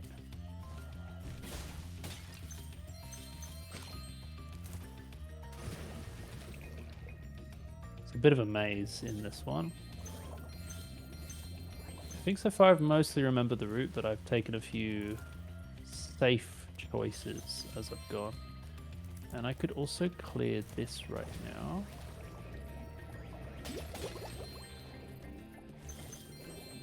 Any more to clear? No, that should be it.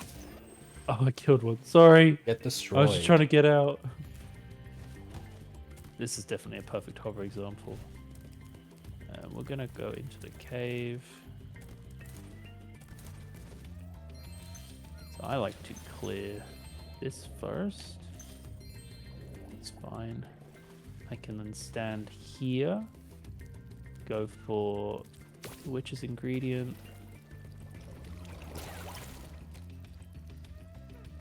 Hopefully I don't mess this up. Yep. If you go into the coin, that can be a problem. Are these like the Thieves in Spyro 1, where if you're in the air, they don't really notice you? No, not... Well, actually, you might be right. I don't fully understand There's a that. gem behind you. Up here? Oh, sneaky! Wow, that's all the gems. I actually wasn't expecting to have all the gems by now.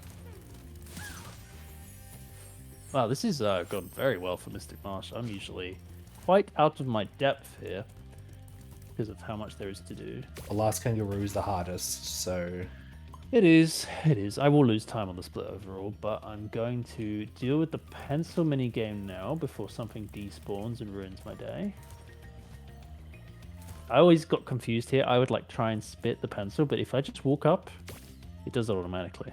Interesting. And it recognizes it. So the soft lock there is I throw the pencil, walk into it, and the game assumes I've lost the pencil because it like despawns in that moment. Don't do that. Don't let it despawn. I'm going to have to do a couple laps here probably to catch this guy. And that's okay. There's a thing I can do to like trick him into changing direction. But I'm just going to take it safe. Could try to cut him off a little bit here, but he's gone in front of me. And it's about here where I cut to the inside. I might be able to... Oh. Alright, nice. He had a bit too much air time. That was a very good split. That will be a gold. Oh, you said you were losing time. I don't know if I said I was losing time, but I felt like I was losing time. Yeah, that was not too shabby. Oh, we're now 4 hours deep into the run with a handful of splits left. Some of them are quite short. This next one probably isn't, but at least it's right over here. Is that a head bash? No. I already cleared this area. This little red gem has tricked me a couple of times before. Oh, I didn't grab that. Come on, Sparks. Stay with me, bro. We've got a whole other game to go.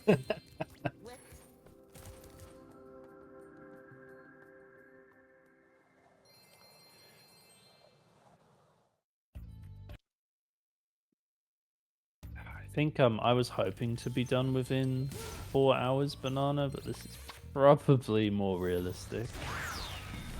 I get done in 4 hours 30, and overall it'd be like an 8-hour deal. And then your estimate of like 3 in the morning is quite likely. I'll do what I can. I'm sure there's maybe 20 minutes left at most.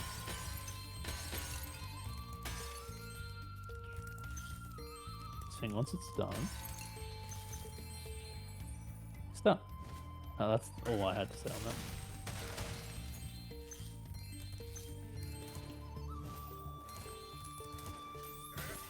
Should be no need to revisit this bit.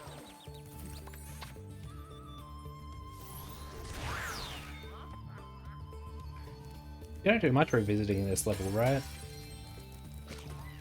Something about revisiting, sorry? You don't like go backwards in any areas here? You don't like leave gems behind or anything? Maybe from like this bit onwards. Oh, okay, I'm getting outplayed. Oh. I need the life that's off to my left. Oh, I thought it was here. Well, there's a bunch of sheep. It's basically the same thing.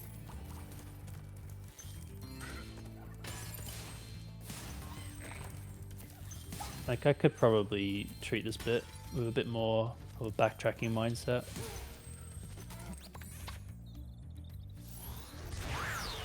I don't want to get too creative right now, though. I just want to make it through in one piece. No miss gems is the goal.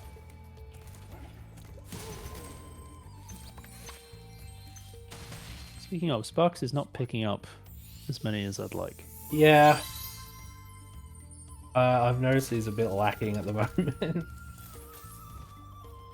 That's probably a skill issue, though, isn't it? This is your cue. Never a skill issue. This minigame's about to start. I don't know if I really want it to. I think I need to be doing this bit first. Yeah, this makes more sense.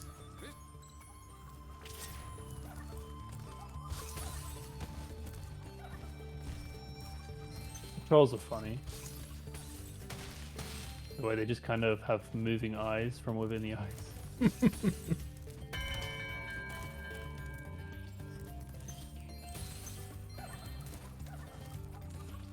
fine. You can do a little hover on this. Ooh.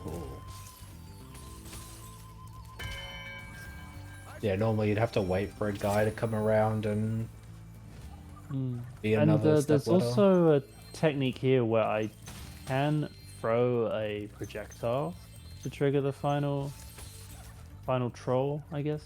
But I did forget to go for it, so we'll just do it the safe way.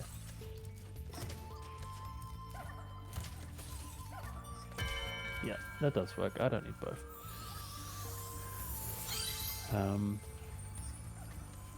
Alright, I've got a... Gotta go back up. To my knowledge, this is a tough jump, but maybe on PC not so much. You can do a wall glide. Yeah, it's still a little bit precise.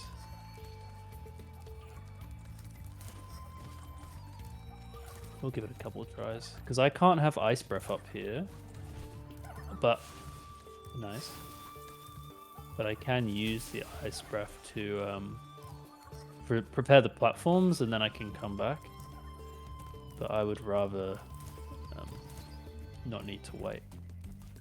That's all it is. Not waiting.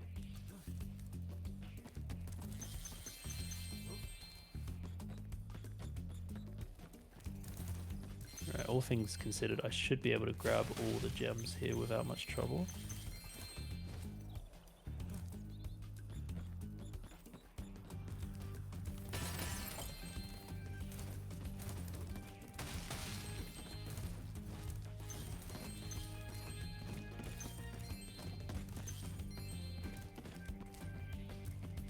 Keep a nice, safe distance.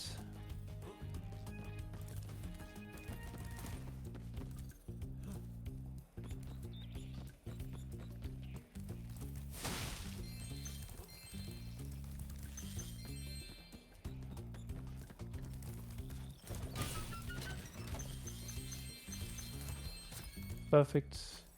Nice. And now it's on to cleanup, so guidebook. That's all done. We will go first to, well, we'll do Autumn Plains because there's yeah. easy gems. And I did forget about them. Just Fracture and Shady, isn't it? Yeah, yeah. And I wasn't meant to go back to Summer Forest, I guess, because I've got a split for Summer Forest here. Alright, we'll replace it with Autumn Plains. Oh, did I miss it? Okay.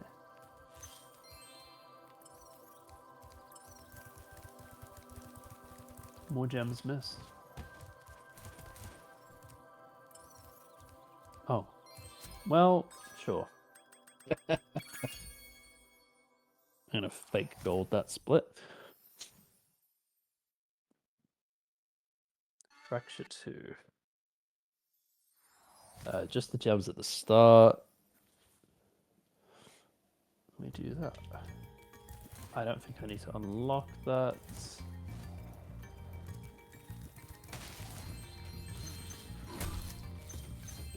Should be fine.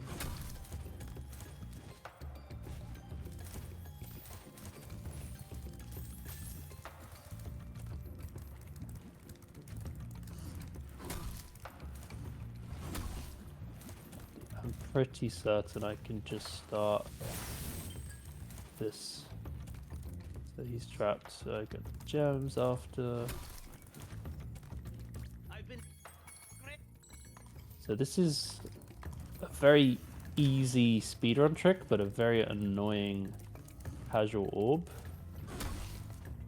But now if I walk out of range, I'll take out a few enemies as I go just to be safe. Maybe we'll go up to like here. We'll start walking back now. And he's just kind of auto-completed it. It's like a softlock prevention mechanism. Yeah, so you don't need to like charge into the dudes and like escort the guy around. Yeah. I think like it's even quicker to do so, right? Other than... Yeah, that's why it's done in any percent. Because you can combine it with grabbing some of the other orbs on the like talisman in this level. However, the reason that I didn't do it on first visit is because we would otherwise have to redo it on this visit. Yeah, so until even it's though it retracked. can be efficient, it's timeless.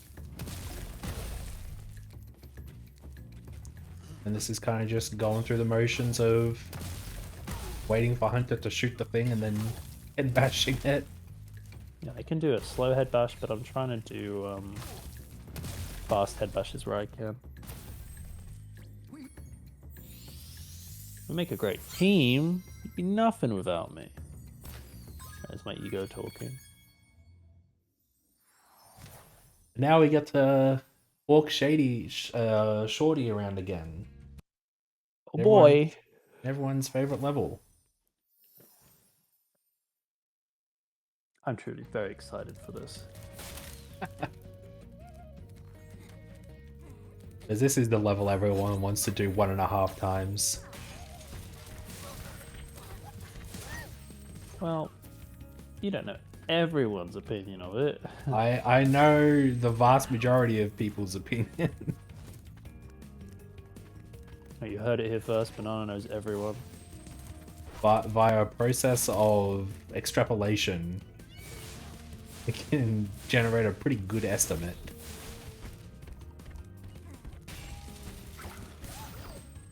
Let's see if, I don't think there's a missed gem here, but I'll have a look.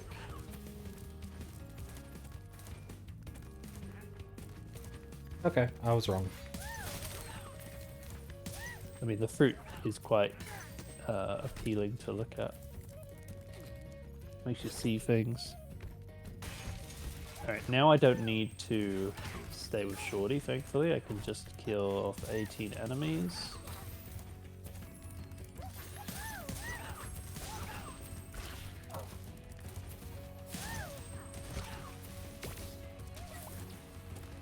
I don't think that hit.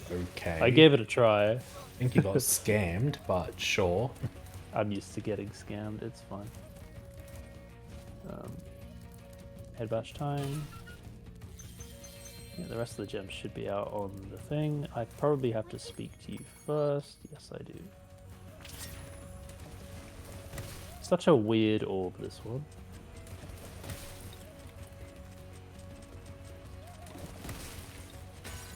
To me, it makes more sense that this would be a power-up that needs, like, 2 enemies. Is... Oh. Yeah, I gotta just at some point admit that I've messed it up too many times. Alright, yeah, we get it. You can do the head bash, but you have to actually save the hit point. Alright. Nice. It's just a guidebook to Robotica? Because you entered it? I'm not going to talk about that. It would be a fake gold, mate. It would have been a fake gold. I can't be having a fake Probably gold. going to be a fake gold anyway with the lack of gem collection you just did.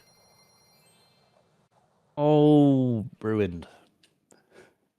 Okay, fine. You win this round. You need quite a few enemies here as well. I think it's like 15 or something, 14, 15.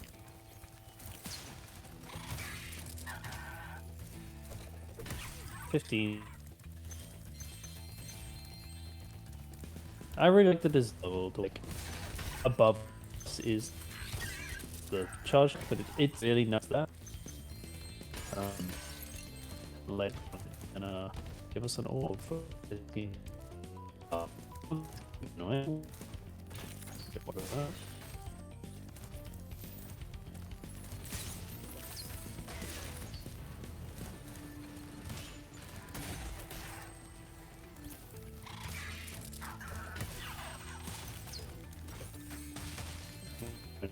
Cool. Yeah.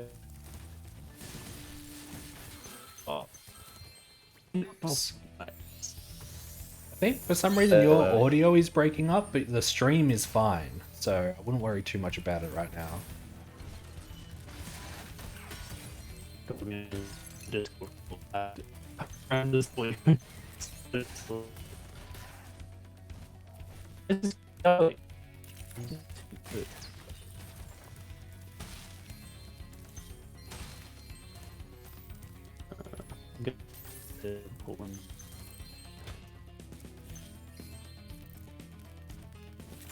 Yeah, Surf's entered robot mode, but the stream's fine, so I'm just gonna leave it be. And then maybe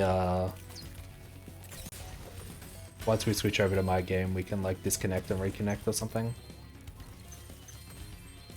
Bleep bloop. Oh wait, you're back? The connection just had a moment. For me, it was exactly the same, but on your end. I'm like, mate, I'm not a robot, that's you.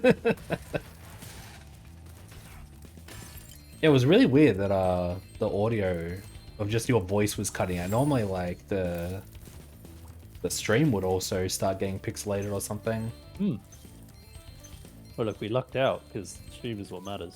Yeah. My commentary comes second. That's kind of what I was thinking. I was like, it's just a couple more splits. We can survive like this.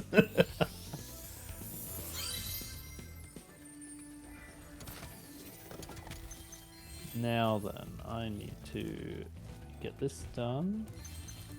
Oh yeah, there's a jar in this level. True. Yeah, there's a cool thing coming up if I can make it happen. Oh, I went wide there. Shame.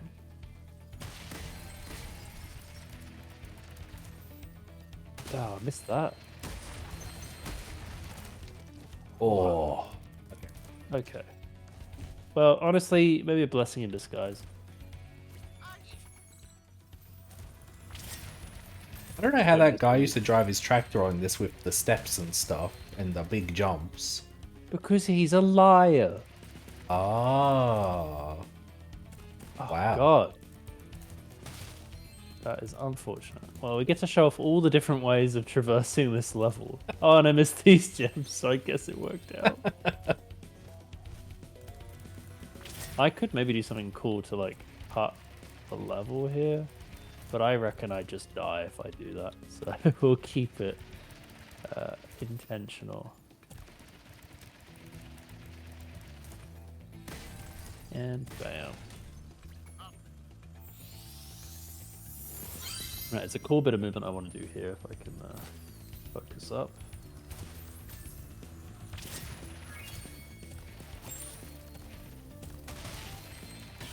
I'm gonna miss at least one of them.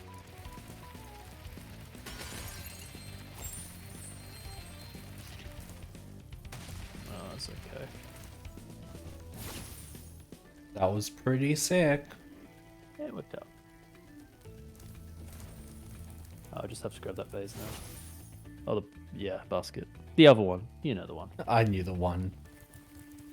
You know, the one. We've got to clear lower section. At some point, I'm just like recognizing that talking about the game is just me narrating what I'm doing, not so much explaining it. I mean, at this point, it's yeah. I mean, we explained most of the mechanics. Yeah, it's hang on, I feel like there's a green right there. That sixth sense coming in. Oh, he's locked in. He knows where the gems are.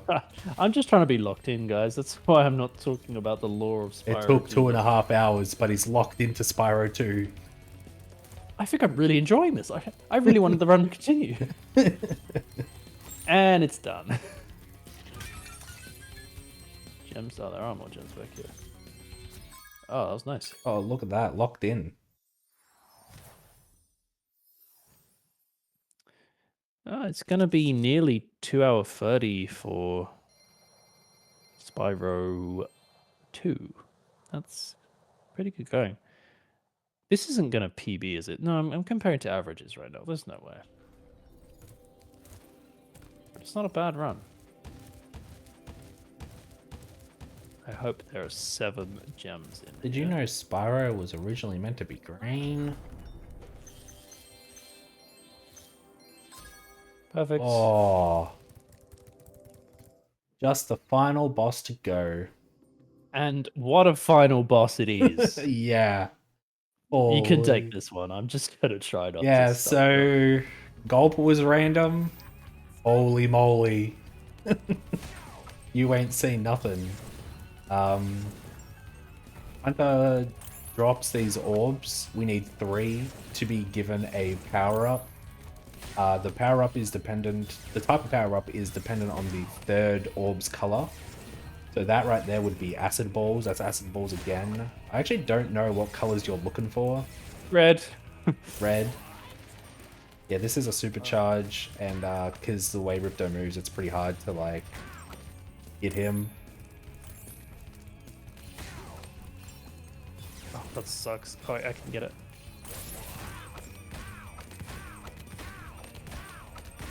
Hey. Yes, with the reds, it's a little easier, clearly. If you track him. This is Gulp phase. It's similar, but you can get doubles with, I think it's either blue or green. Honestly, you can do it with all types. It's just a bit more precise with the others. Oh, I thought, yeah. I really want that blue. I'll see if I can do it with the red for you.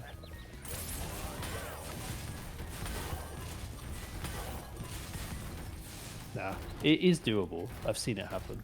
The blue is a lot more easy to recreate, and that's why I've been hoping to get some. Oh, right, you really... I'm gonna wait. I don't really want to get a red. Blue would be really cool. Oh, blue. Oh. No. All right, I Oh, just clutched it there, but barely. it wasn't any doubles. It was just timing it. Yeah, you can like, as Gulpy's getting back up, he becomes vulnerable, like just before. It's like a weird window where you can hit him while he's vulnerable, but he won't jump back up again. So you can get like a hit, but he doesn't do anything. Yep. Oh no, this phase is actually very predictable. He does the same things at the start. I did just miss that shot, unfortunately.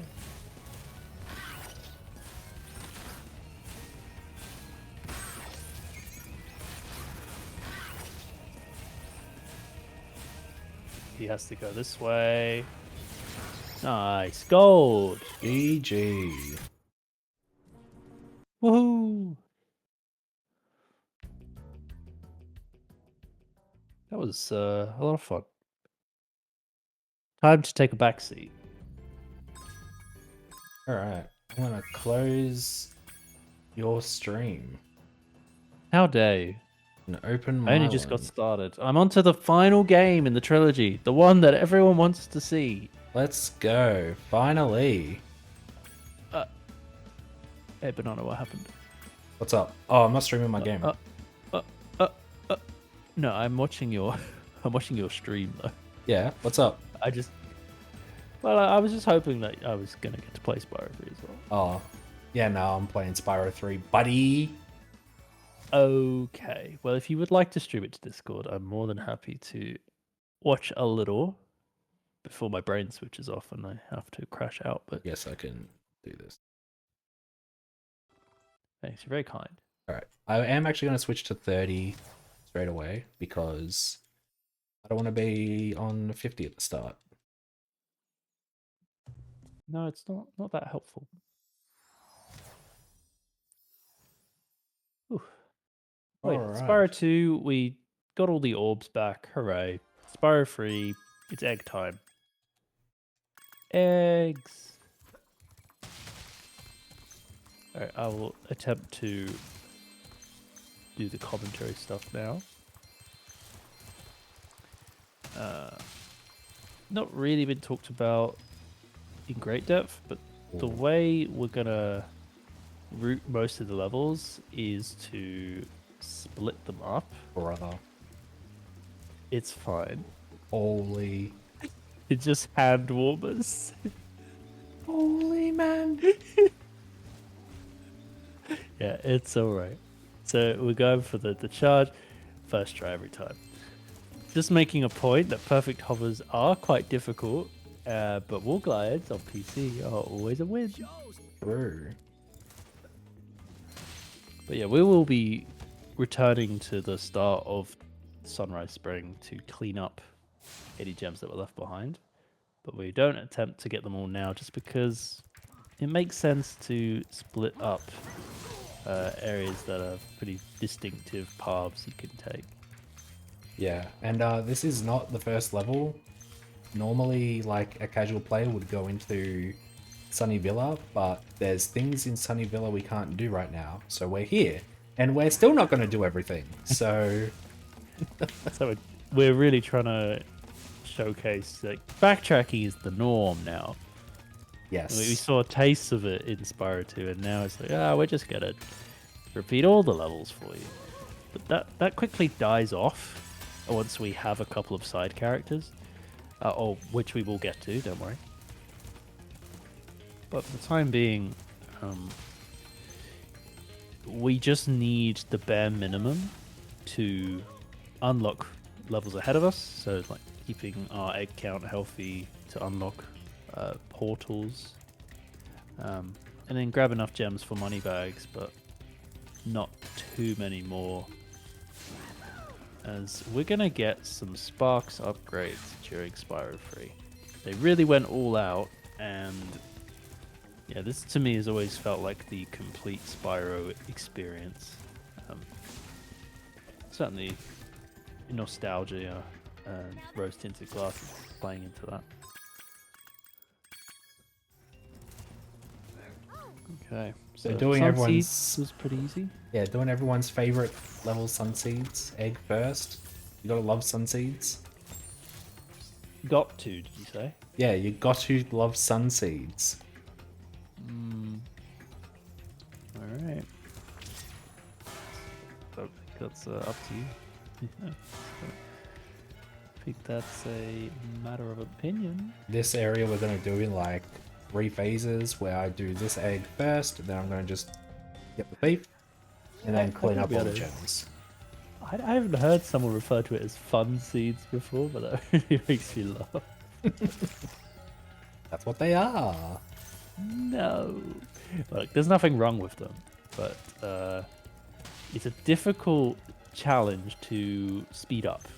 It's a very easy challenge to complete, but you can't really optimize it beyond what Banana did, where you mix gem collection with escorting. That's a really nice way to clean up gems in that side area. And this should be the last time we have to enter this part of the level, so we're going to make sure to not miss any gems. And we can leave the moment we touch that last gem. Well, I'm already 30 seconds behind PB, so I'm gonna start comparing to none.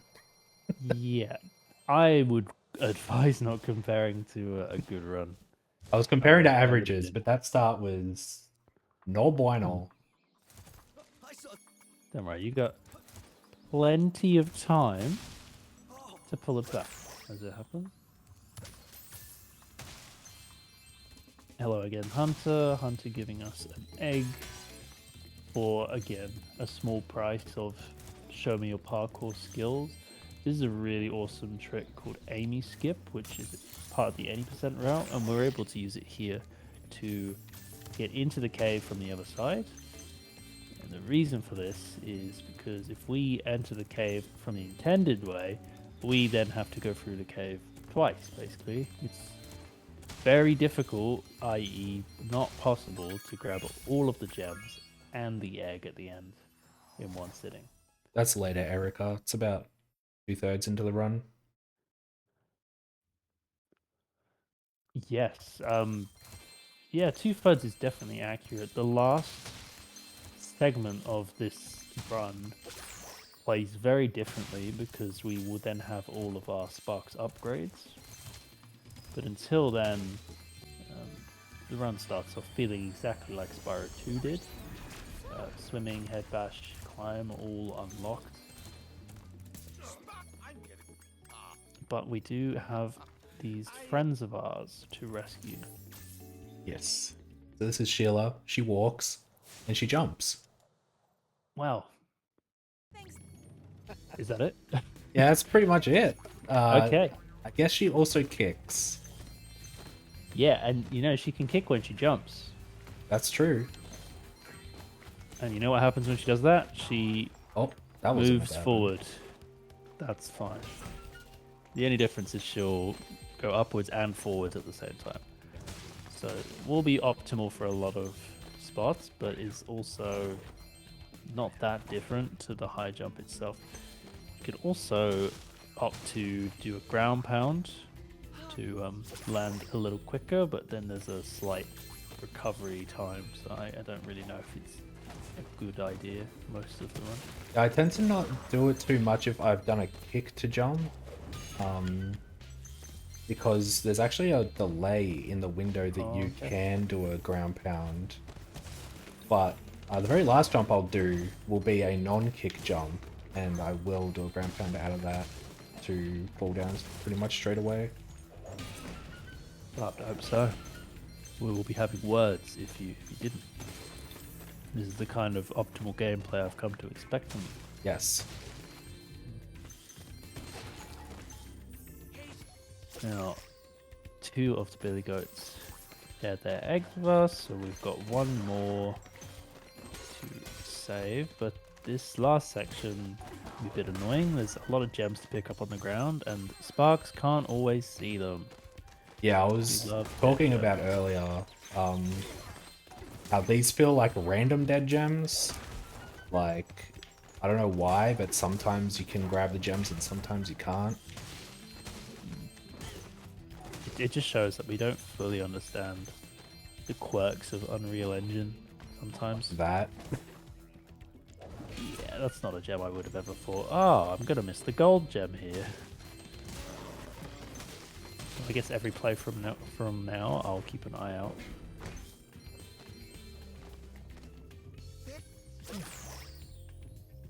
I'll make my excuses now. I'm probably going to not stay up till 3 AM. Yeah, that is completely fine. I can game, it's all good. Well, I would feel a little bad, but we'll see. At least chat is with us today. Do you mind if I just grab some water quick? No, go ahead. That was 4 hours of gaming. Back in a sec. Alright, time for my favorite early game level. Sunny Villa, where nothing goes right.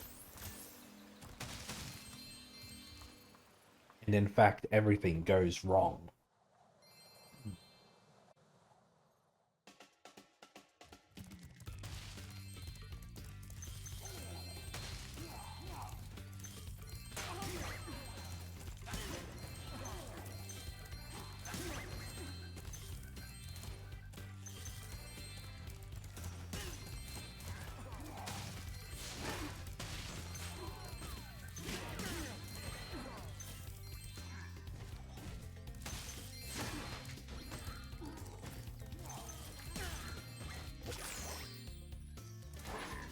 Oh boy.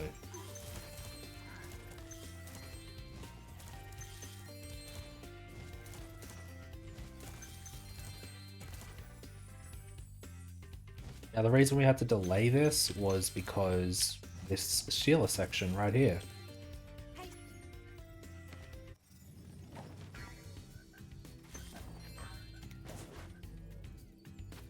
Able to do a super jump over that wall, which just saves some time climbing up.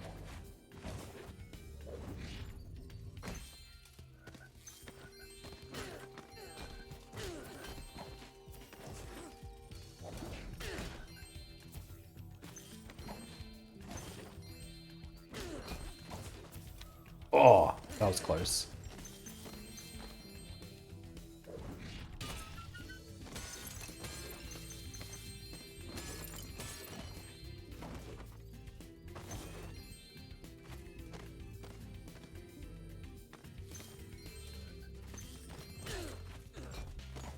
Okay, that doesn't normally happen.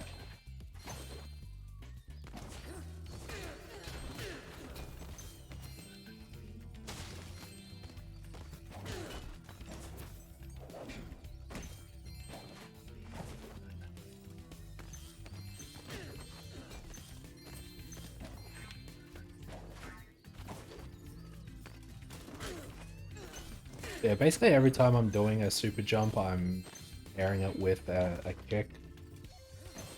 There are some very niche situations where I don't really want to do that, but they're very few and far between.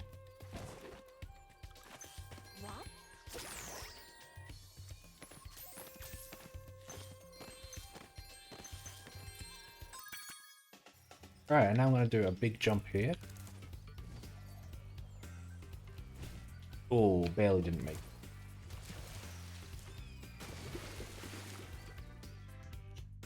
So normally you're meant to only get to these pillars from the tower that you get to the Sheila section from. You can... Wow. But you can just jump to them straight from here.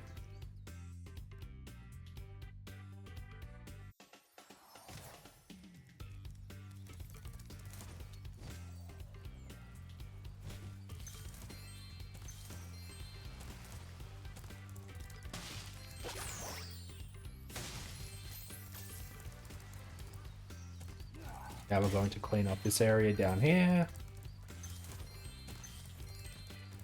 This guy is a bit of a pain, he's always on a weird cycle.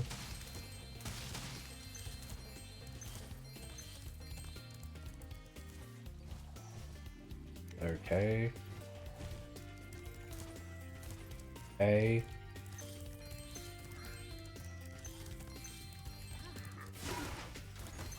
Okay, sorry for the delay. Oh, good. You got to miss bad gameplay. No, my favorite. Oh, okay. I guess I'll watch the VOD.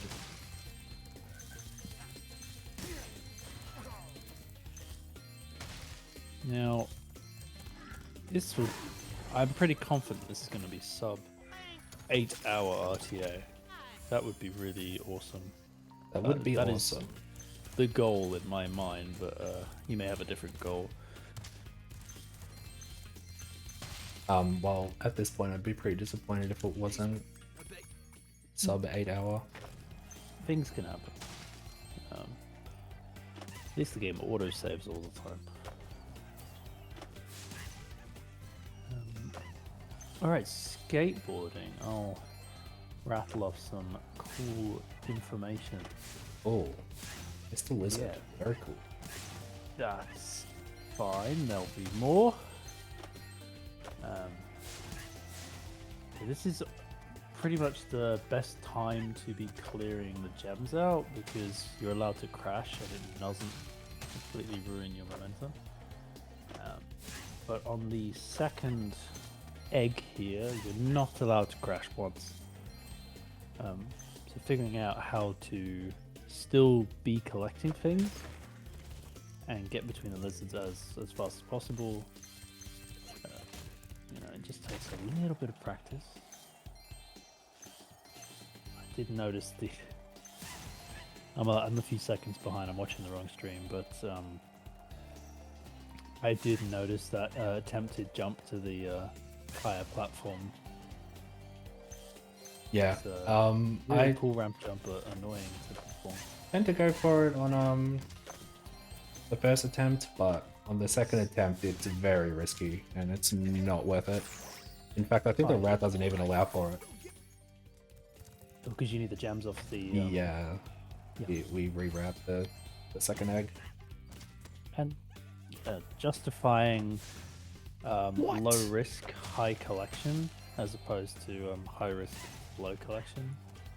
Instead, you're more objective focused. Ah, that's alright, you can get them at the end.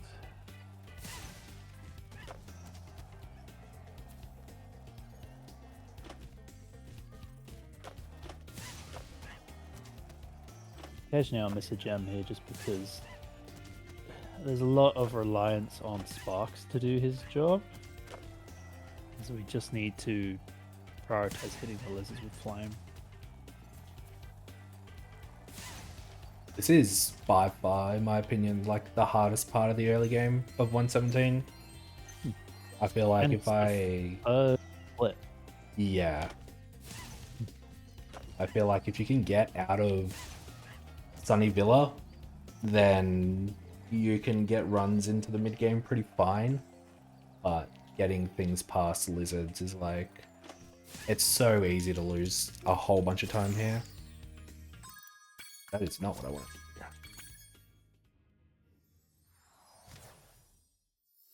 So, Banana, when are you going to do a full run of pay money bags, by the way? Just wondering. I could pay him a lot this run. It's not the same. Not the same. Alright, moving on. Yeah, I'd say the seashell will be a pretty big hurdle for this early game, but Molten we don't do a whole lot of. Seashell has like a bunch of routing things that you have to take into consideration. The underwater movement's pretty hard, but I don't know, it's nothing compared to lizards in my opinion. Lizards is just... I hate lizards so much. Anyone who owns a lizard, I'm very sorry that Banana has slandered your reptile of choice. Just know that he's very jaded. Yeah, I There's am. not much you can do about that. True. There's going to be another level that we're only going to do part of. We're going to do most of the level, but we will leave a little bit for later. This guy is insane. At least this is a reload time, but just angling up and down underwater can be very annoying because if you overcorrect, you suddenly are like completely lost with like your surroundings. And that time taken to adjust the camera starts to add up. Very easy to lose time from bad movement here.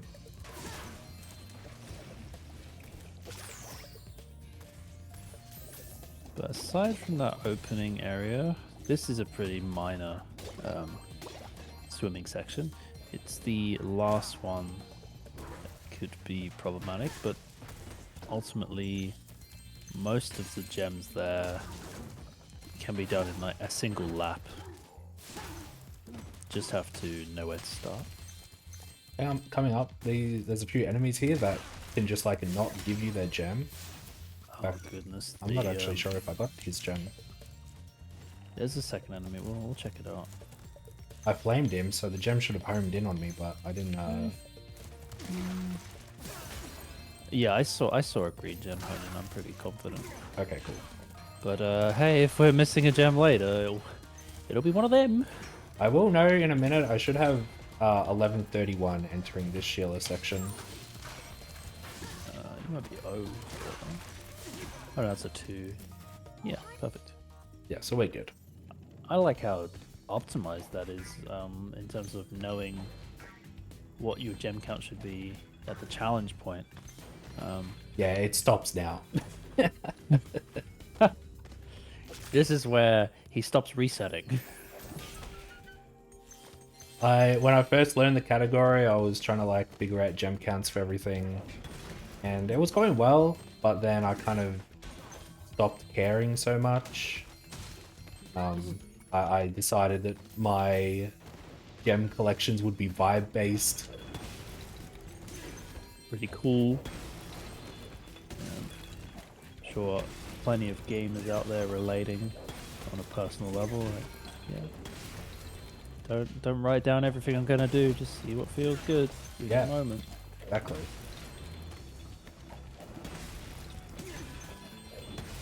Some of these gems are a bit weird to pick up if you don't like go right next to them and wait a minute for Sparks to grab them. And it makes me wonder if it's like tied to the enemy. Like if the enemy stays alive, maybe Sparks assumes the gem is out of reach.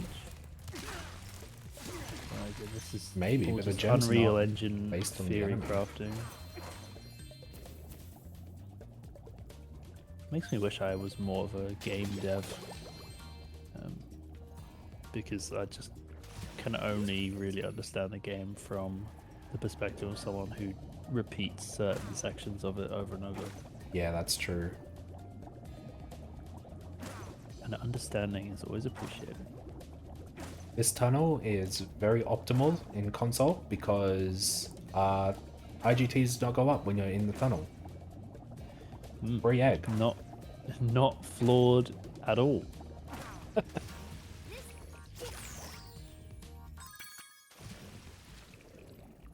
we'll definitely capitalize on it for the sake of the category. Now there is the Bluto egg above us, but we're going to come back for that when we have some more Sparks abilities.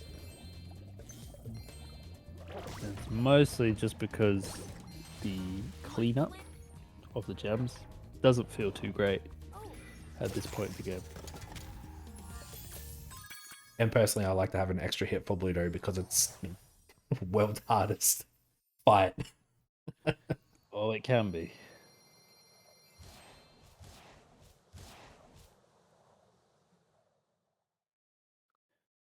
As far as RNG goes, though, it's no hockey. That's true.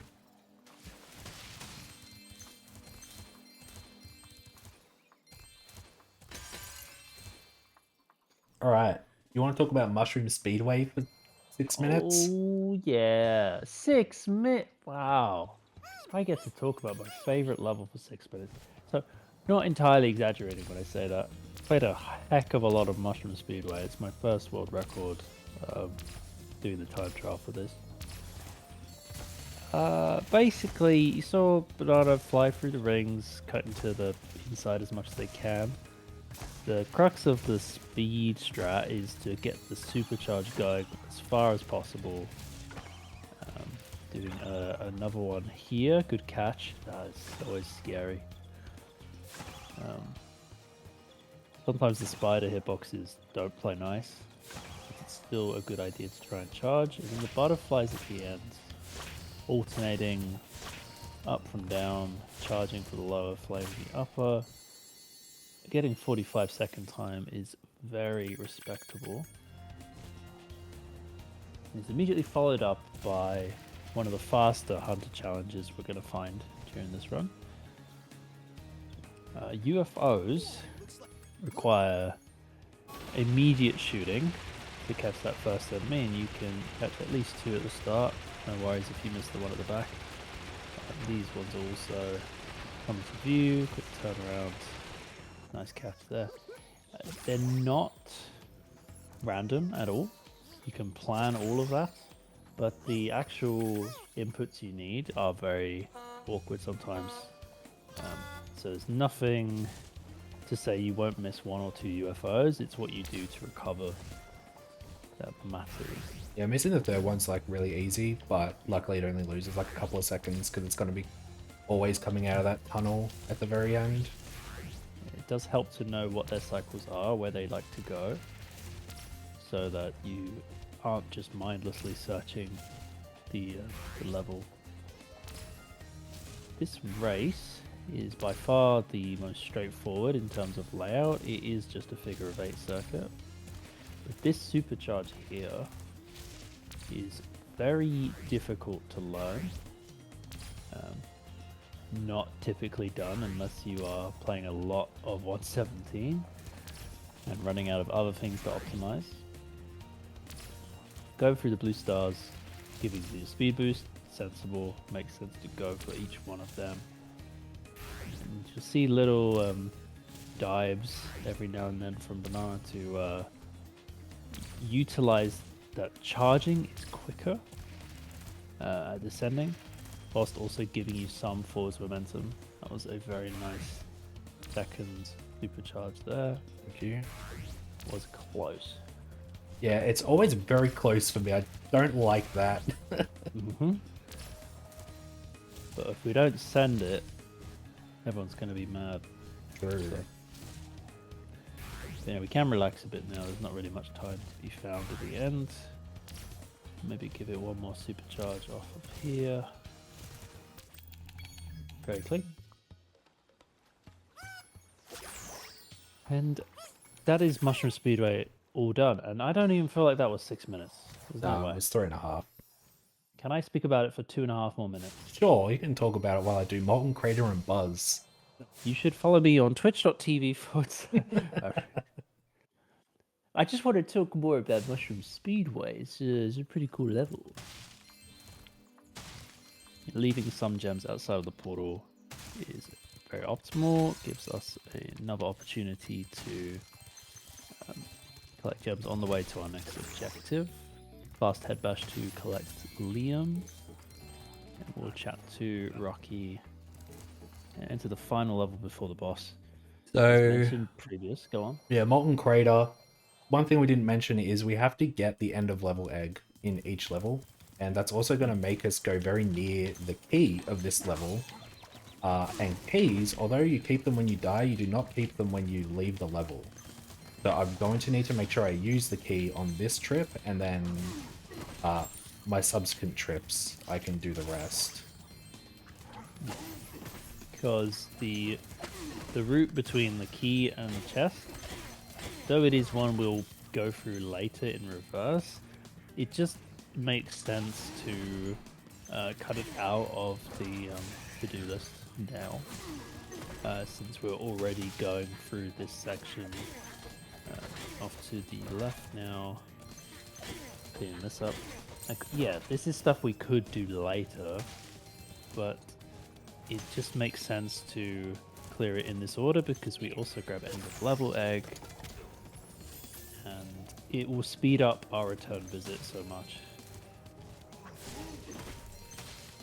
One nice thing about categories like this is if you made the choice to, I'm going to do it all on second visit, you technically can. You just need to hit that key parameter of I've got the end of level egg. Yeah, so the end of level eggs have replaced talismans. So like all the collectibles in this are eggs now. But the ones you get specifically by talking to a character at the end of the level, which causes them to spawn the portal and walk through it, they are specifically needed to allow you to go to the boss. Exactly. Also, I dodged talking to the NPC there because I don't want to talk to him. I want to get these gems instead. Okay, well, that's your opinion. No, okay. Yeah, it's a good idea to skip the warp there, since it's actually going to force you to backtrack if you do speak to them. Not too many examples of where that happens. Yeah, most of the time we just guidebook to like out of the last level. Yeah, because something odd about the loadless timer, it actually ticks when you're leaving a portal. So you've watched the end load screen after you got all your gems and such. And then as you're entering the homeworld again, the loadless timer is ticking before you touch down. And little moments such as that, sort of quirks with the loadless timer, are the reasons that we start to question, okay, well maybe guidebooking is actually better. We'll talk a little bit about Buzz whilst it's going on. Notice that Banana is able to stand at the edge and stop Buzz from completing a full turn once they return to the stage. And that keeps him from taking unnecessary damage and speeds up the start of the next phase. Phase 2 is sped up by taking intentional damage to lower the flame shield earlier. In this final phase, you can get through it without damage abuse, you just have to wait for the initial shield to go down. That was completely perfect, I would say. Yeah, there's some faster things you can definitely do there, but for the most part, that's just a nice, safe way to get through. Bunch of weirdos are the ones who do faster strats there.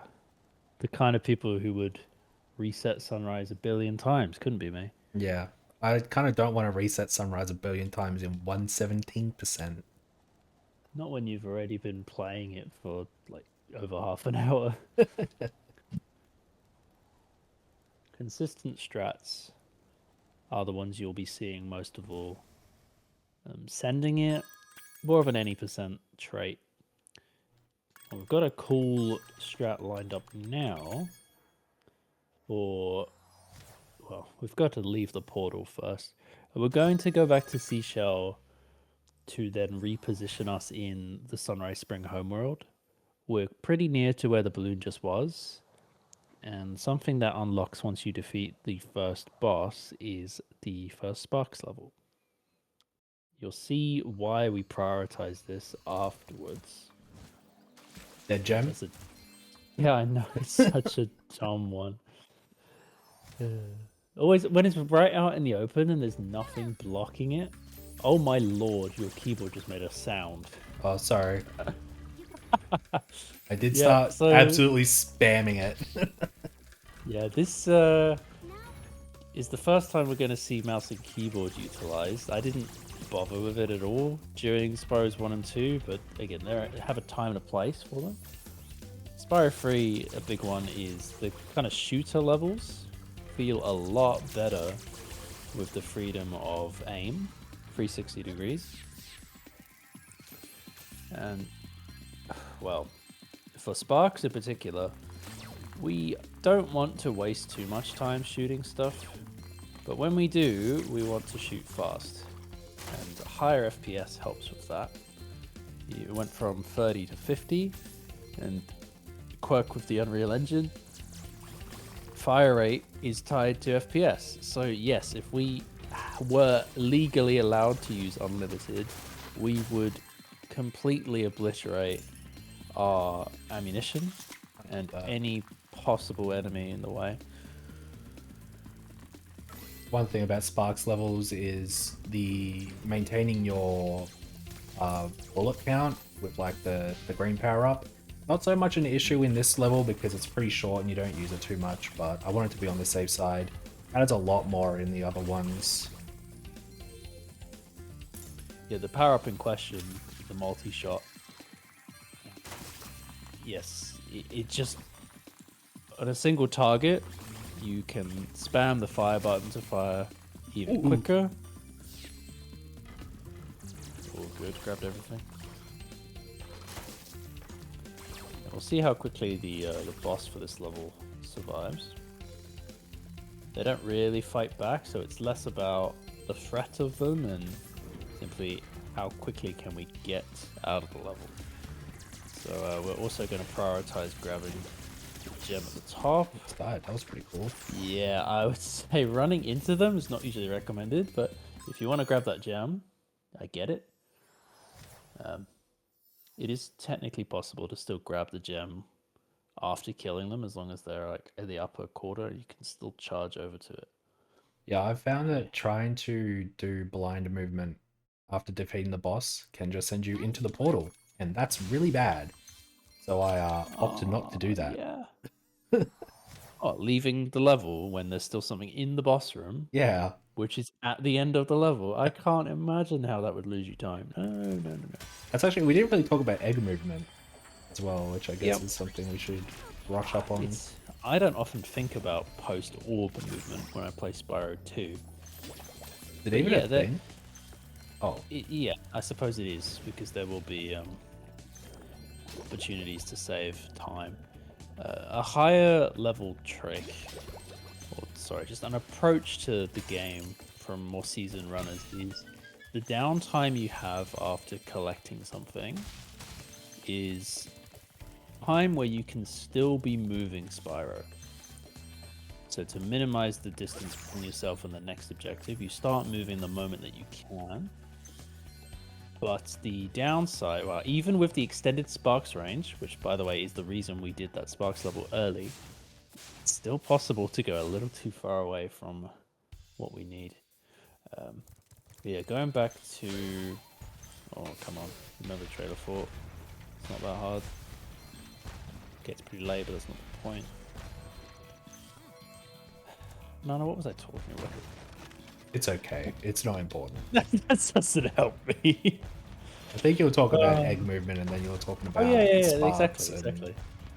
Oh, Yeah, like okay, good. you will save time if you're moving the second you're able, but that is assuming you're moving in the right direction. So you can just start moving in the direction that you think you need to go, but you may find because of the way the camera operates, you've actually made it harder for yourself, or you've sent yourself in the wrong direction. So learning post-egg movement, as we call it in Spyro 3, or post-orb movement in the other game, post-dragon movement, those are the kind of things that will separate top runners from each other. It's a fragment of a second, but then you multiply. There's another gem back there. Oh, I thought I got everything. There's a green on the left. Oh gosh. That's why I'm here. But yeah, it's little things like that top runners start to hone in on. But for a marathon, we don't have to be attempting stuff like post-egg movement. It's satisfying, no matter what the situation is. Yeah, the reason I brought it up is because, like, doing movement from Spark, like, it's like post-egg movement that screws me over. Yeah, that is how you accidentally walk into something you don't mean to. Because yeah, we're making decisions based on like muscle memory or things we've seen other people do. And the logic is there, but if it's not properly executed, it can just make life harder than it needs to be. So the alternative, which we often advise new runners do, is if you double tap the camera look button, it'll actually just reset your camera, and you can put inputs in normally. What's up in bed? Hope you're doing good. Morning, Embed. Welcome in. Alright, yeah. The cannons in Icy Peak, and also it's a later level in the run. I saw that. Do you save it? Oh, yeah. Good job. Easy peasy. There's a level later on that will also utilize the cannon to shoot birds. And although they're on like the same cycle all the time, the timing that you will get to the cannon is going to be different every run, right? So, Banana, if you save that again, I was going to lose it though. Really good. I don't know why I charged. I was hella greedy. Yeah, what you're seeing is Oh my trying gosh, to I'm reduce. back here. That's not too bad. Trying to reduce airtime, but of course, oh god, that like broke immediately. The risk of reducing airtime is then you are not in a position to adjust if you're slightly off angle. Oh, I have to shoot this, okay. Yes, you do.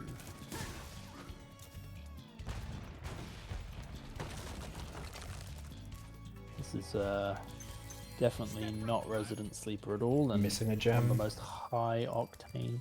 They'll probably be out there. Probably on the ice.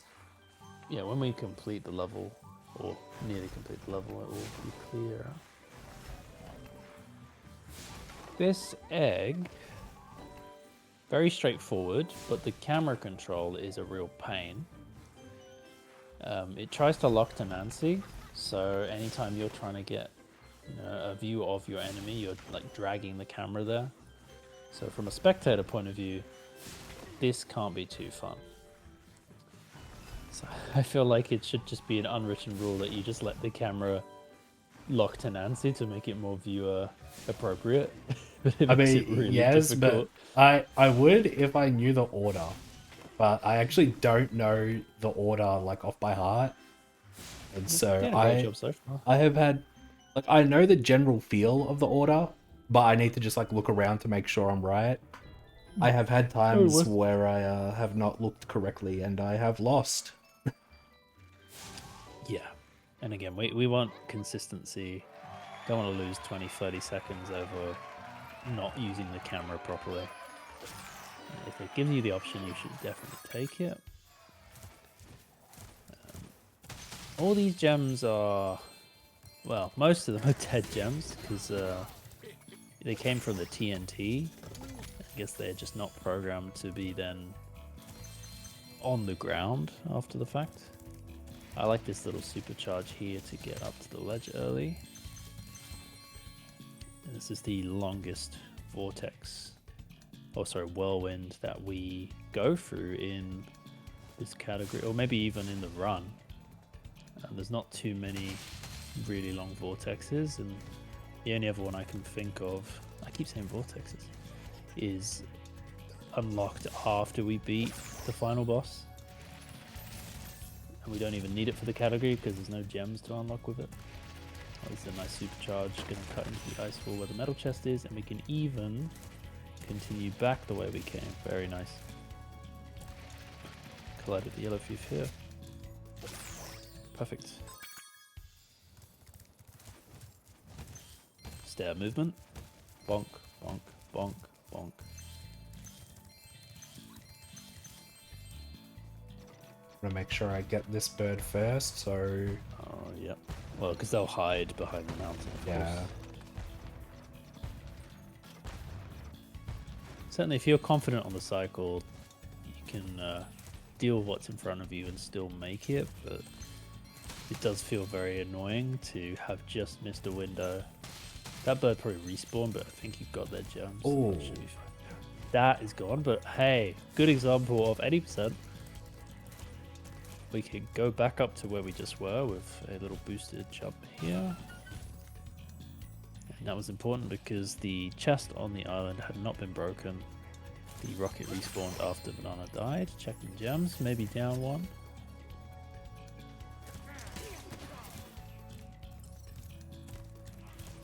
Back in this section. Must be that. Awesome. Well, I thought yeah, I got at least that. it wasn't too bad. Actually, no, I shouldn't. I should have known I didn't get that. All good. Eh, it is what it is. When a death happens, no matter like how weird it is, just the knowledge of, oh well, I didn't clear the area the way I normally do. We try to play it off like, oh, but I'm sure I got everything. Those are the moments where stuff is missed.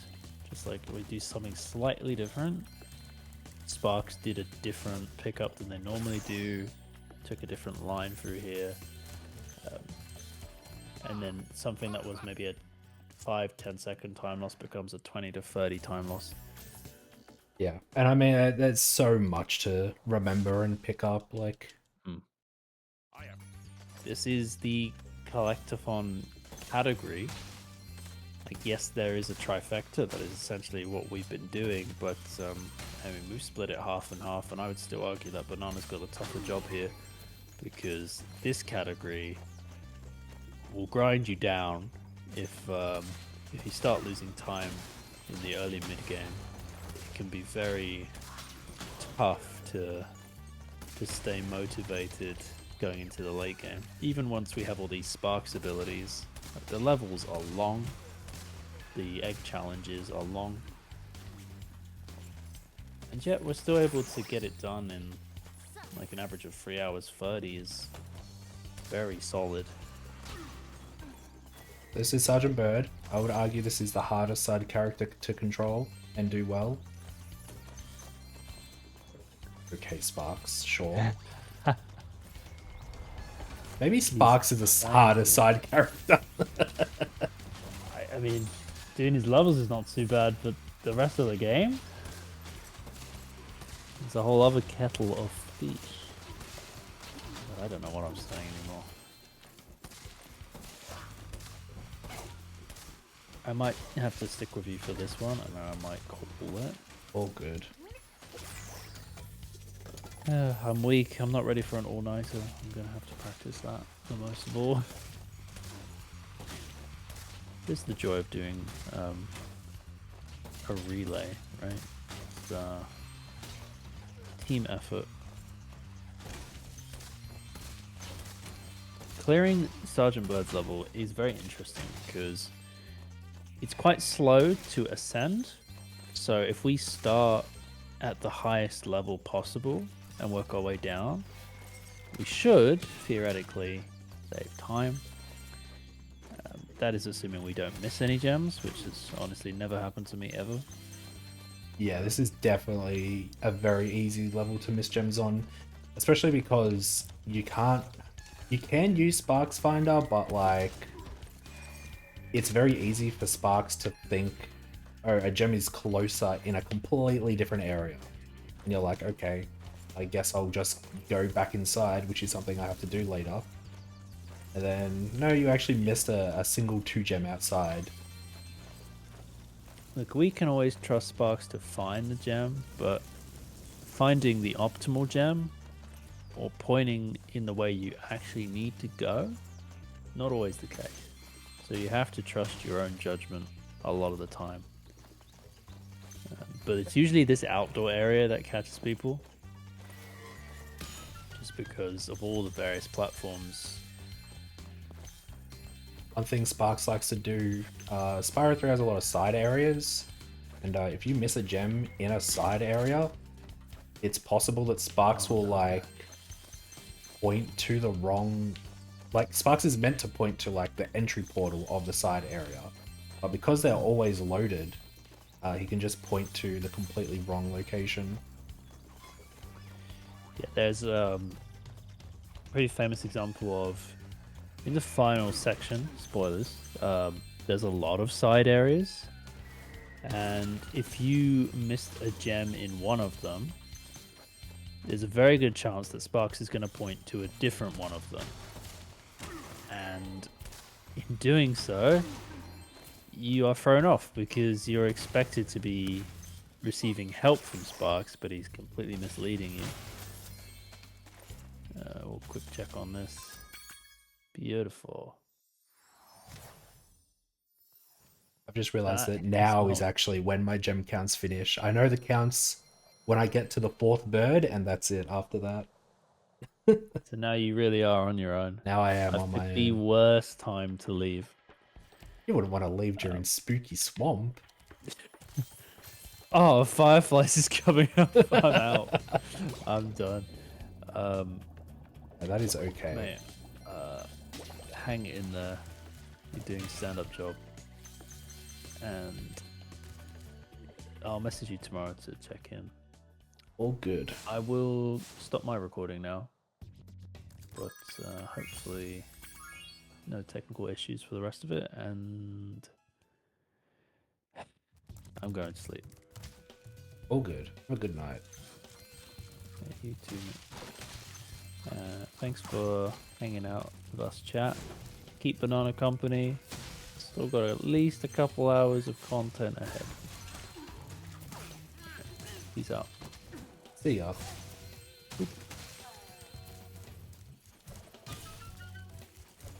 I reckon this is one of my favorite 117 levels. There's just a lot of like good Spyro movement. There are some like tedious downtime parts, but for the most part I think Spooky's pretty good. I'm gonna ignore that egg over there for now because we need a key for a chest which is near it. We need to backtrack through this area anyway.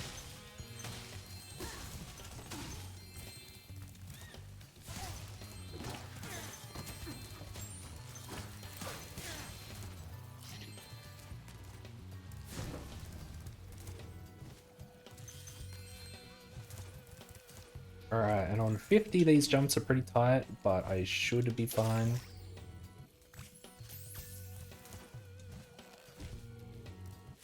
Oh, almost slipped off there.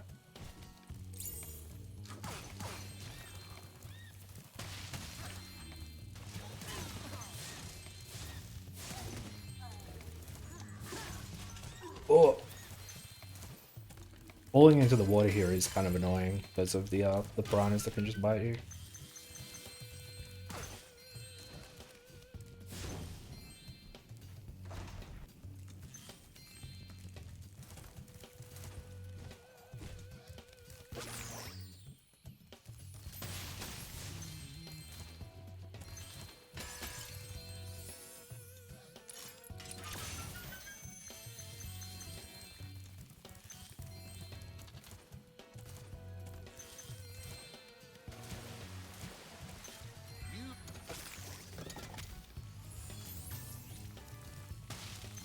Alright, and now we have boss but not boss.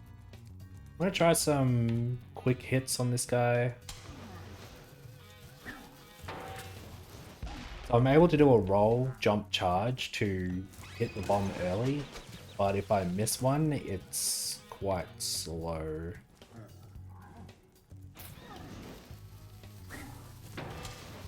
The bomb can do some very strange things.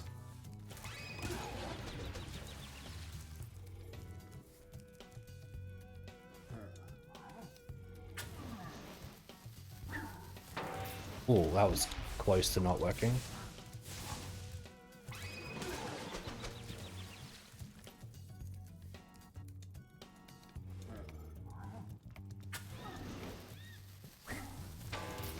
Nice.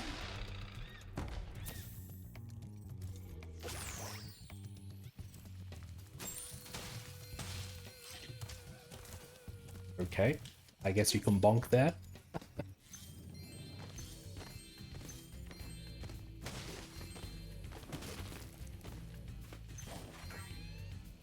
This is fireflies.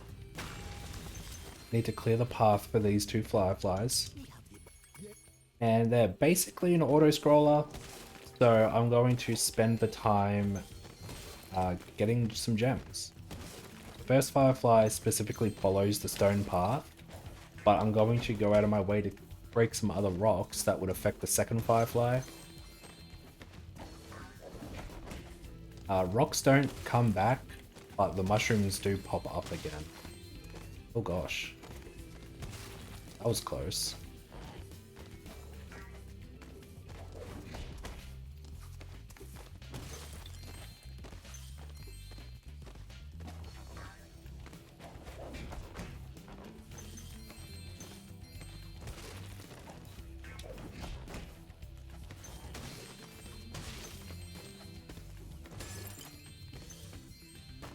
That's a good first Firefly. I got everything I wanted to get.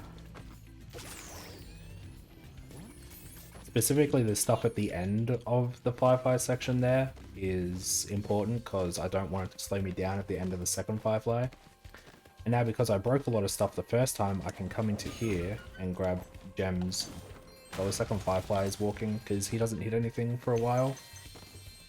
Oh, got everything there.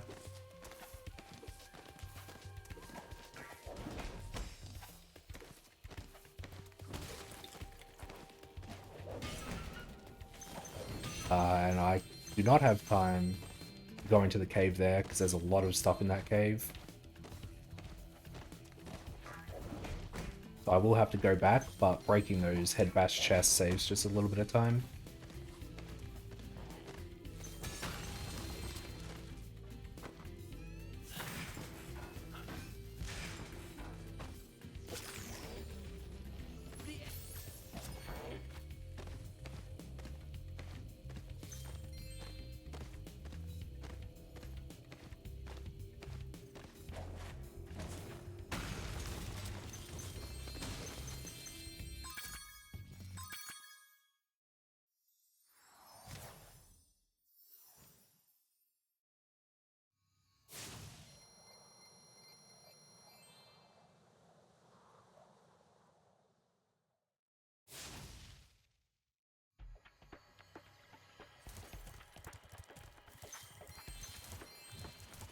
Alright, now it's time for pots.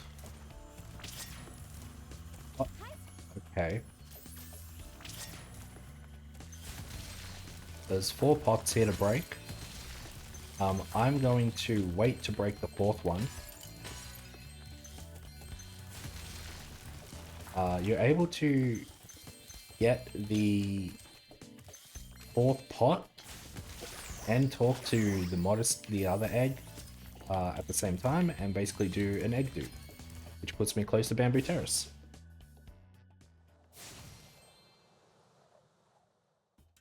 Yeah, you know, pot, Palace of Twilight from Legend of Zelda Twilight Princess. Oh my gosh, I actually want that too.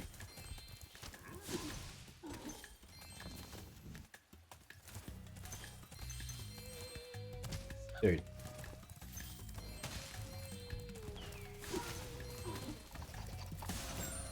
Alright, world's hardest jump on 50. Nice.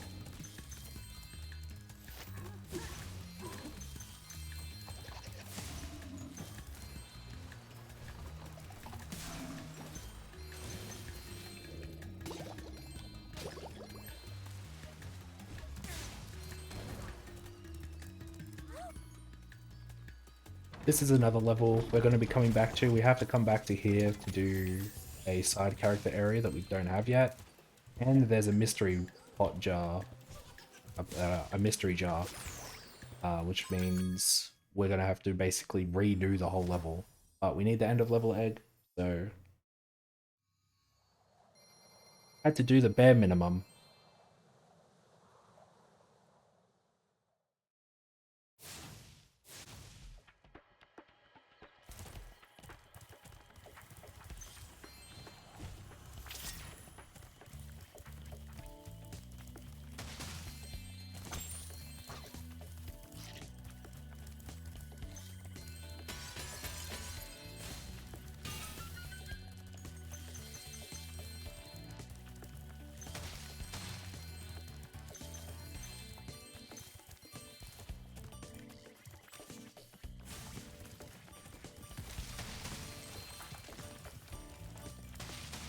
So we have to get Flame Charge anyway. Oh my gosh.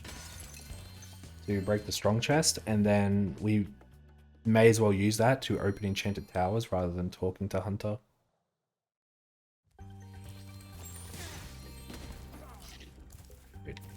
Okay. I can get that red later.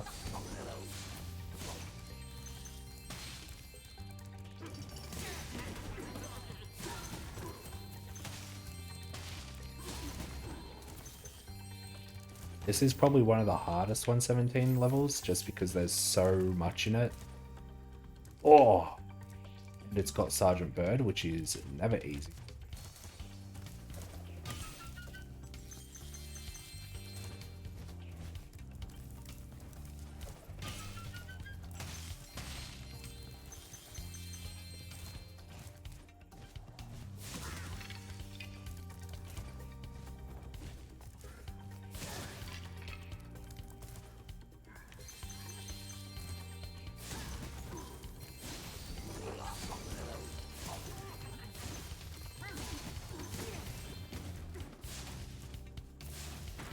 Are you kidding? Walks right up to it.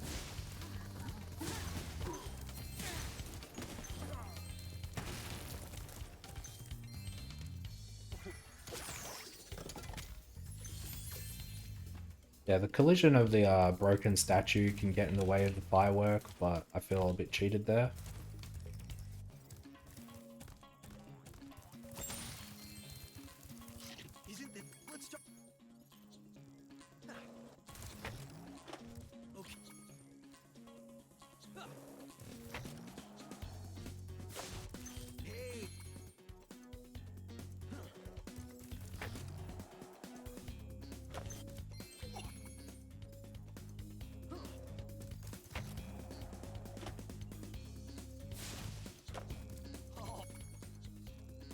Now there's a sneaky 5 gem behind me that is difficult to get. Nice. Yeah, getting that 5 gem blind and also doing the 3 turns in the air is kind of annoying. Same with that one, but at least it's not blind.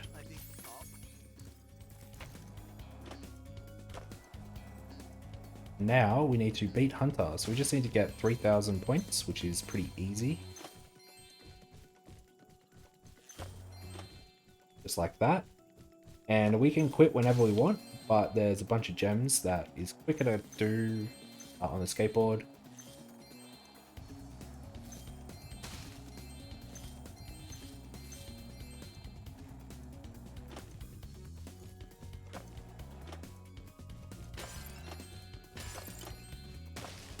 But now I want to crash. That was a good crash. Normally you fall all the way to the bottom before crashing.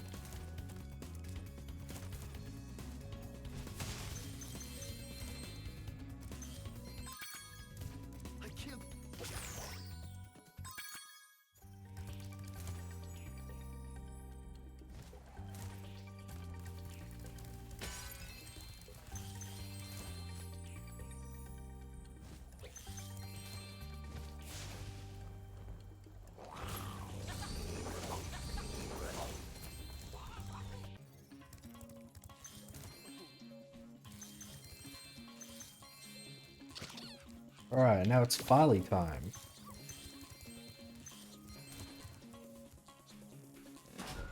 Need to put the ball on the button. That's all you have to do. And get the jumps. I guess that's also kind of important.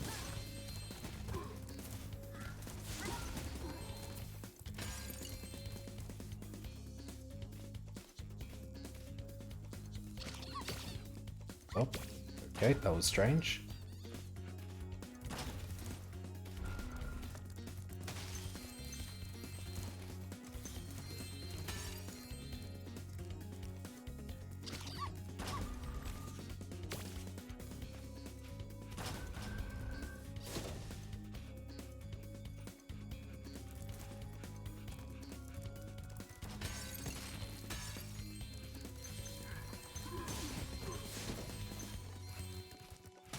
Now if I'm quick enough, I can drop back down here, clean these gems up. Looks like I got everything.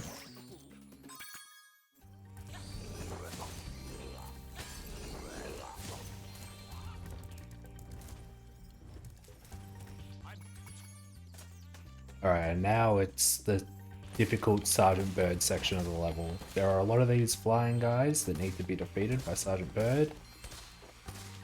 It's hard to control Sergeant Bird properly, and these guys fly in annoying ways, and sometimes you lock on and sometimes you don't.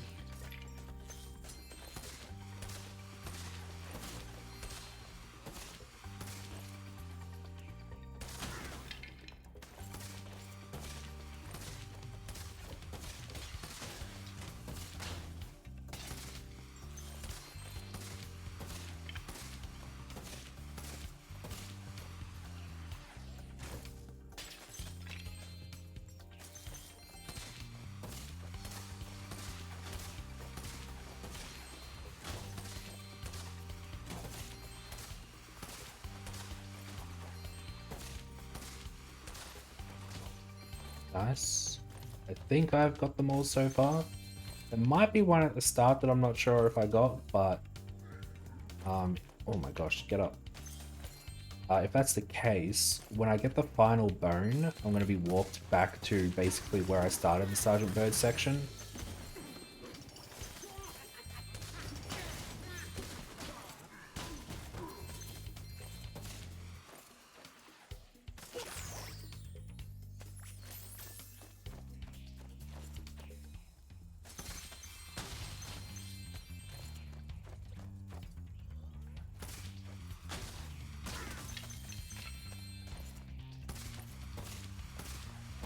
Need to shoot this guy. He's a bit of a nuisance.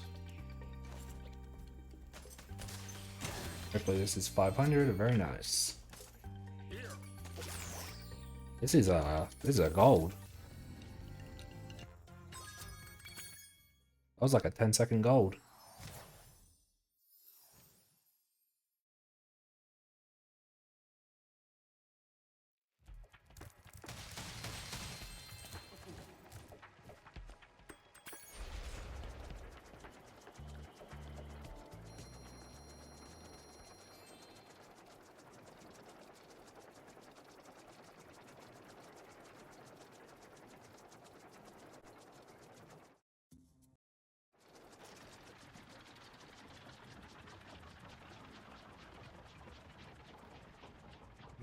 Alright. Time for maybe the easiest boss of 117.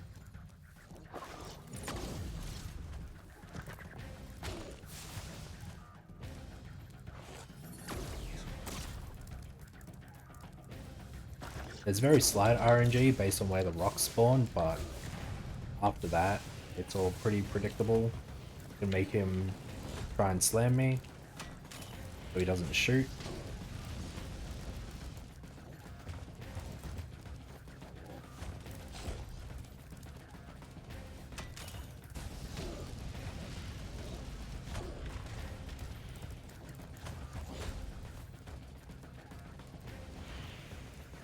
Oh, okay, that can happen. So I stopped up there.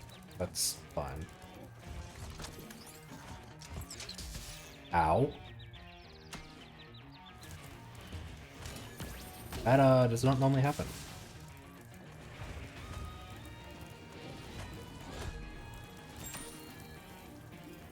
Grab the thing. Holy.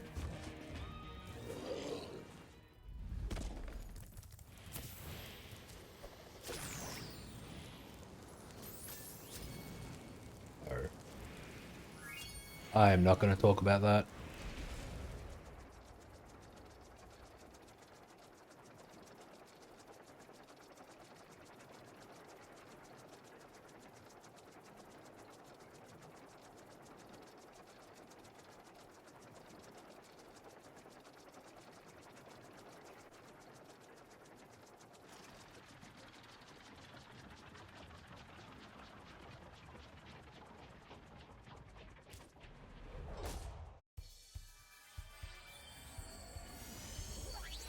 Listen to me.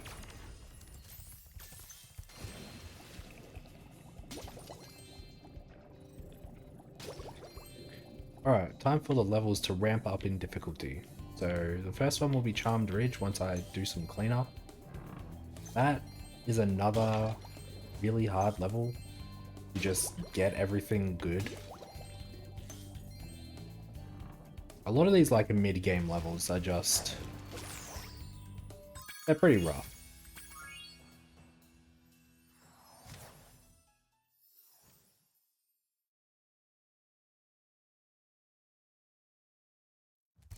And yeah, guidebooking out of that whale because it is very broken. You can just get stuck in like a soft lock cutscene for extended period of time trying to leave, so it's much better to just guidebook out.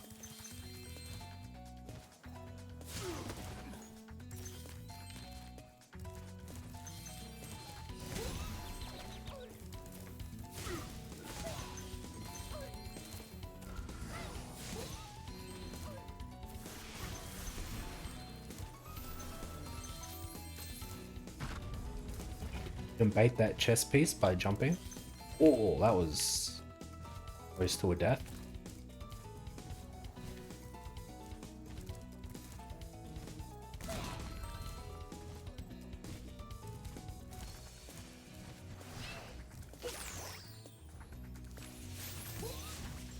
That was weird. Accidentally pressed the wrong button.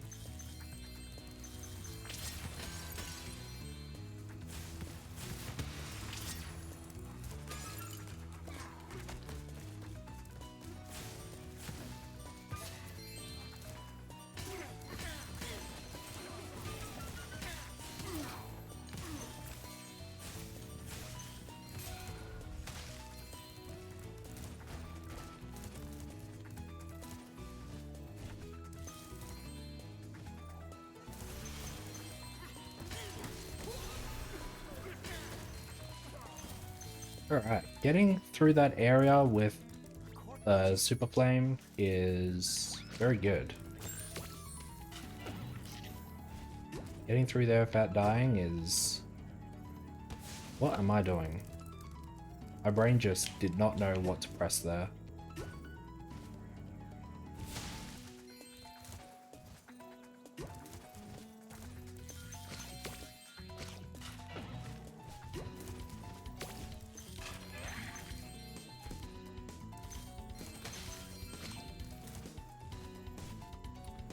Whoa.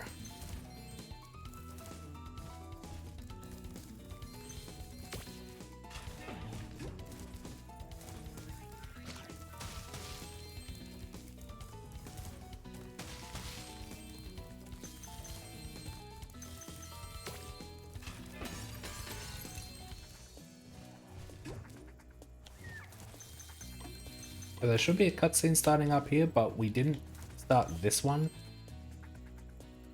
But the game knows that we've been up to the top of this area now. So we can line ourselves up. So now the game is going to try and drag us into this cutscene. And in doing so, it's going to put us under the tower. So we can get this.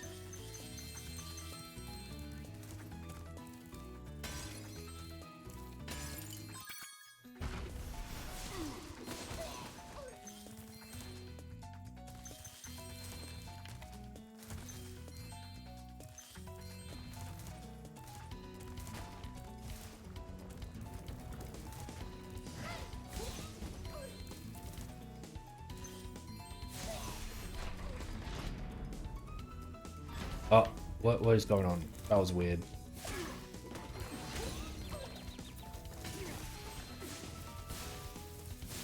Normally I charge these and then use iframes to charge other ones, but I tend to end up sparksless and almost dying in this area, and it's kind of getting annoying at this point. So I am just going to flame them instead.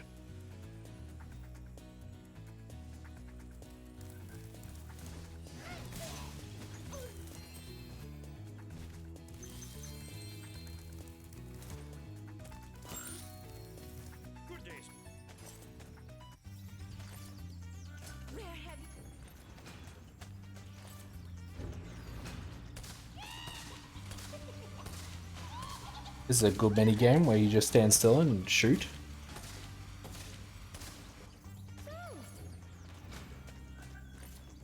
You can sort of do the same thing for the second 2 rounds, but I like to fly slightly and start moving up.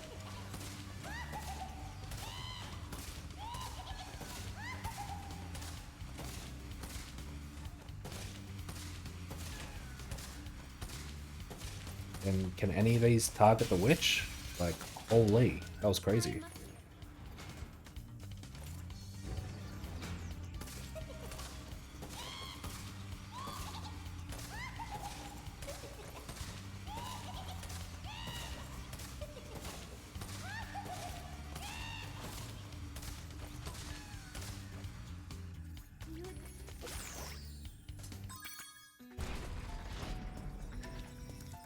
So unfortunately this level has a mystery jar, but we kind of have to do a lot of the stuff anyway when coming here.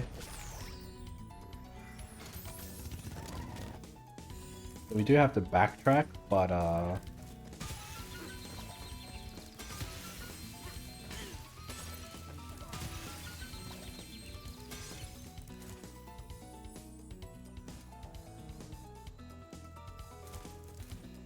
there's not much gain to leaving a lot of stuff.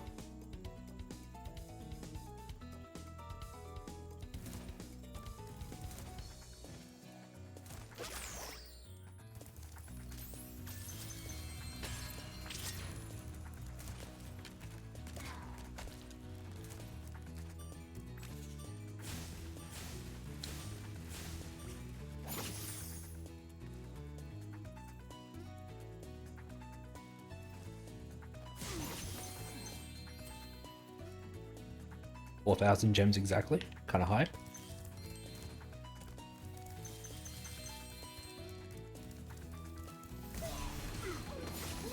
I shouldn't get hit here.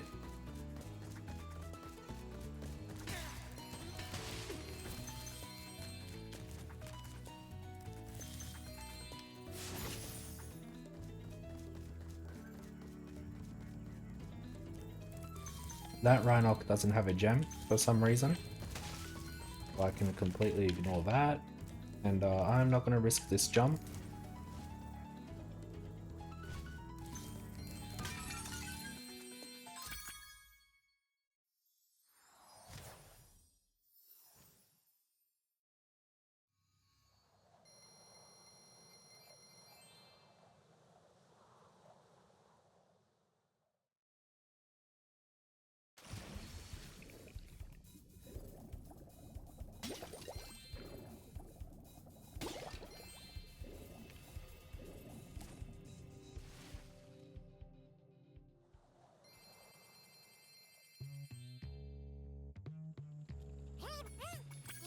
Speedway number 2. This one is not as hype as Mushroom, is quite a bit longer.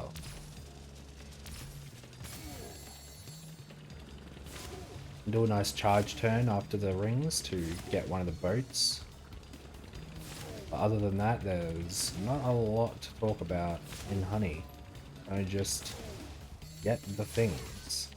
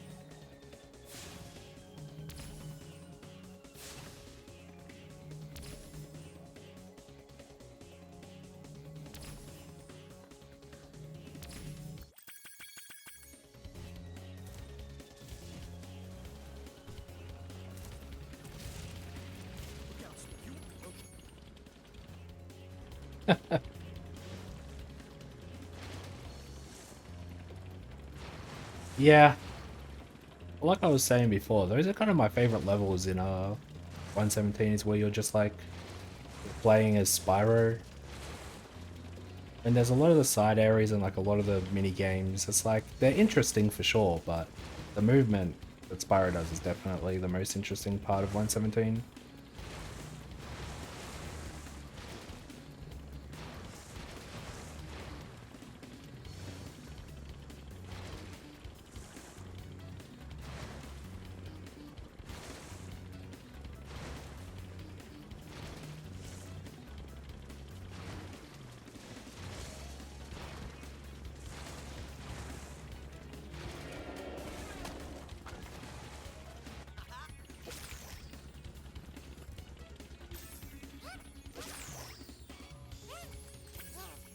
Oh yeah, and the Hunter Challenge was literally an auto-scroller, so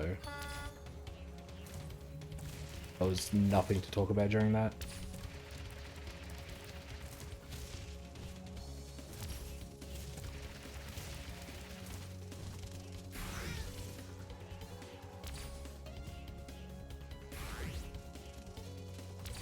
There's a few things you can do to speed up this race. There's a few like supercharges I'll try and do, especially one at the end of each lap, much like Mushroom Speedway.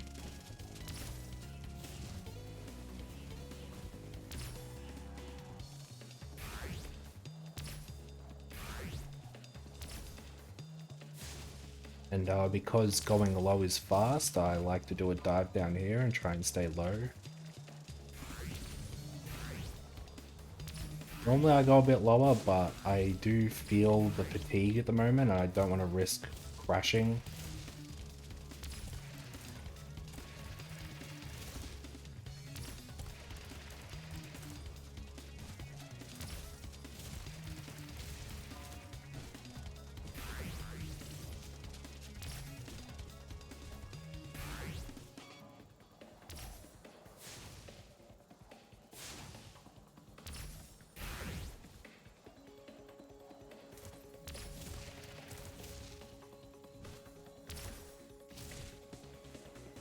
I'm gonna play these races pretty safe, because if you crash at any point in the race, you gotta do the whole thing all over again. It's probably like some of the biggest single time loss that you can get in 117, I feel like. Missing gems is pretty bad, but they feel like individual time losses, and they're generally not like 2 minutes. Crashing on the 3rd lap of any of these races is like, it's over. It's it's so devastating if that happens.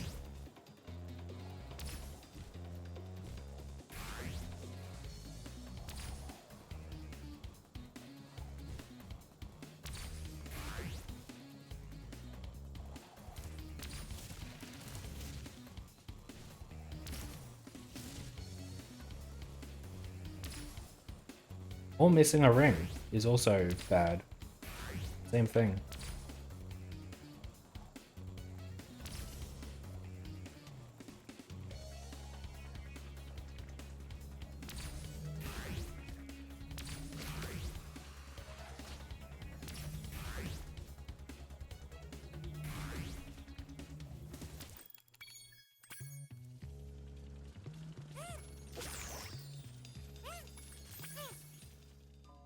Somehow that was a gold.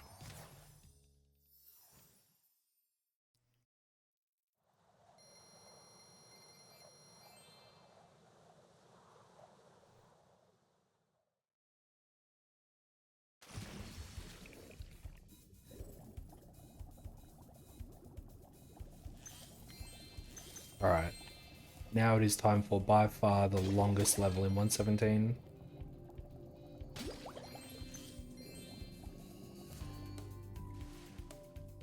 Lost Fleet.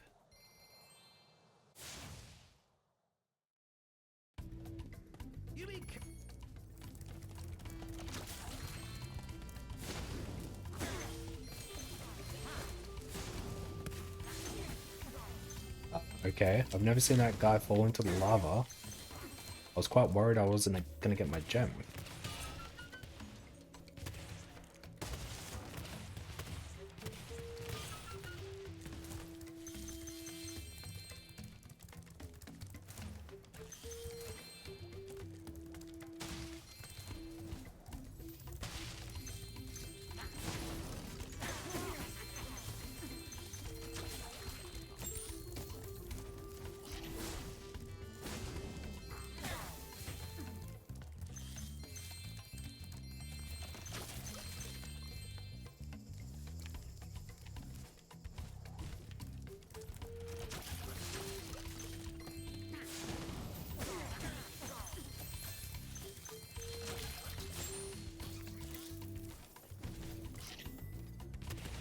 No, dude.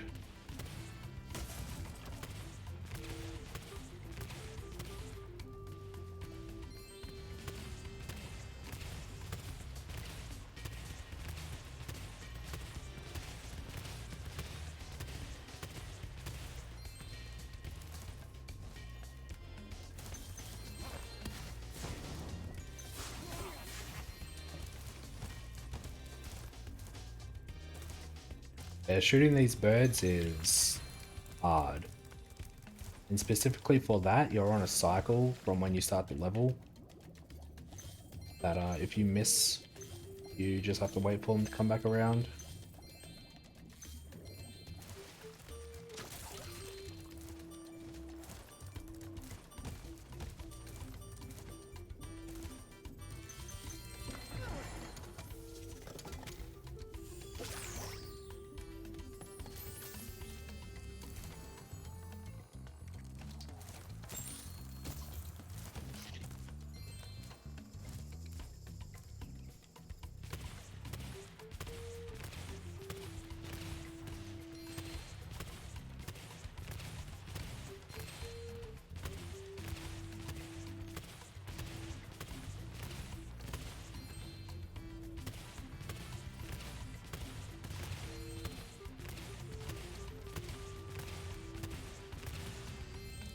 That went really well.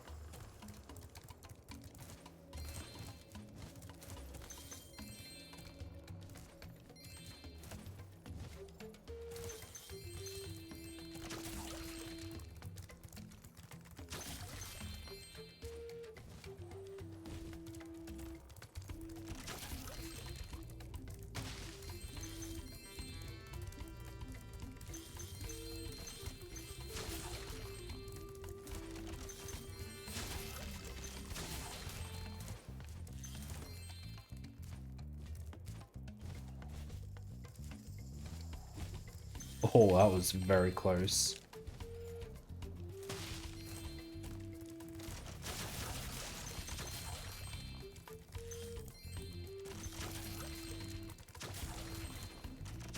I both almost slipped off the torch, and I almost didn't make the hover. Like, doesn't get much closer than that.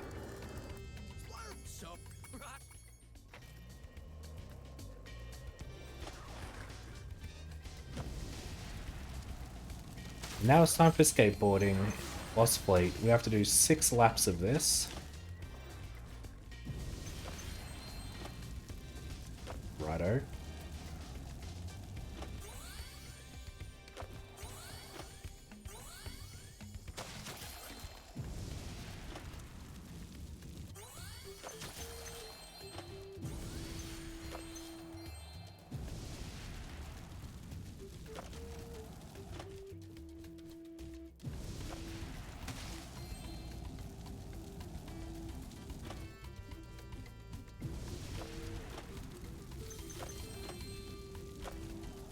I like to get those gems early because trusting that you'll get them during the Hunter Challenge is not ideal.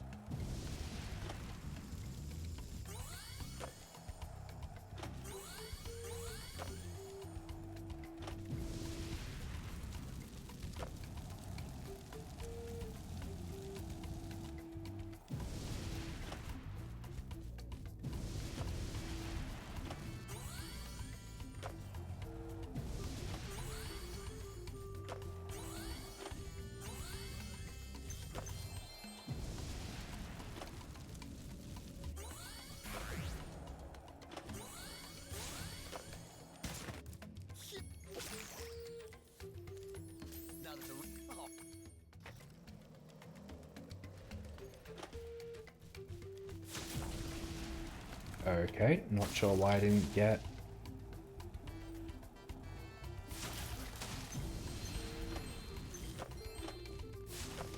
full speed boost there.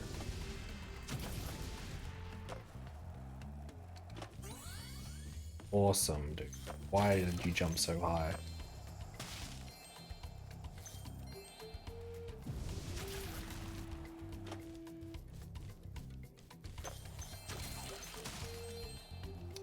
Really? I don't.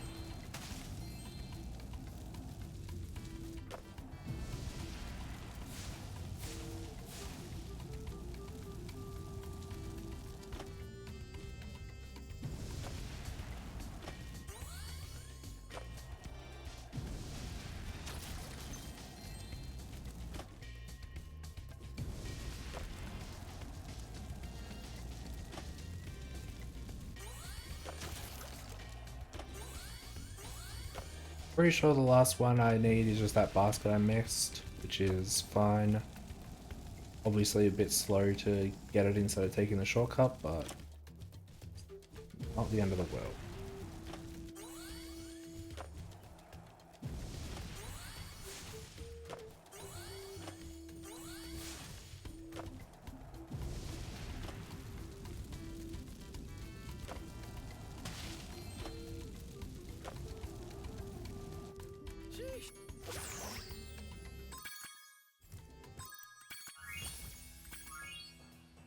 And doing a quick game continue to go back to the start of the level.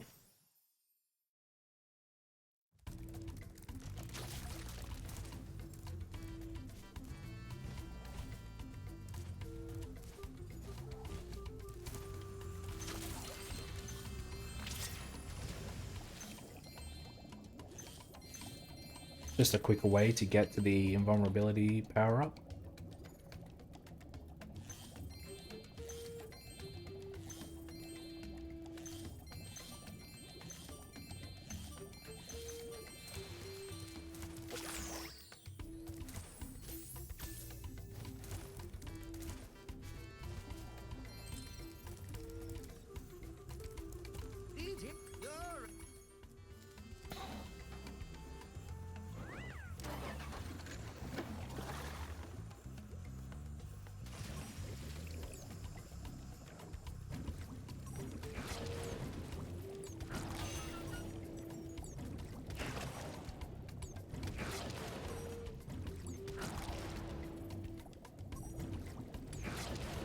Nice. So the subs move in consistent patterns.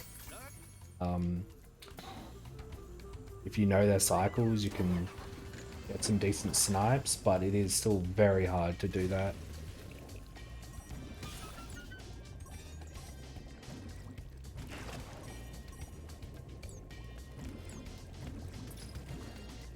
Yeah, trying to get these snipes in the second cycle is also pretty difficult.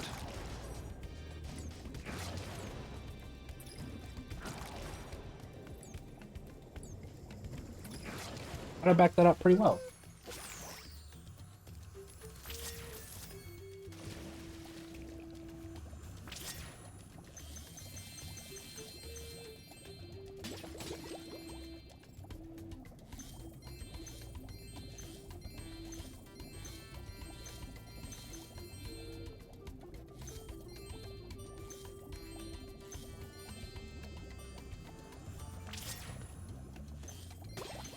Now just cleaning up the gems in this area.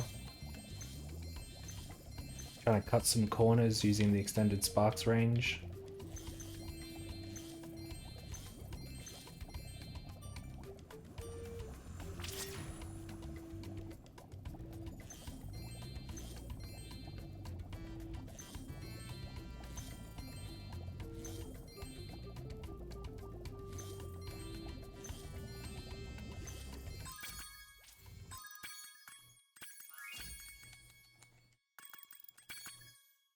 I think that was a gold. That was a 12-second gold with the menuing. Not bad.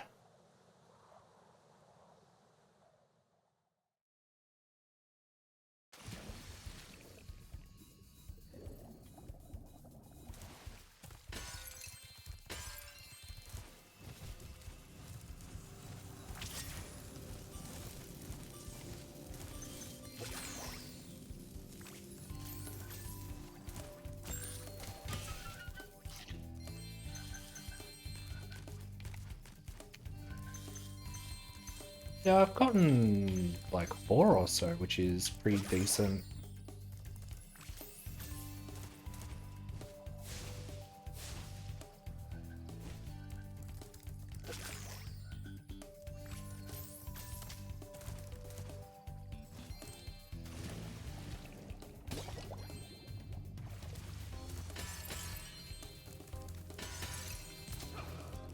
Now, I'm not sure if I got the 2 purples leaving Lost Fleet.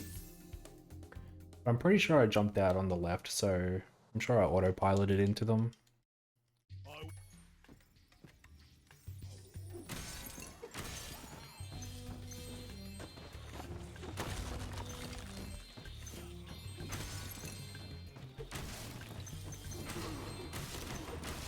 Get this guy to aggro onto me earlier so I can defeat him. Which makes Bartholomew walk a little sooner.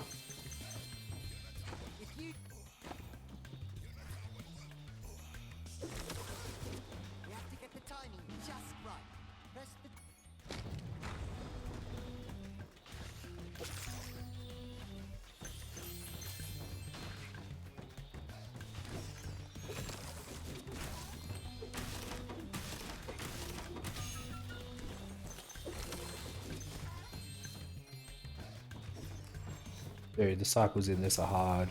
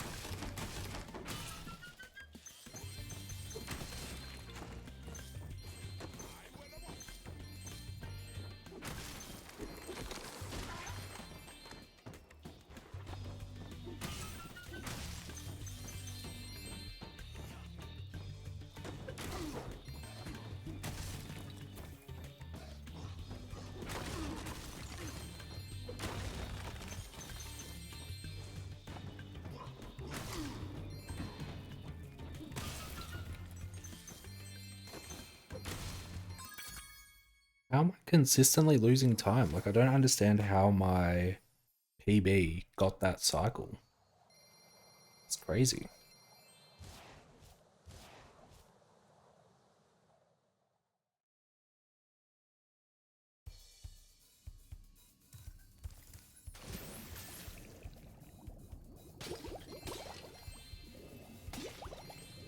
Alright, this is one of the most RNG heavy levels.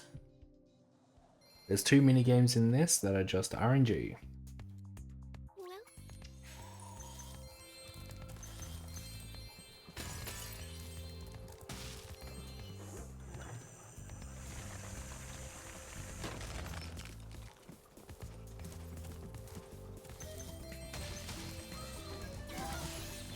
Bro.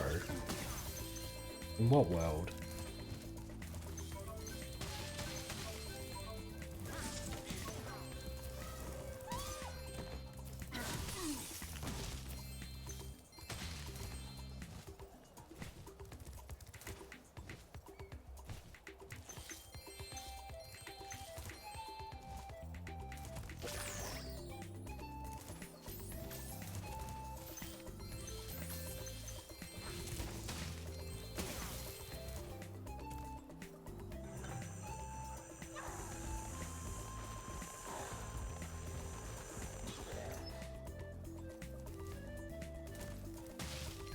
Oh, I almost ran off the edge there. Dude.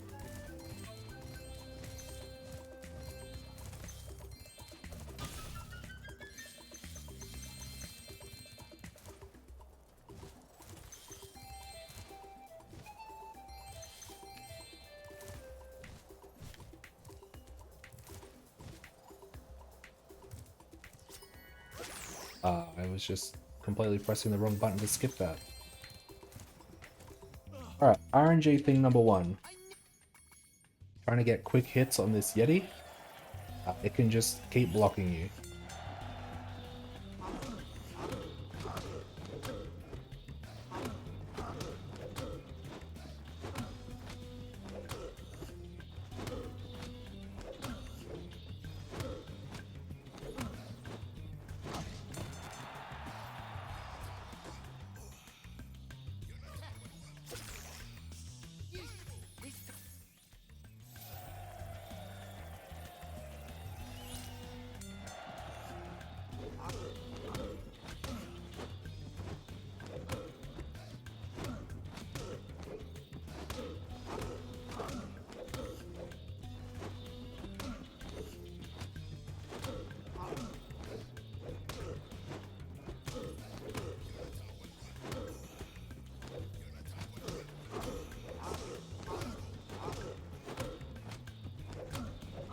What's up, Demon Fox? How you doing?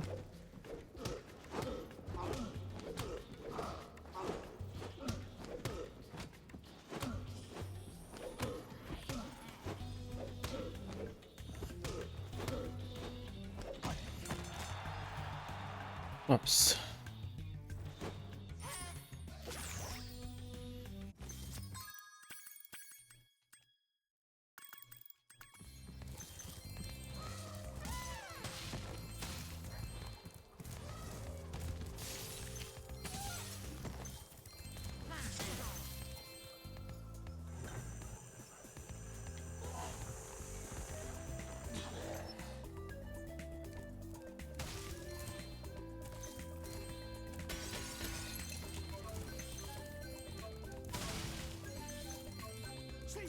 Head on it.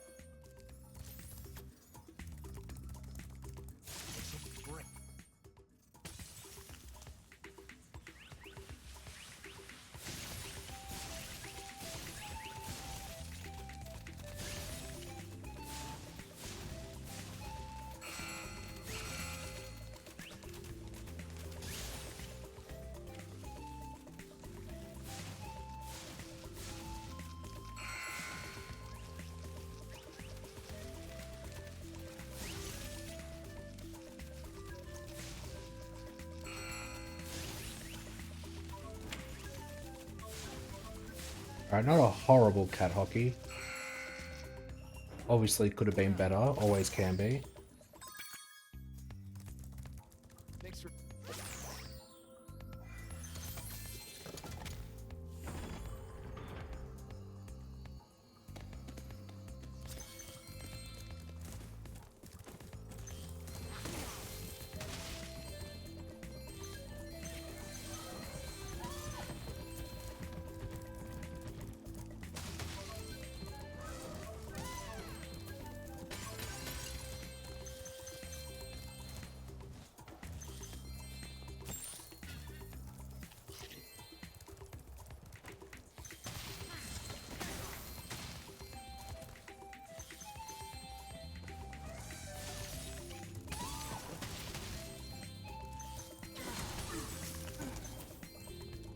Dude, shut up.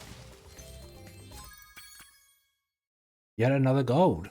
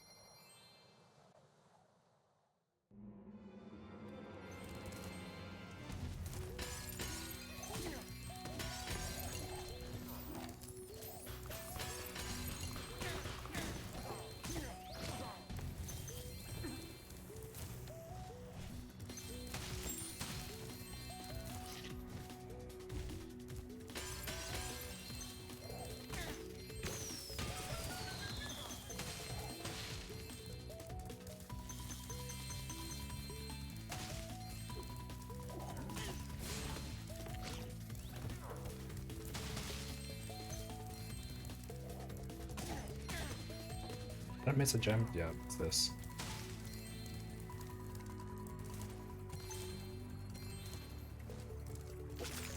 Hey Ash.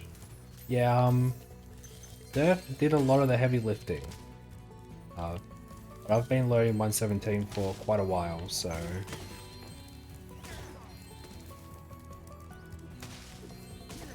Actually, I'm not convinced I have everything out here. Okay.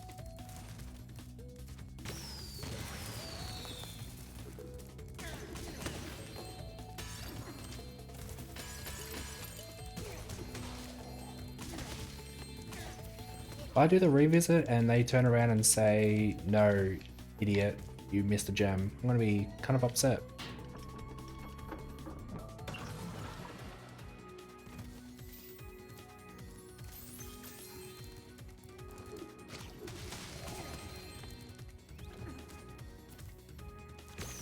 Don't tell me that misses.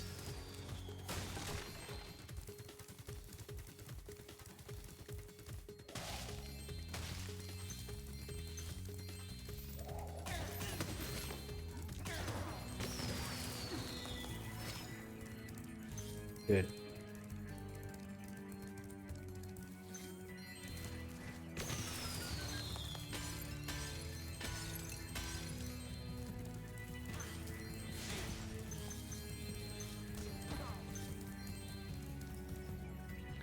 Right, time for Sam skip. Never mind. Try again. I really should learn just how to do this without Sam skip because I don't think it's that much slower.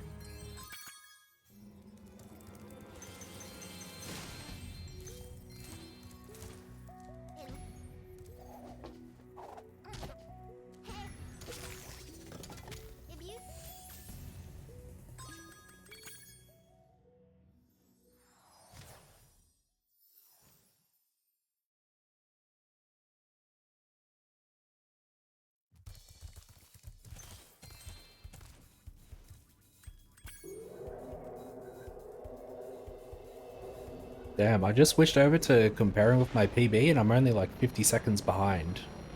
Considering I lost 30 seconds on the very first jump, that's pretty crazy.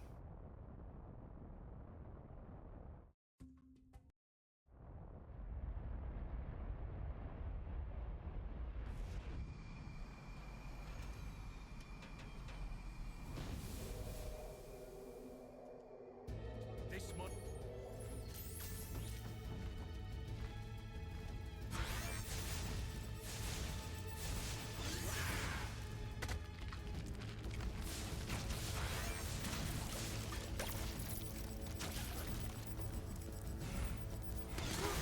This boss can have a bit of RNG to it, but luckily I got red rockets straight away, so don't have to worry too much about that. Now I'm able to just unlock it. If you get greens, it can spiral out of control pretty fast. Luckily there's no rocket storage in this run, so there's no reason to do any like weird shenanigans here. You just shoot the boss.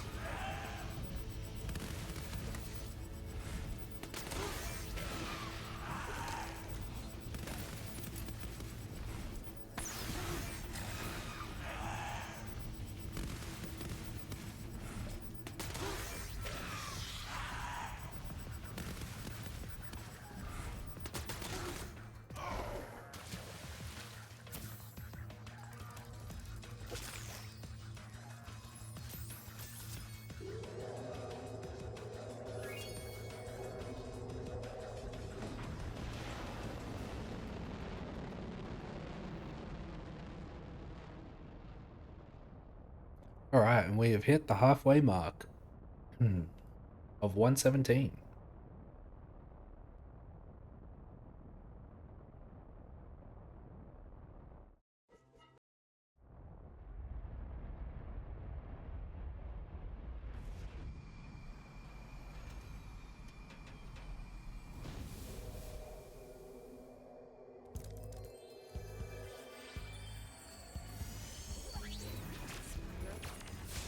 Yeah, that is not surprising. There is some very annoying, like, egg missions in this game for sure.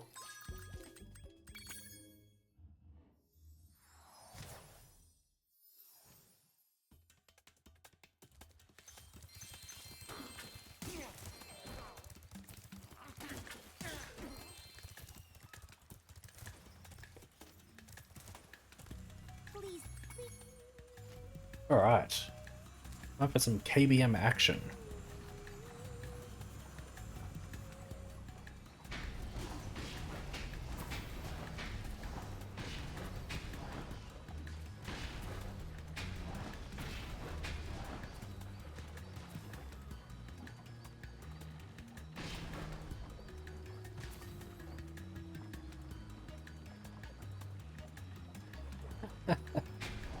Yeah, that one can be pretty annoying if you don't know like what's going on. The first one just follows the stone path for the most part, but the second one can seem like pretty random, and if there's still a lot of boulders around, it can be hard to time when to stomp the mushrooms.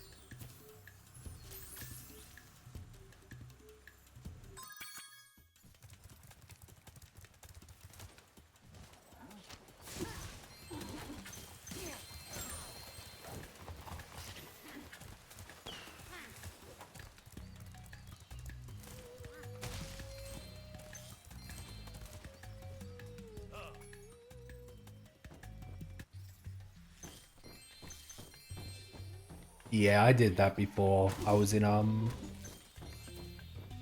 midday earlier. I did most of that. I guess I'm in midday now, but that's not something we leave for backtracking. We're able to do Spooky Swamp in one trip.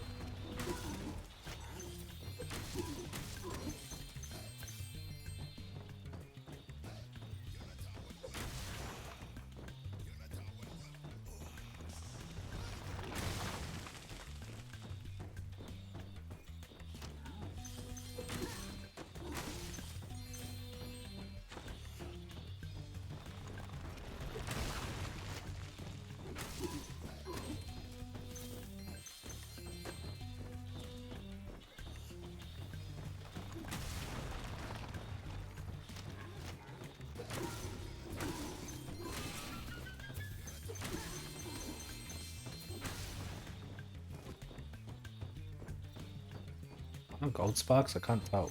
I think I am. Yeah, okay.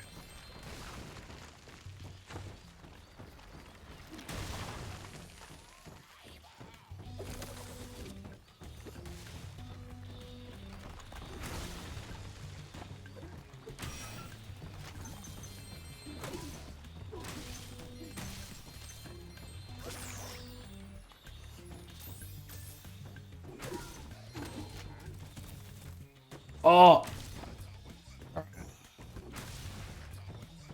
I have never made that mistake before. That is a new one. Dude, I almost got hit off. I would have cried.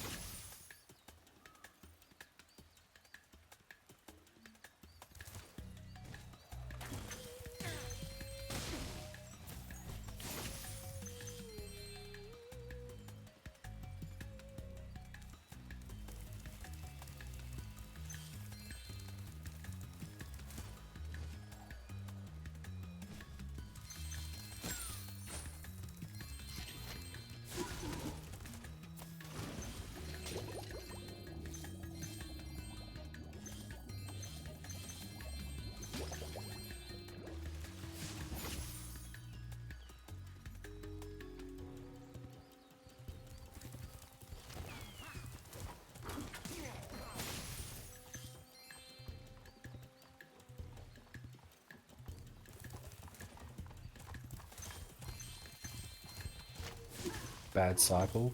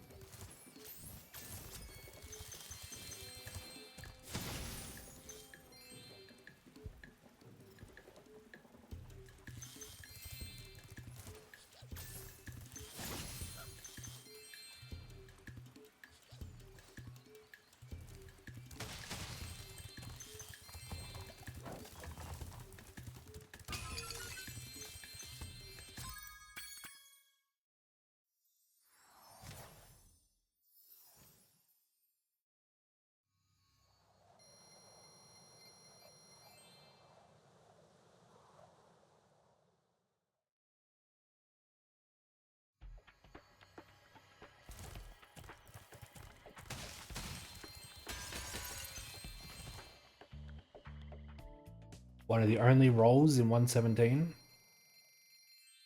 is to enter Country Speedway.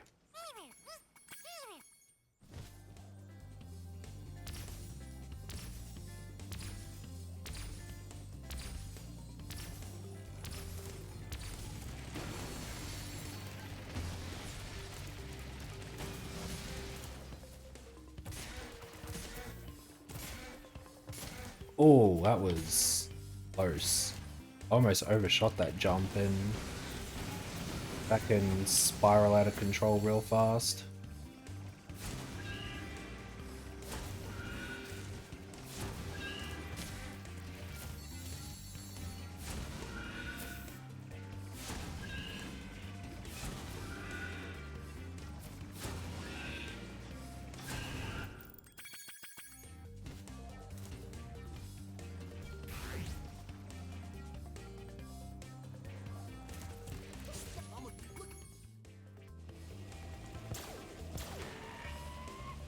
Alright. Yet another on-rails shooter for 337. And it's another hunter challenge.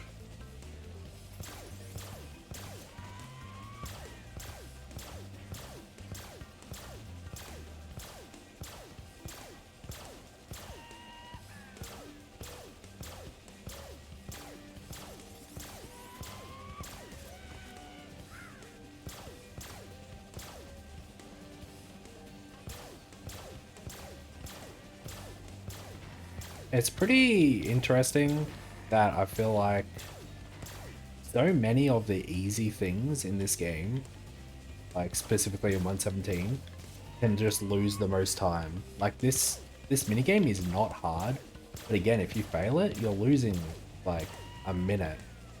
With a race, like the races aren't hard, like they're kind of difficult to optimize, but normally they're not too difficult.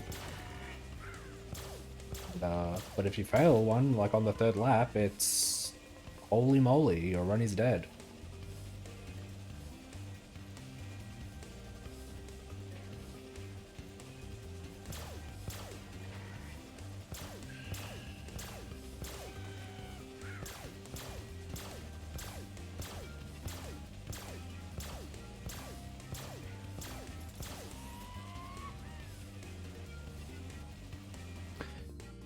That's probably like the hardest for sure. I feel like the rest seem to be...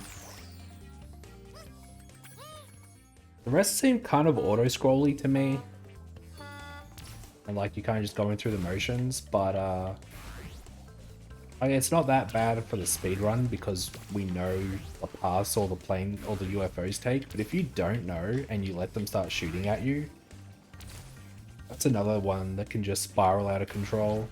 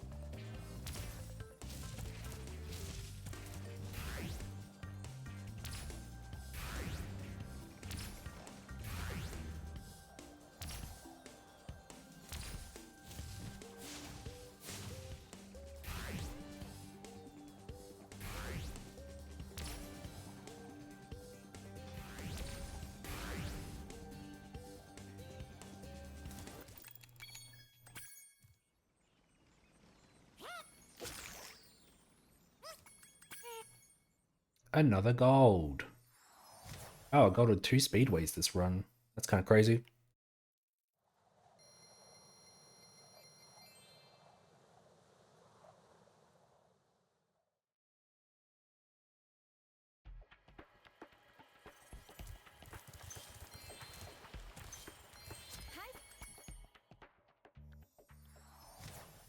Right.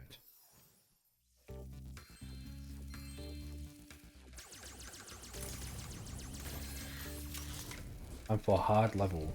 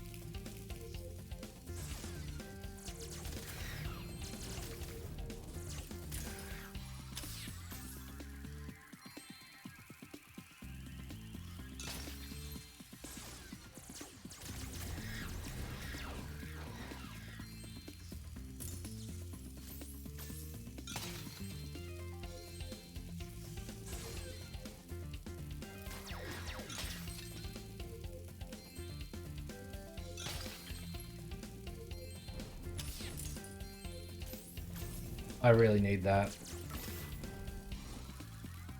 Don't hit me.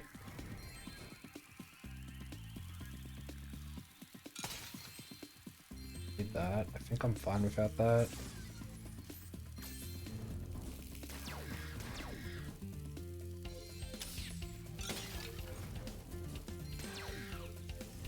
Oh!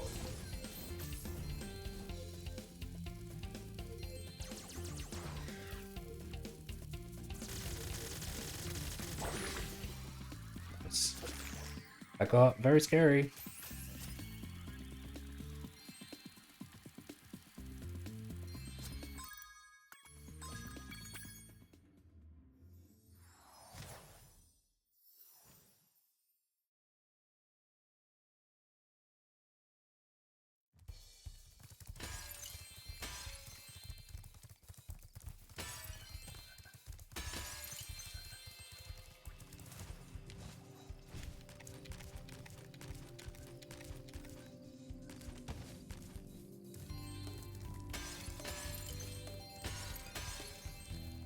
I'm missing a gem here?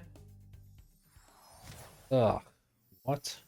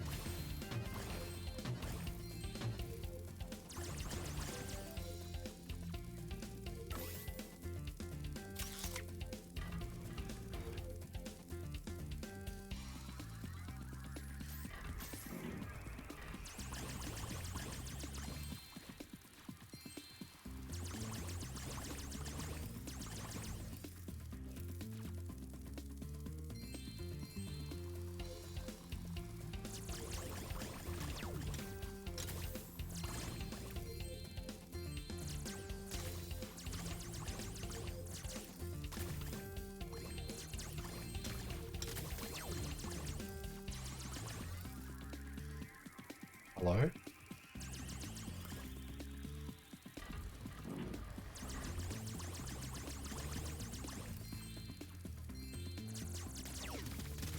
Oh!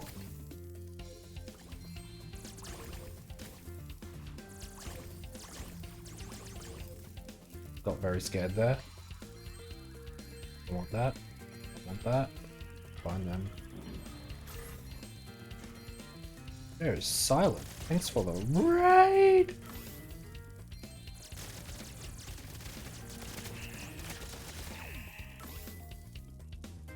How was the stream?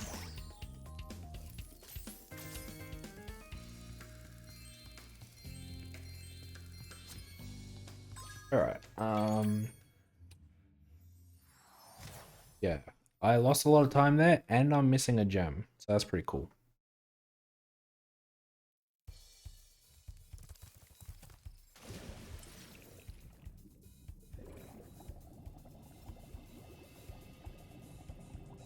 Oh. Yeah, I did just straight up forget these.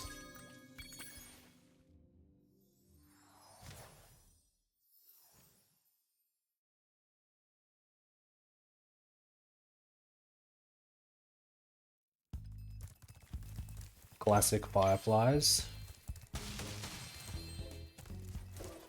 Were you doing 100A?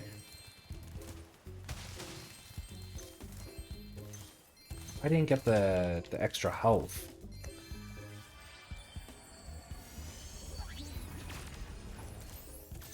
I'm sure it'll be fine.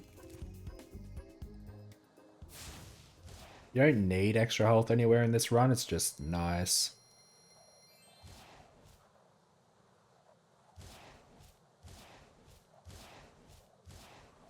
Yeah, I have not seen a lot of OG 100 egg, but the Firefly proxy does not look fun. Getting runs like to that part of the run and just world's hardest trick. Yikes. Glad you could get some decent paces though.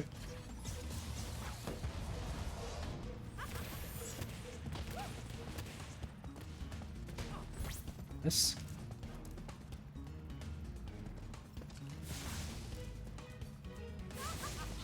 Low resets is like so good, I feel like, for mentality.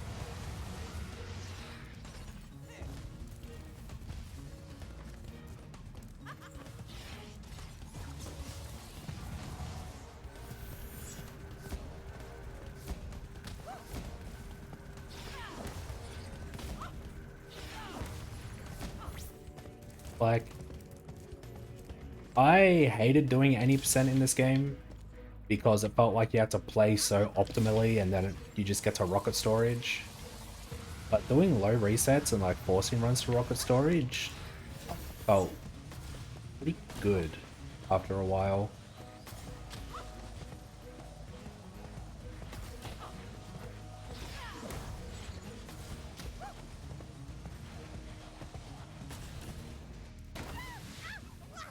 Damn, that would have been a decent sorceress if I didn't spend 15 seconds trying to find gems in Evening Lake.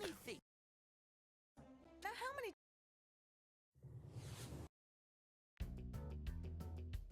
In fact, that would have golded by like 10 seconds.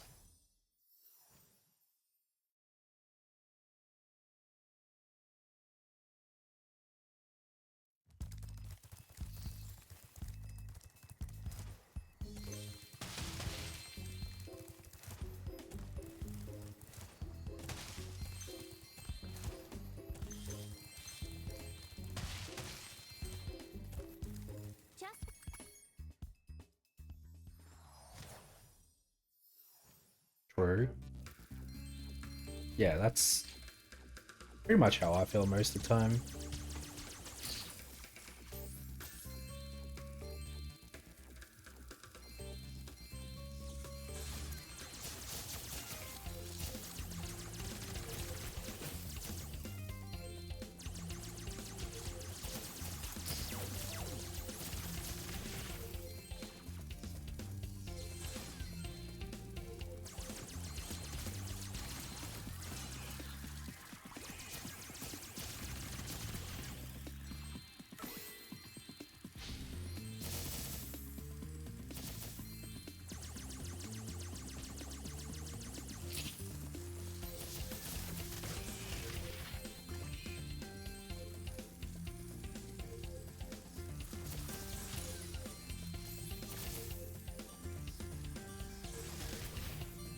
How much does Firefly Proxy save? Approximately. Oh, I'm stupid. Right, I'm fine. Dude, I want that. Not only do I want that gem, I actually need it.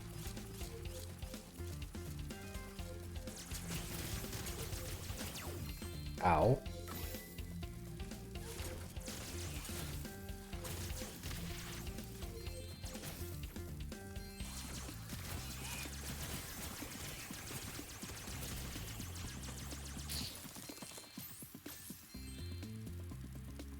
Lose about 30 seconds? Yikes.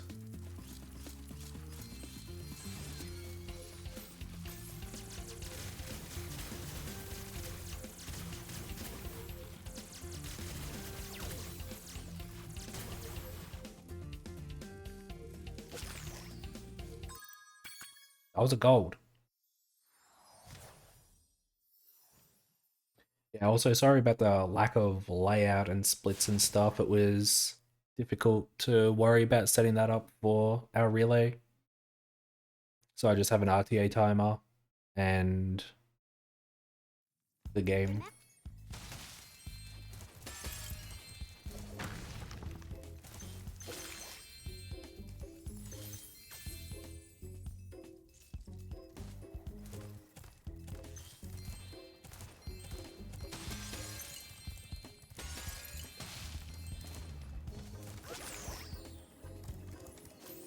Yeah, I think it's been going alright. I think Spyro 2, I don't think went amazingly at the start. Surf started doing like some weird 80% stuff because he hasn't run 100 LNS for a while. But Spyro 1 went pretty decently. This has gone okay. Took me a while to warm up, but I'm pretty close to PB, honestly. I'm only like a minute behind, and I in Icy lost 30 seconds to first jump in the game, so I'm doing okay. Plus, it's almost 2 AM, so my brain is like dying.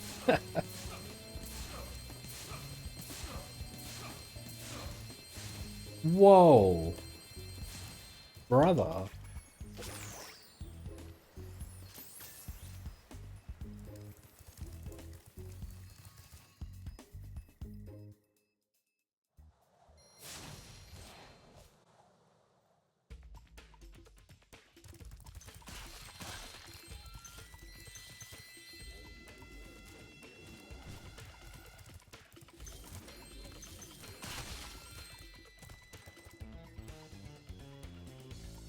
It's definitely been fun. It's just hard to like commentate and think of stuff to talk about because the run is so long and I'm now all by myself. Did I get that 5 up there? I did.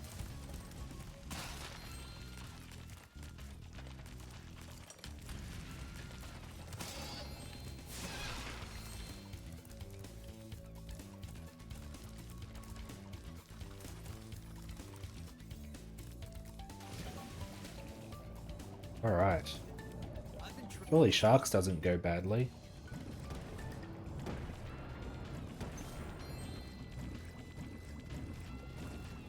Dude, Sharks is impossible.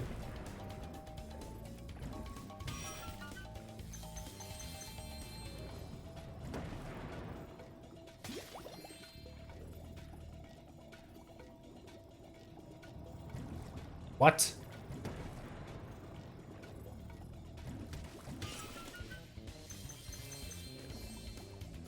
Where is it? Where is it?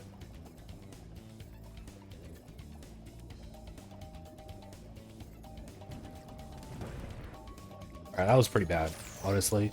I've had much, much better Sharks.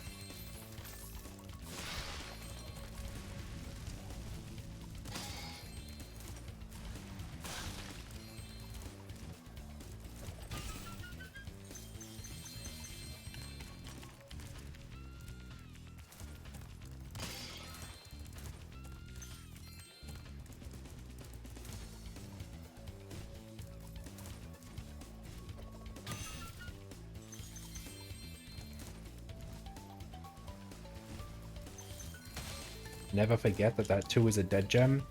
Always make sure to get it.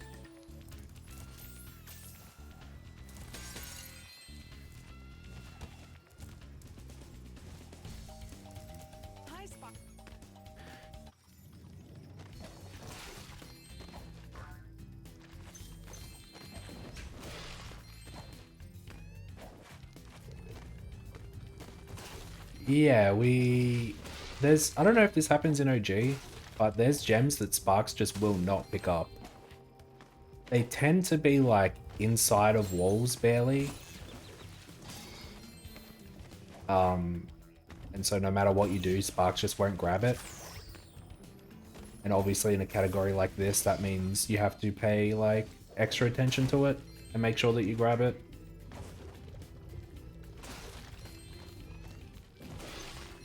We refer to them as dead gems.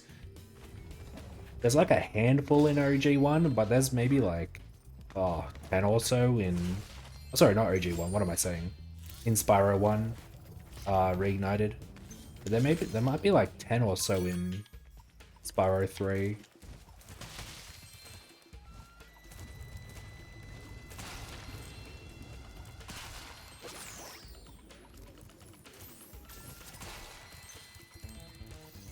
This game is made with made very well.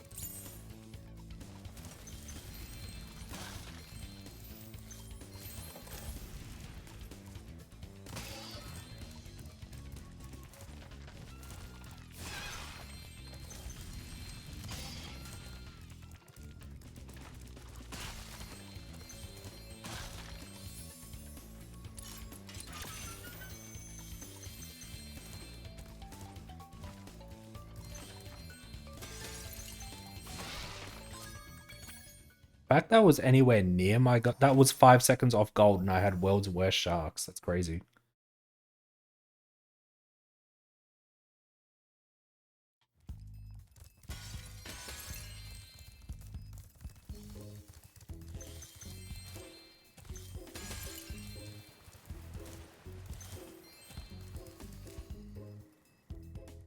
What was that? Was it a Rhinoc? I thought I saw a Rhinoc.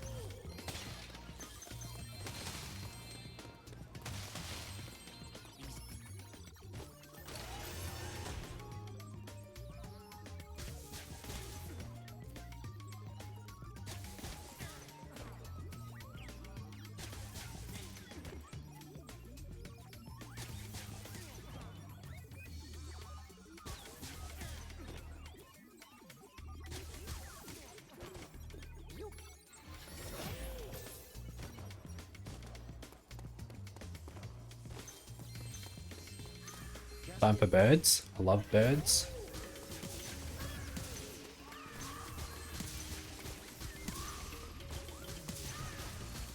Hit the damn thing. I love birds.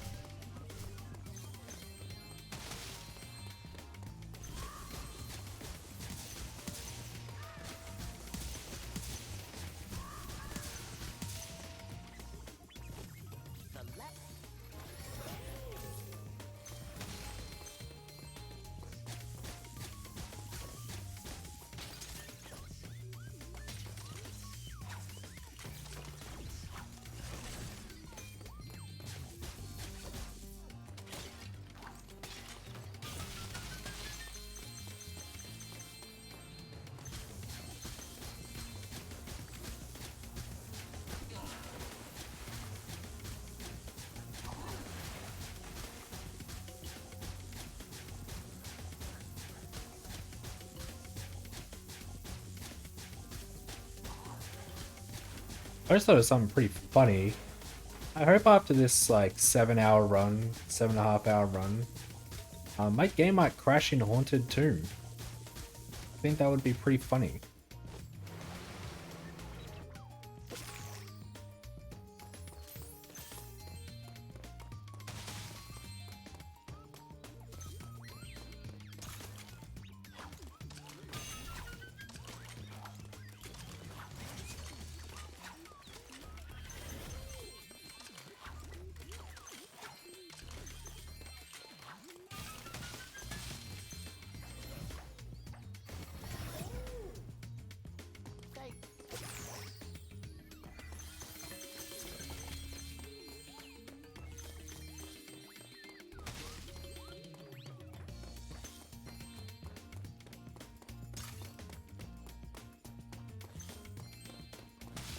Oh, actually, this might be why I want, like, stronger sparks. I have to do this, like, perfectly. I'm just gonna jump over here. Stuff it. I don't want to risk dying.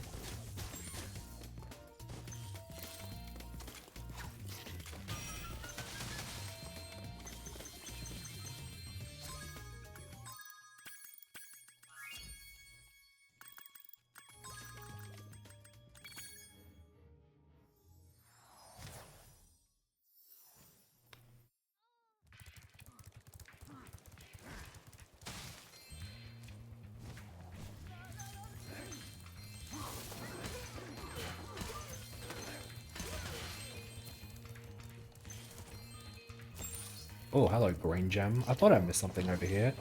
I thought that didn't feel right.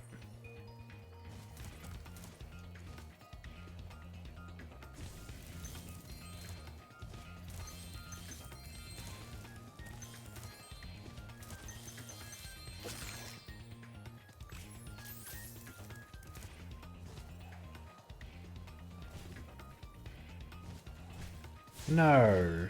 Greed.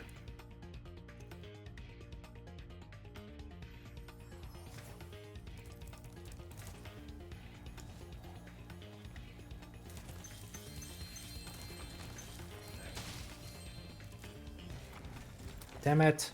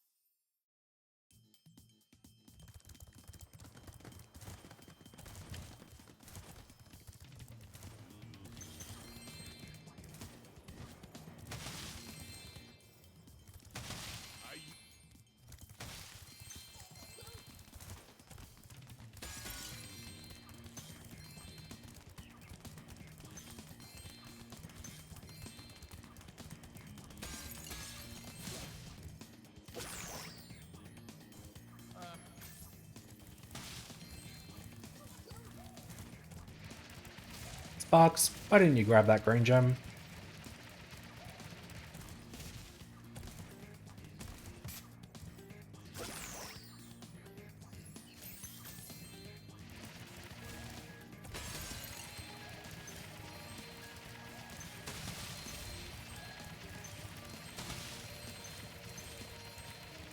Okay, I missed that red, that's fine. God damn it, that turn is impossible.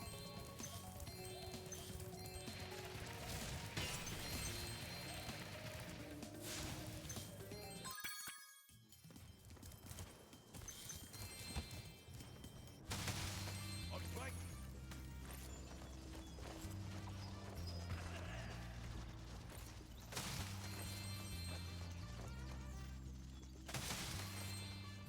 The day I hit that supercharge is the day I gold this split, seriously.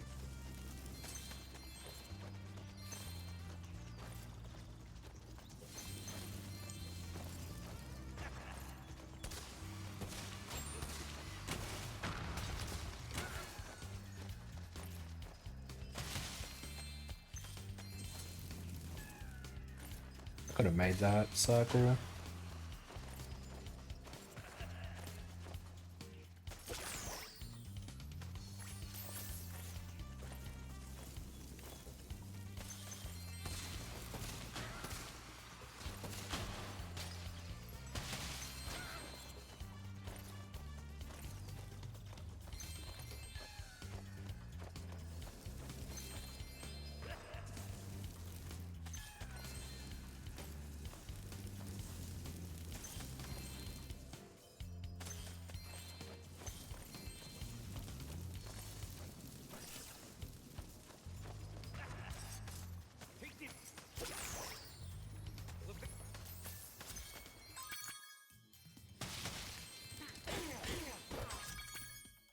That was 0.9 off gold. That's crazy.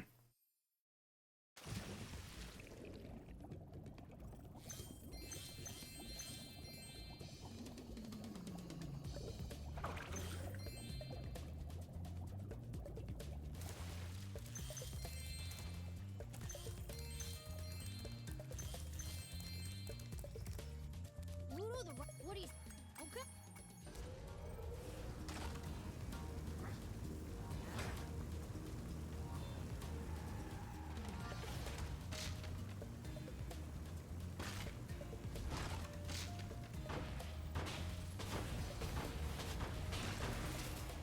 Oh.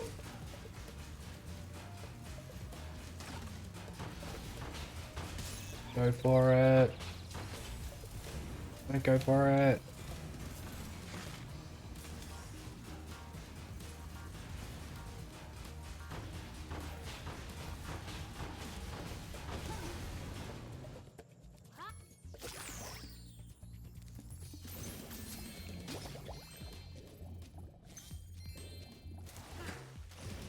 Okay.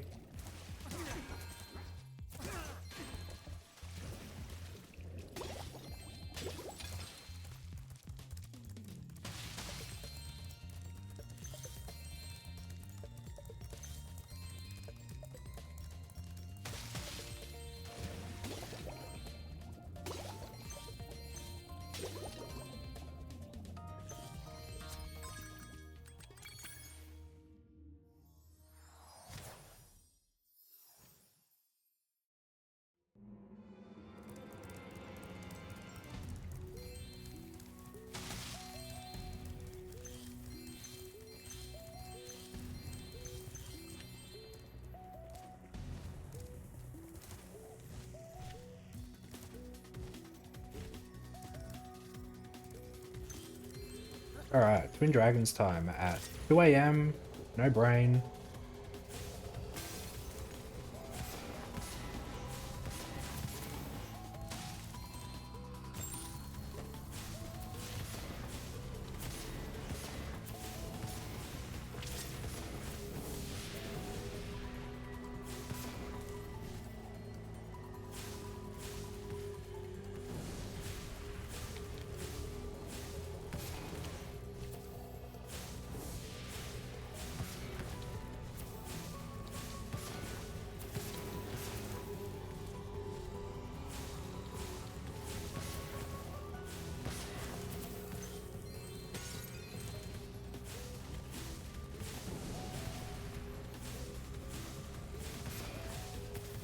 Hit it.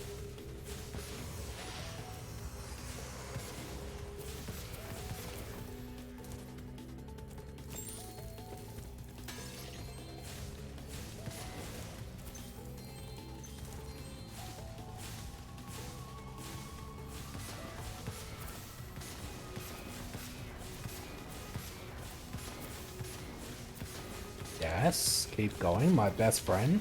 Or surely one of these hit. Alright, that was pretty good. I got good RNG at the end there.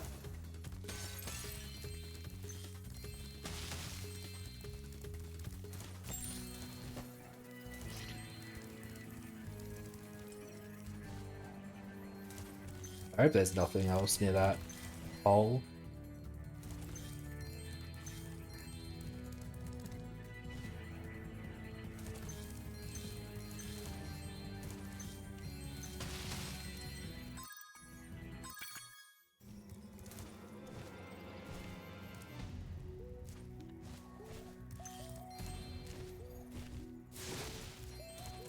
This might be able to gold, because that was a pretty good Twin Dragons.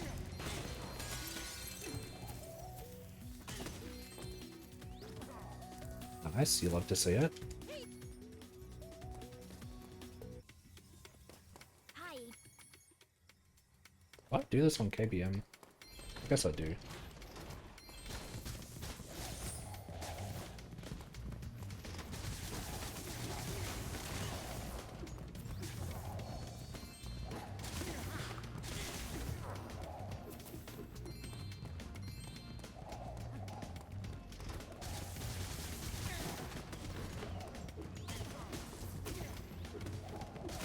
Bro, get out of my way.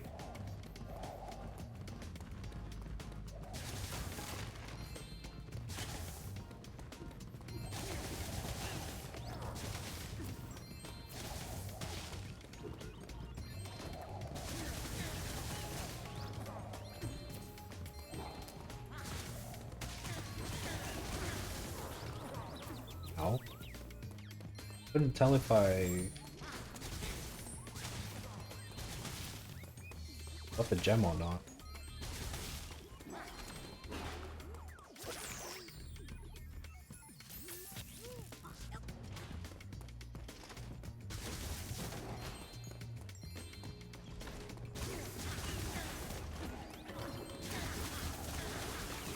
Dude.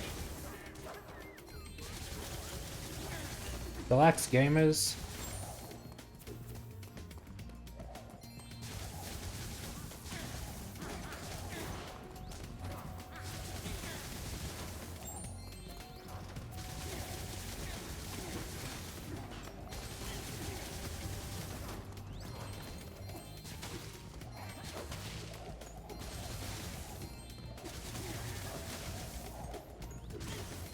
Right, that's what I shot that guy.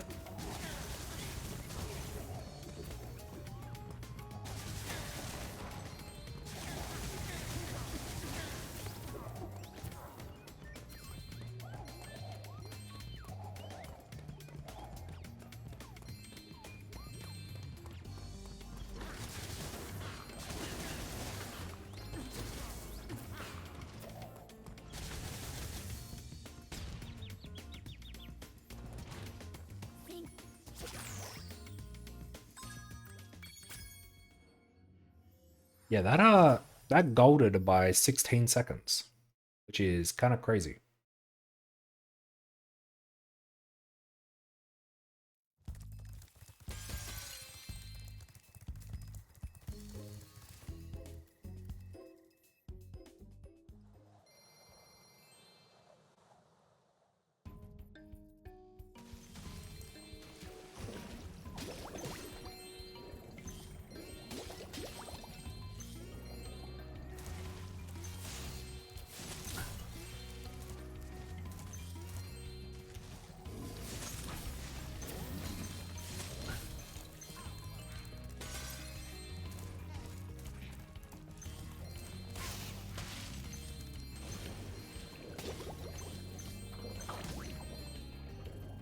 Whoops.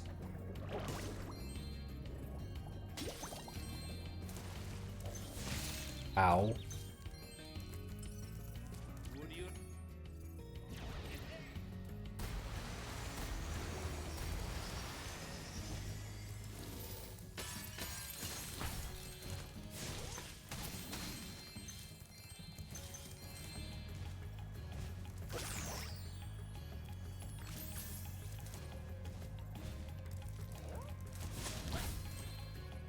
Dude.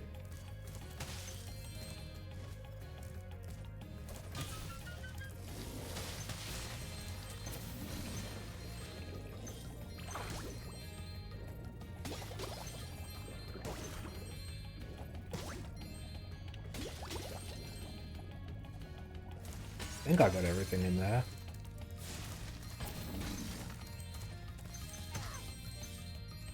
The hardest thing about this level is definitely like knowing if you got everything in the water.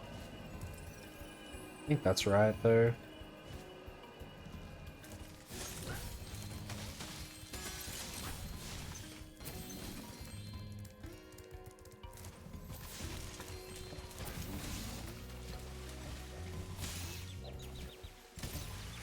Excuse?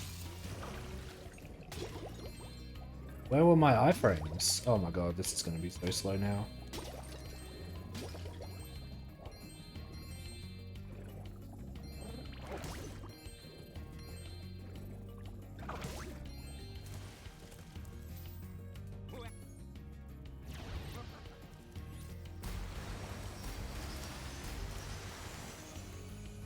Okay, thought I was gonna auto hover that.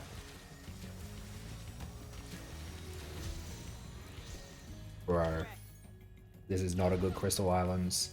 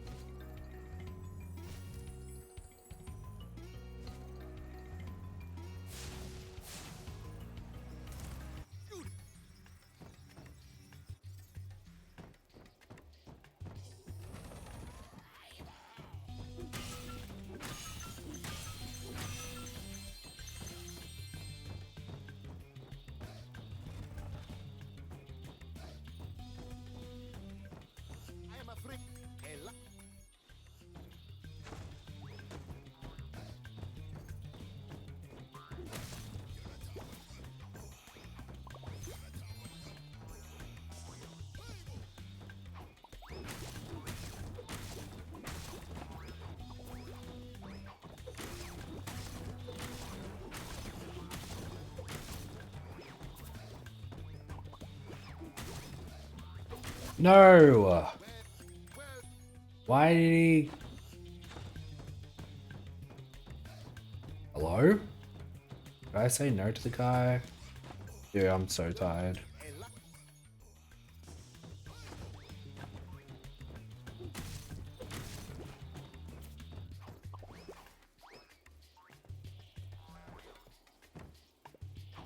Please, spawn by the wall. I don't understand how to make them spawn where I need them to, thank you.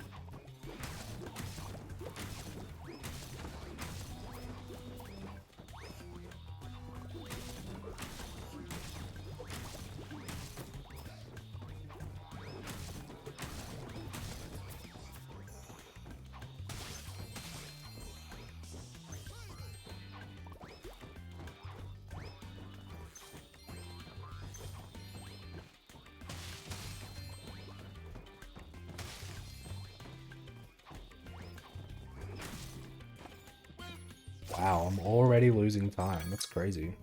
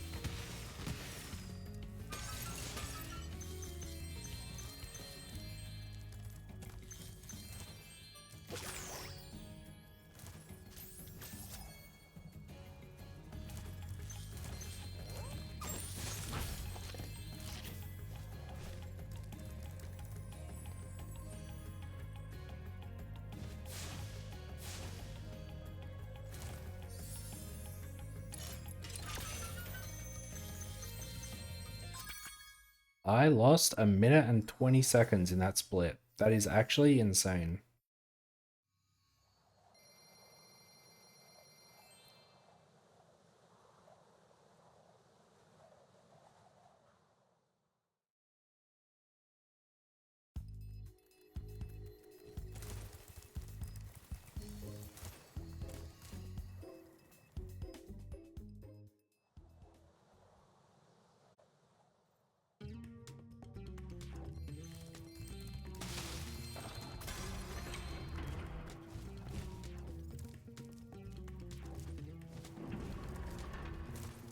I see. I am a.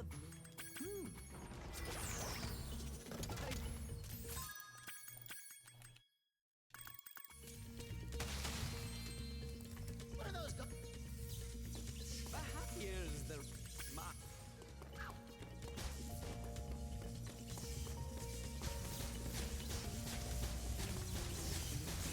Ow.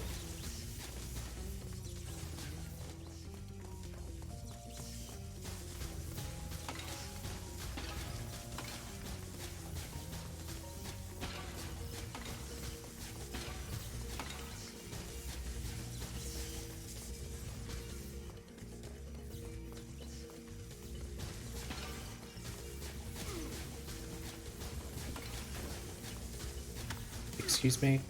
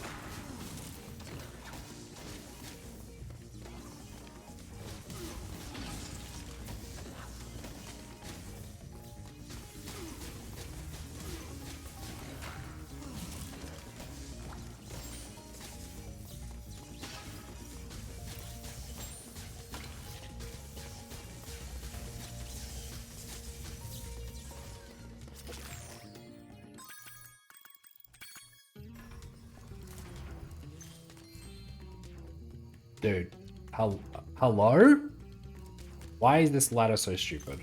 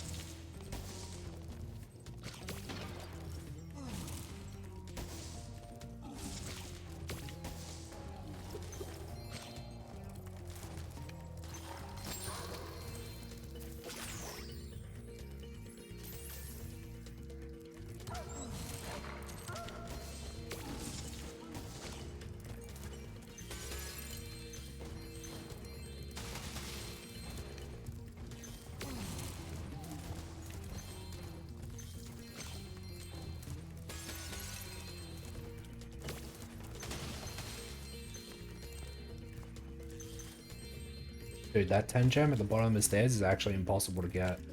The bridge.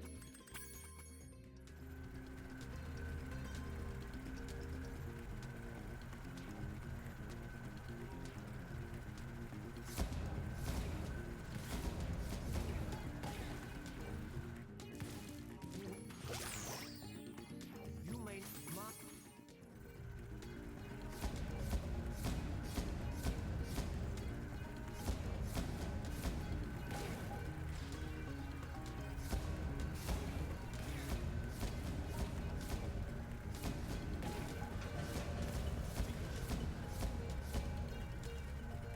Those are really good tanks.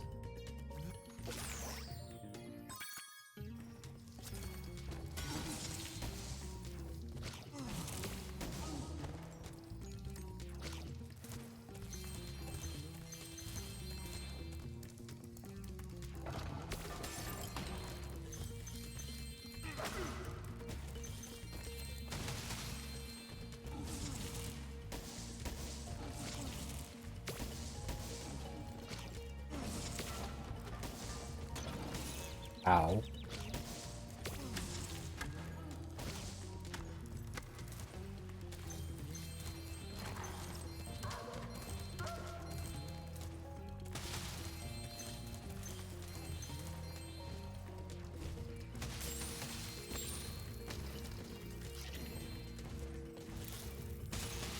Huh? Ow.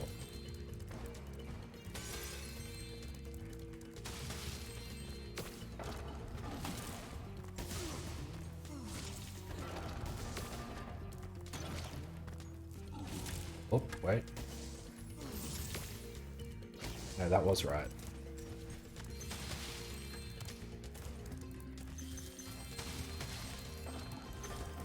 Did that dude so fast that I thought it was wrong.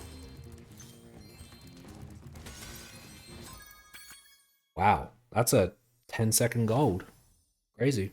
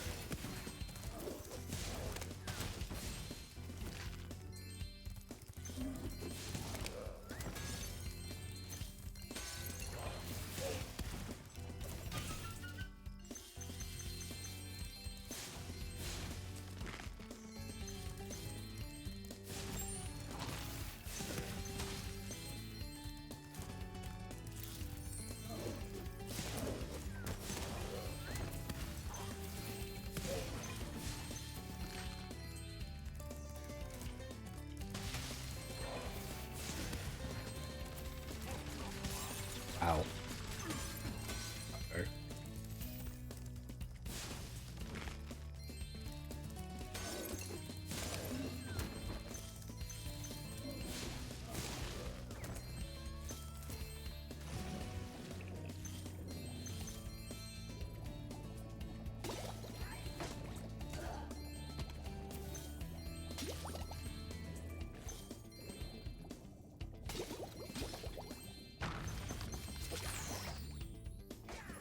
Uh-oh. Oh my god, this person's owning me. I mean, Sparks is more reliable at the moment because I have the extended Sparks range, so... And the strong Sparks to break vases and stuff. Oh shit, that was... But I mean, Sparks can still miss things. It has been known. I don't want that, actually.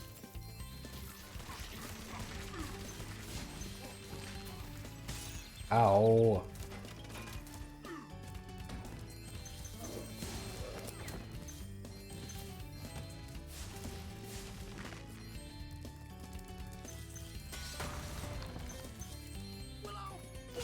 I mean, honestly, I would disagree that Sparks is better because I feel like Sparks has more... what's the word I'm looking for? More sensitivity to like steps. If you're like on a tiny step and a gem is like slightly elevated above you, Sparks just won't care most of the time. It's like some niche situations, but for the most part, Sparks just like really wants you to be on the same elevation as the gem is looking for. And it can cause some annoyances.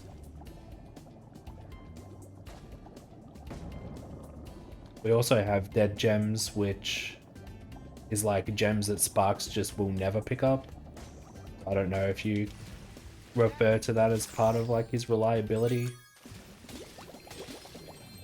Alright, hopefully I don't die in here.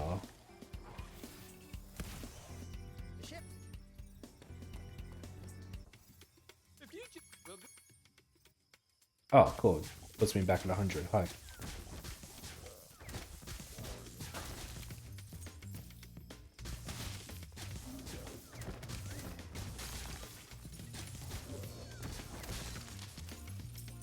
I don't know. I think maybe just like, I don't know. I think everyone just feels like Sparks is unreliable.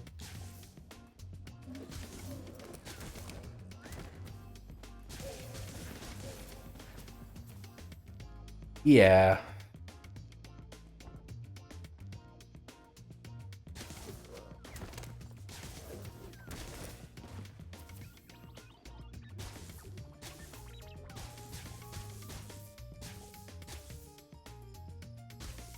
Sparks do be Sparks sometimes.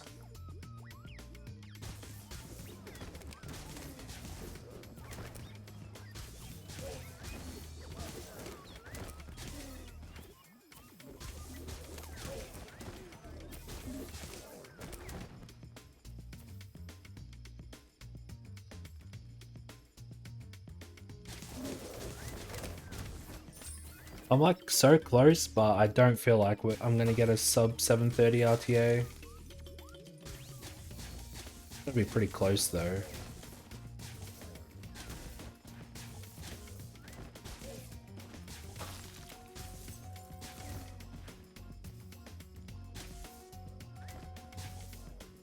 Actually, what am I saying? It's not gonna be close at all.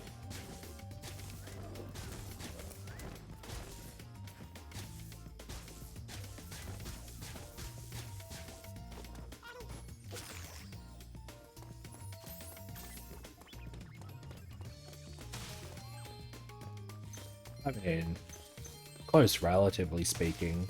It's like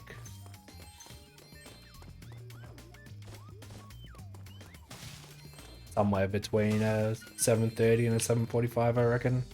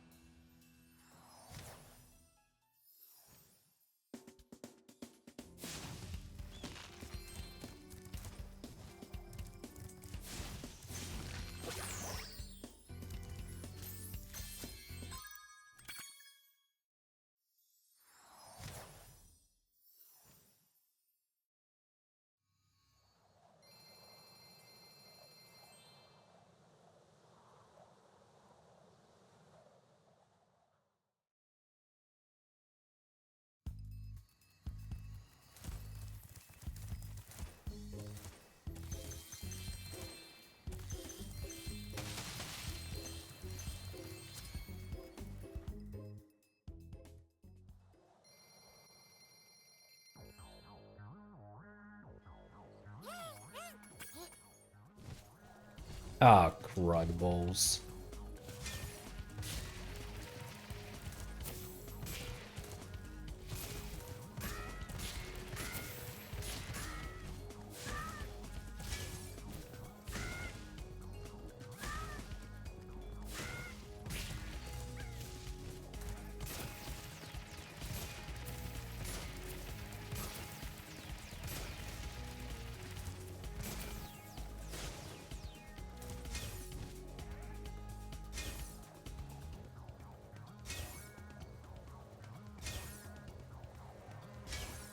Maybe. Nice.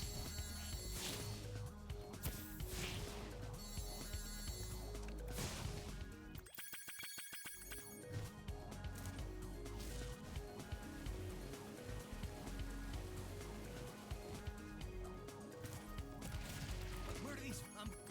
I didn't get the hover at the very start, but I still managed to catch the cycle. Pretty happy with that.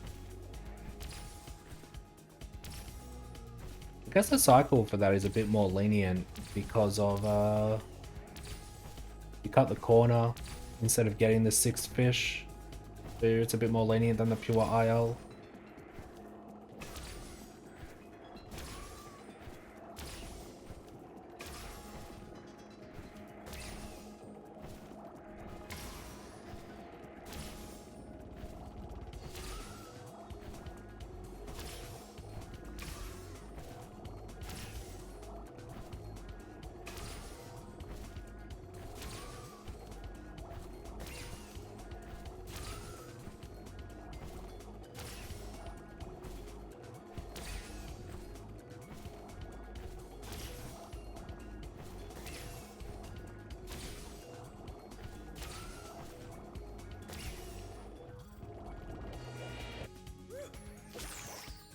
Assuming super bonus round is going to go well, this is actually pretty close to PB.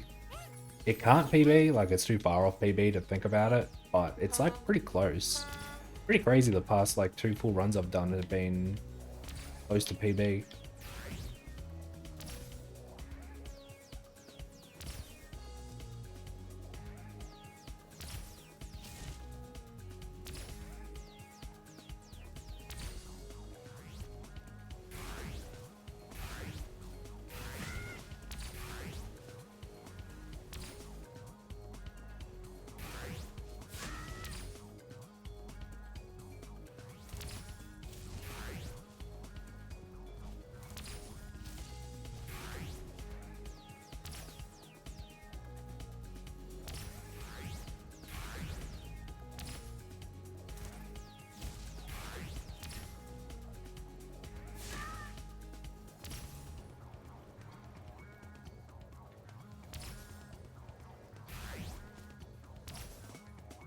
I can definitely feel the fatigue though, like in my eyes. My eyes are starting to burn a bit.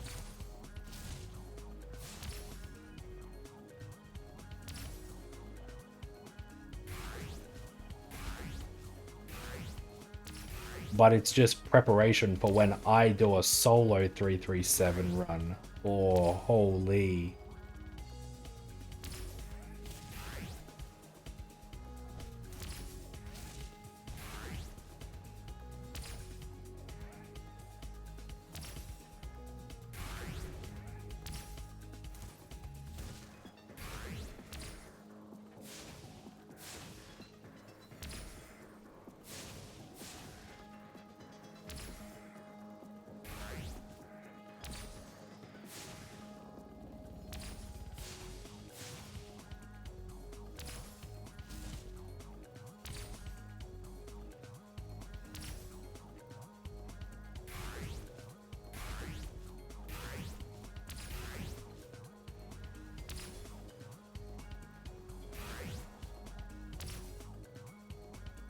Ditching my partner?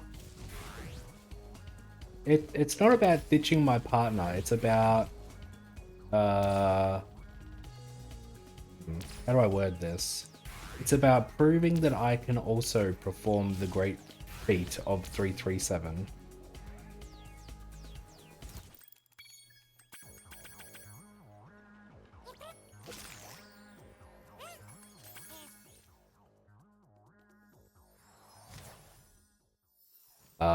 That golded? I golded 3 out of 4 of the speedways. How?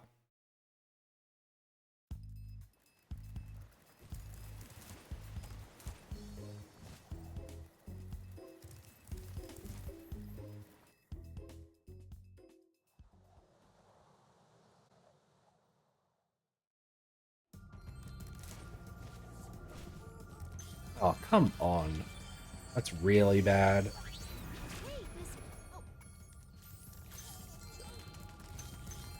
It should still be fine. Make this cycle.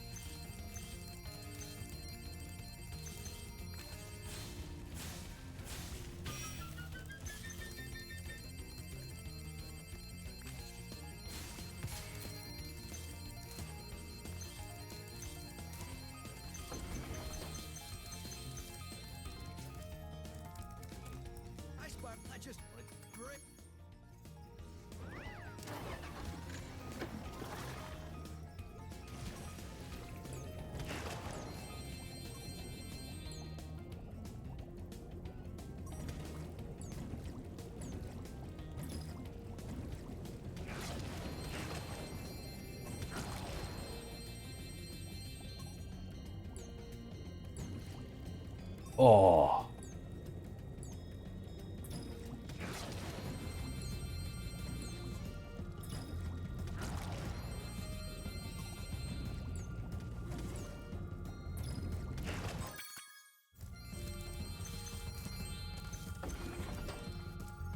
Check it out. So,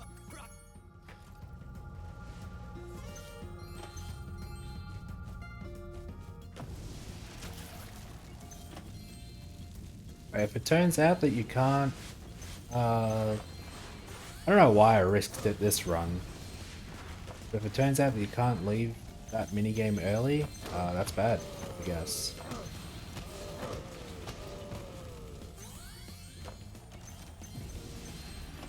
I'm pretty sure you can.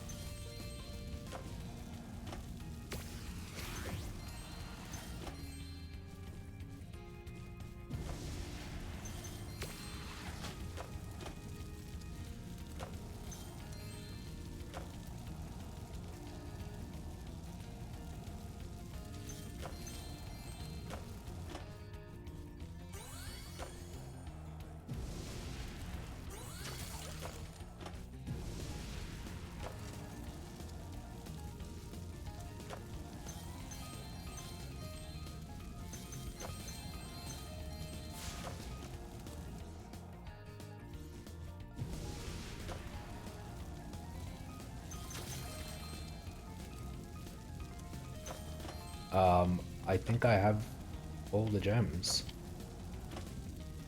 I don't know of any gems I'm missing. I think I got them all. Kind of crazy.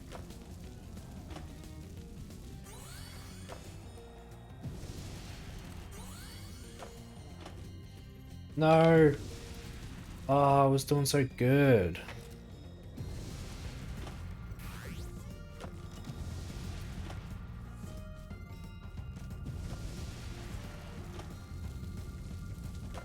yes.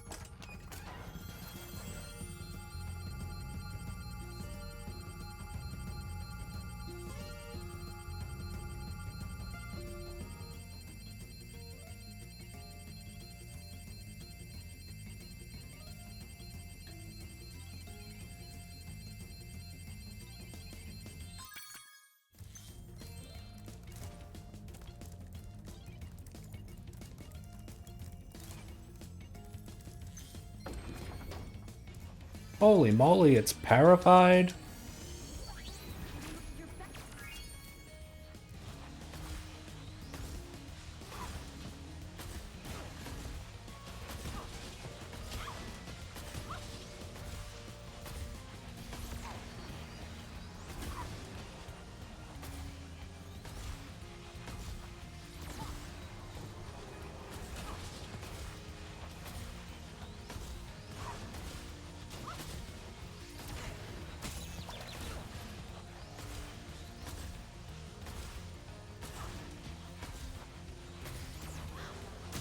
Dude, if I die here, I'm gonna scream. GG. No! Oh my god, that reset my splits. Fuck.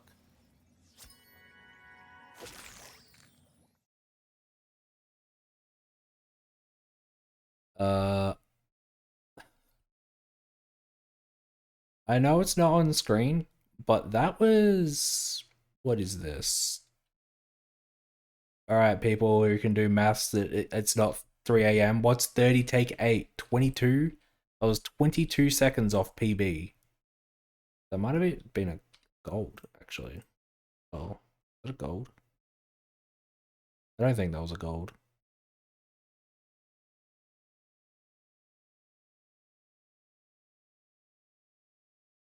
Yeah, so I lost like a minute in Sunrise to the first 2 splits. And I died in Icy, and yeah, that was crazy. Yeah, I almost PB'd. But it wasn't enough to get the sub 730 RTA.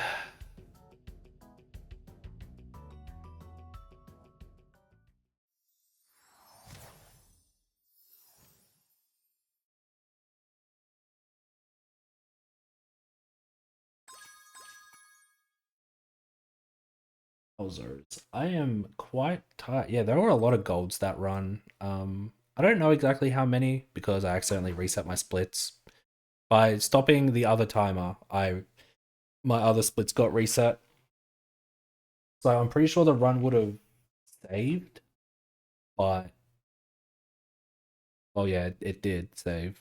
But I don't know how many of those were golds. I'd have to go through and check. Yeah, I think I golded like every speedway except Mushroom, which is kind of crazy. Um anyways, I am very tired. I'm going to quickly see if anyone is online to raid.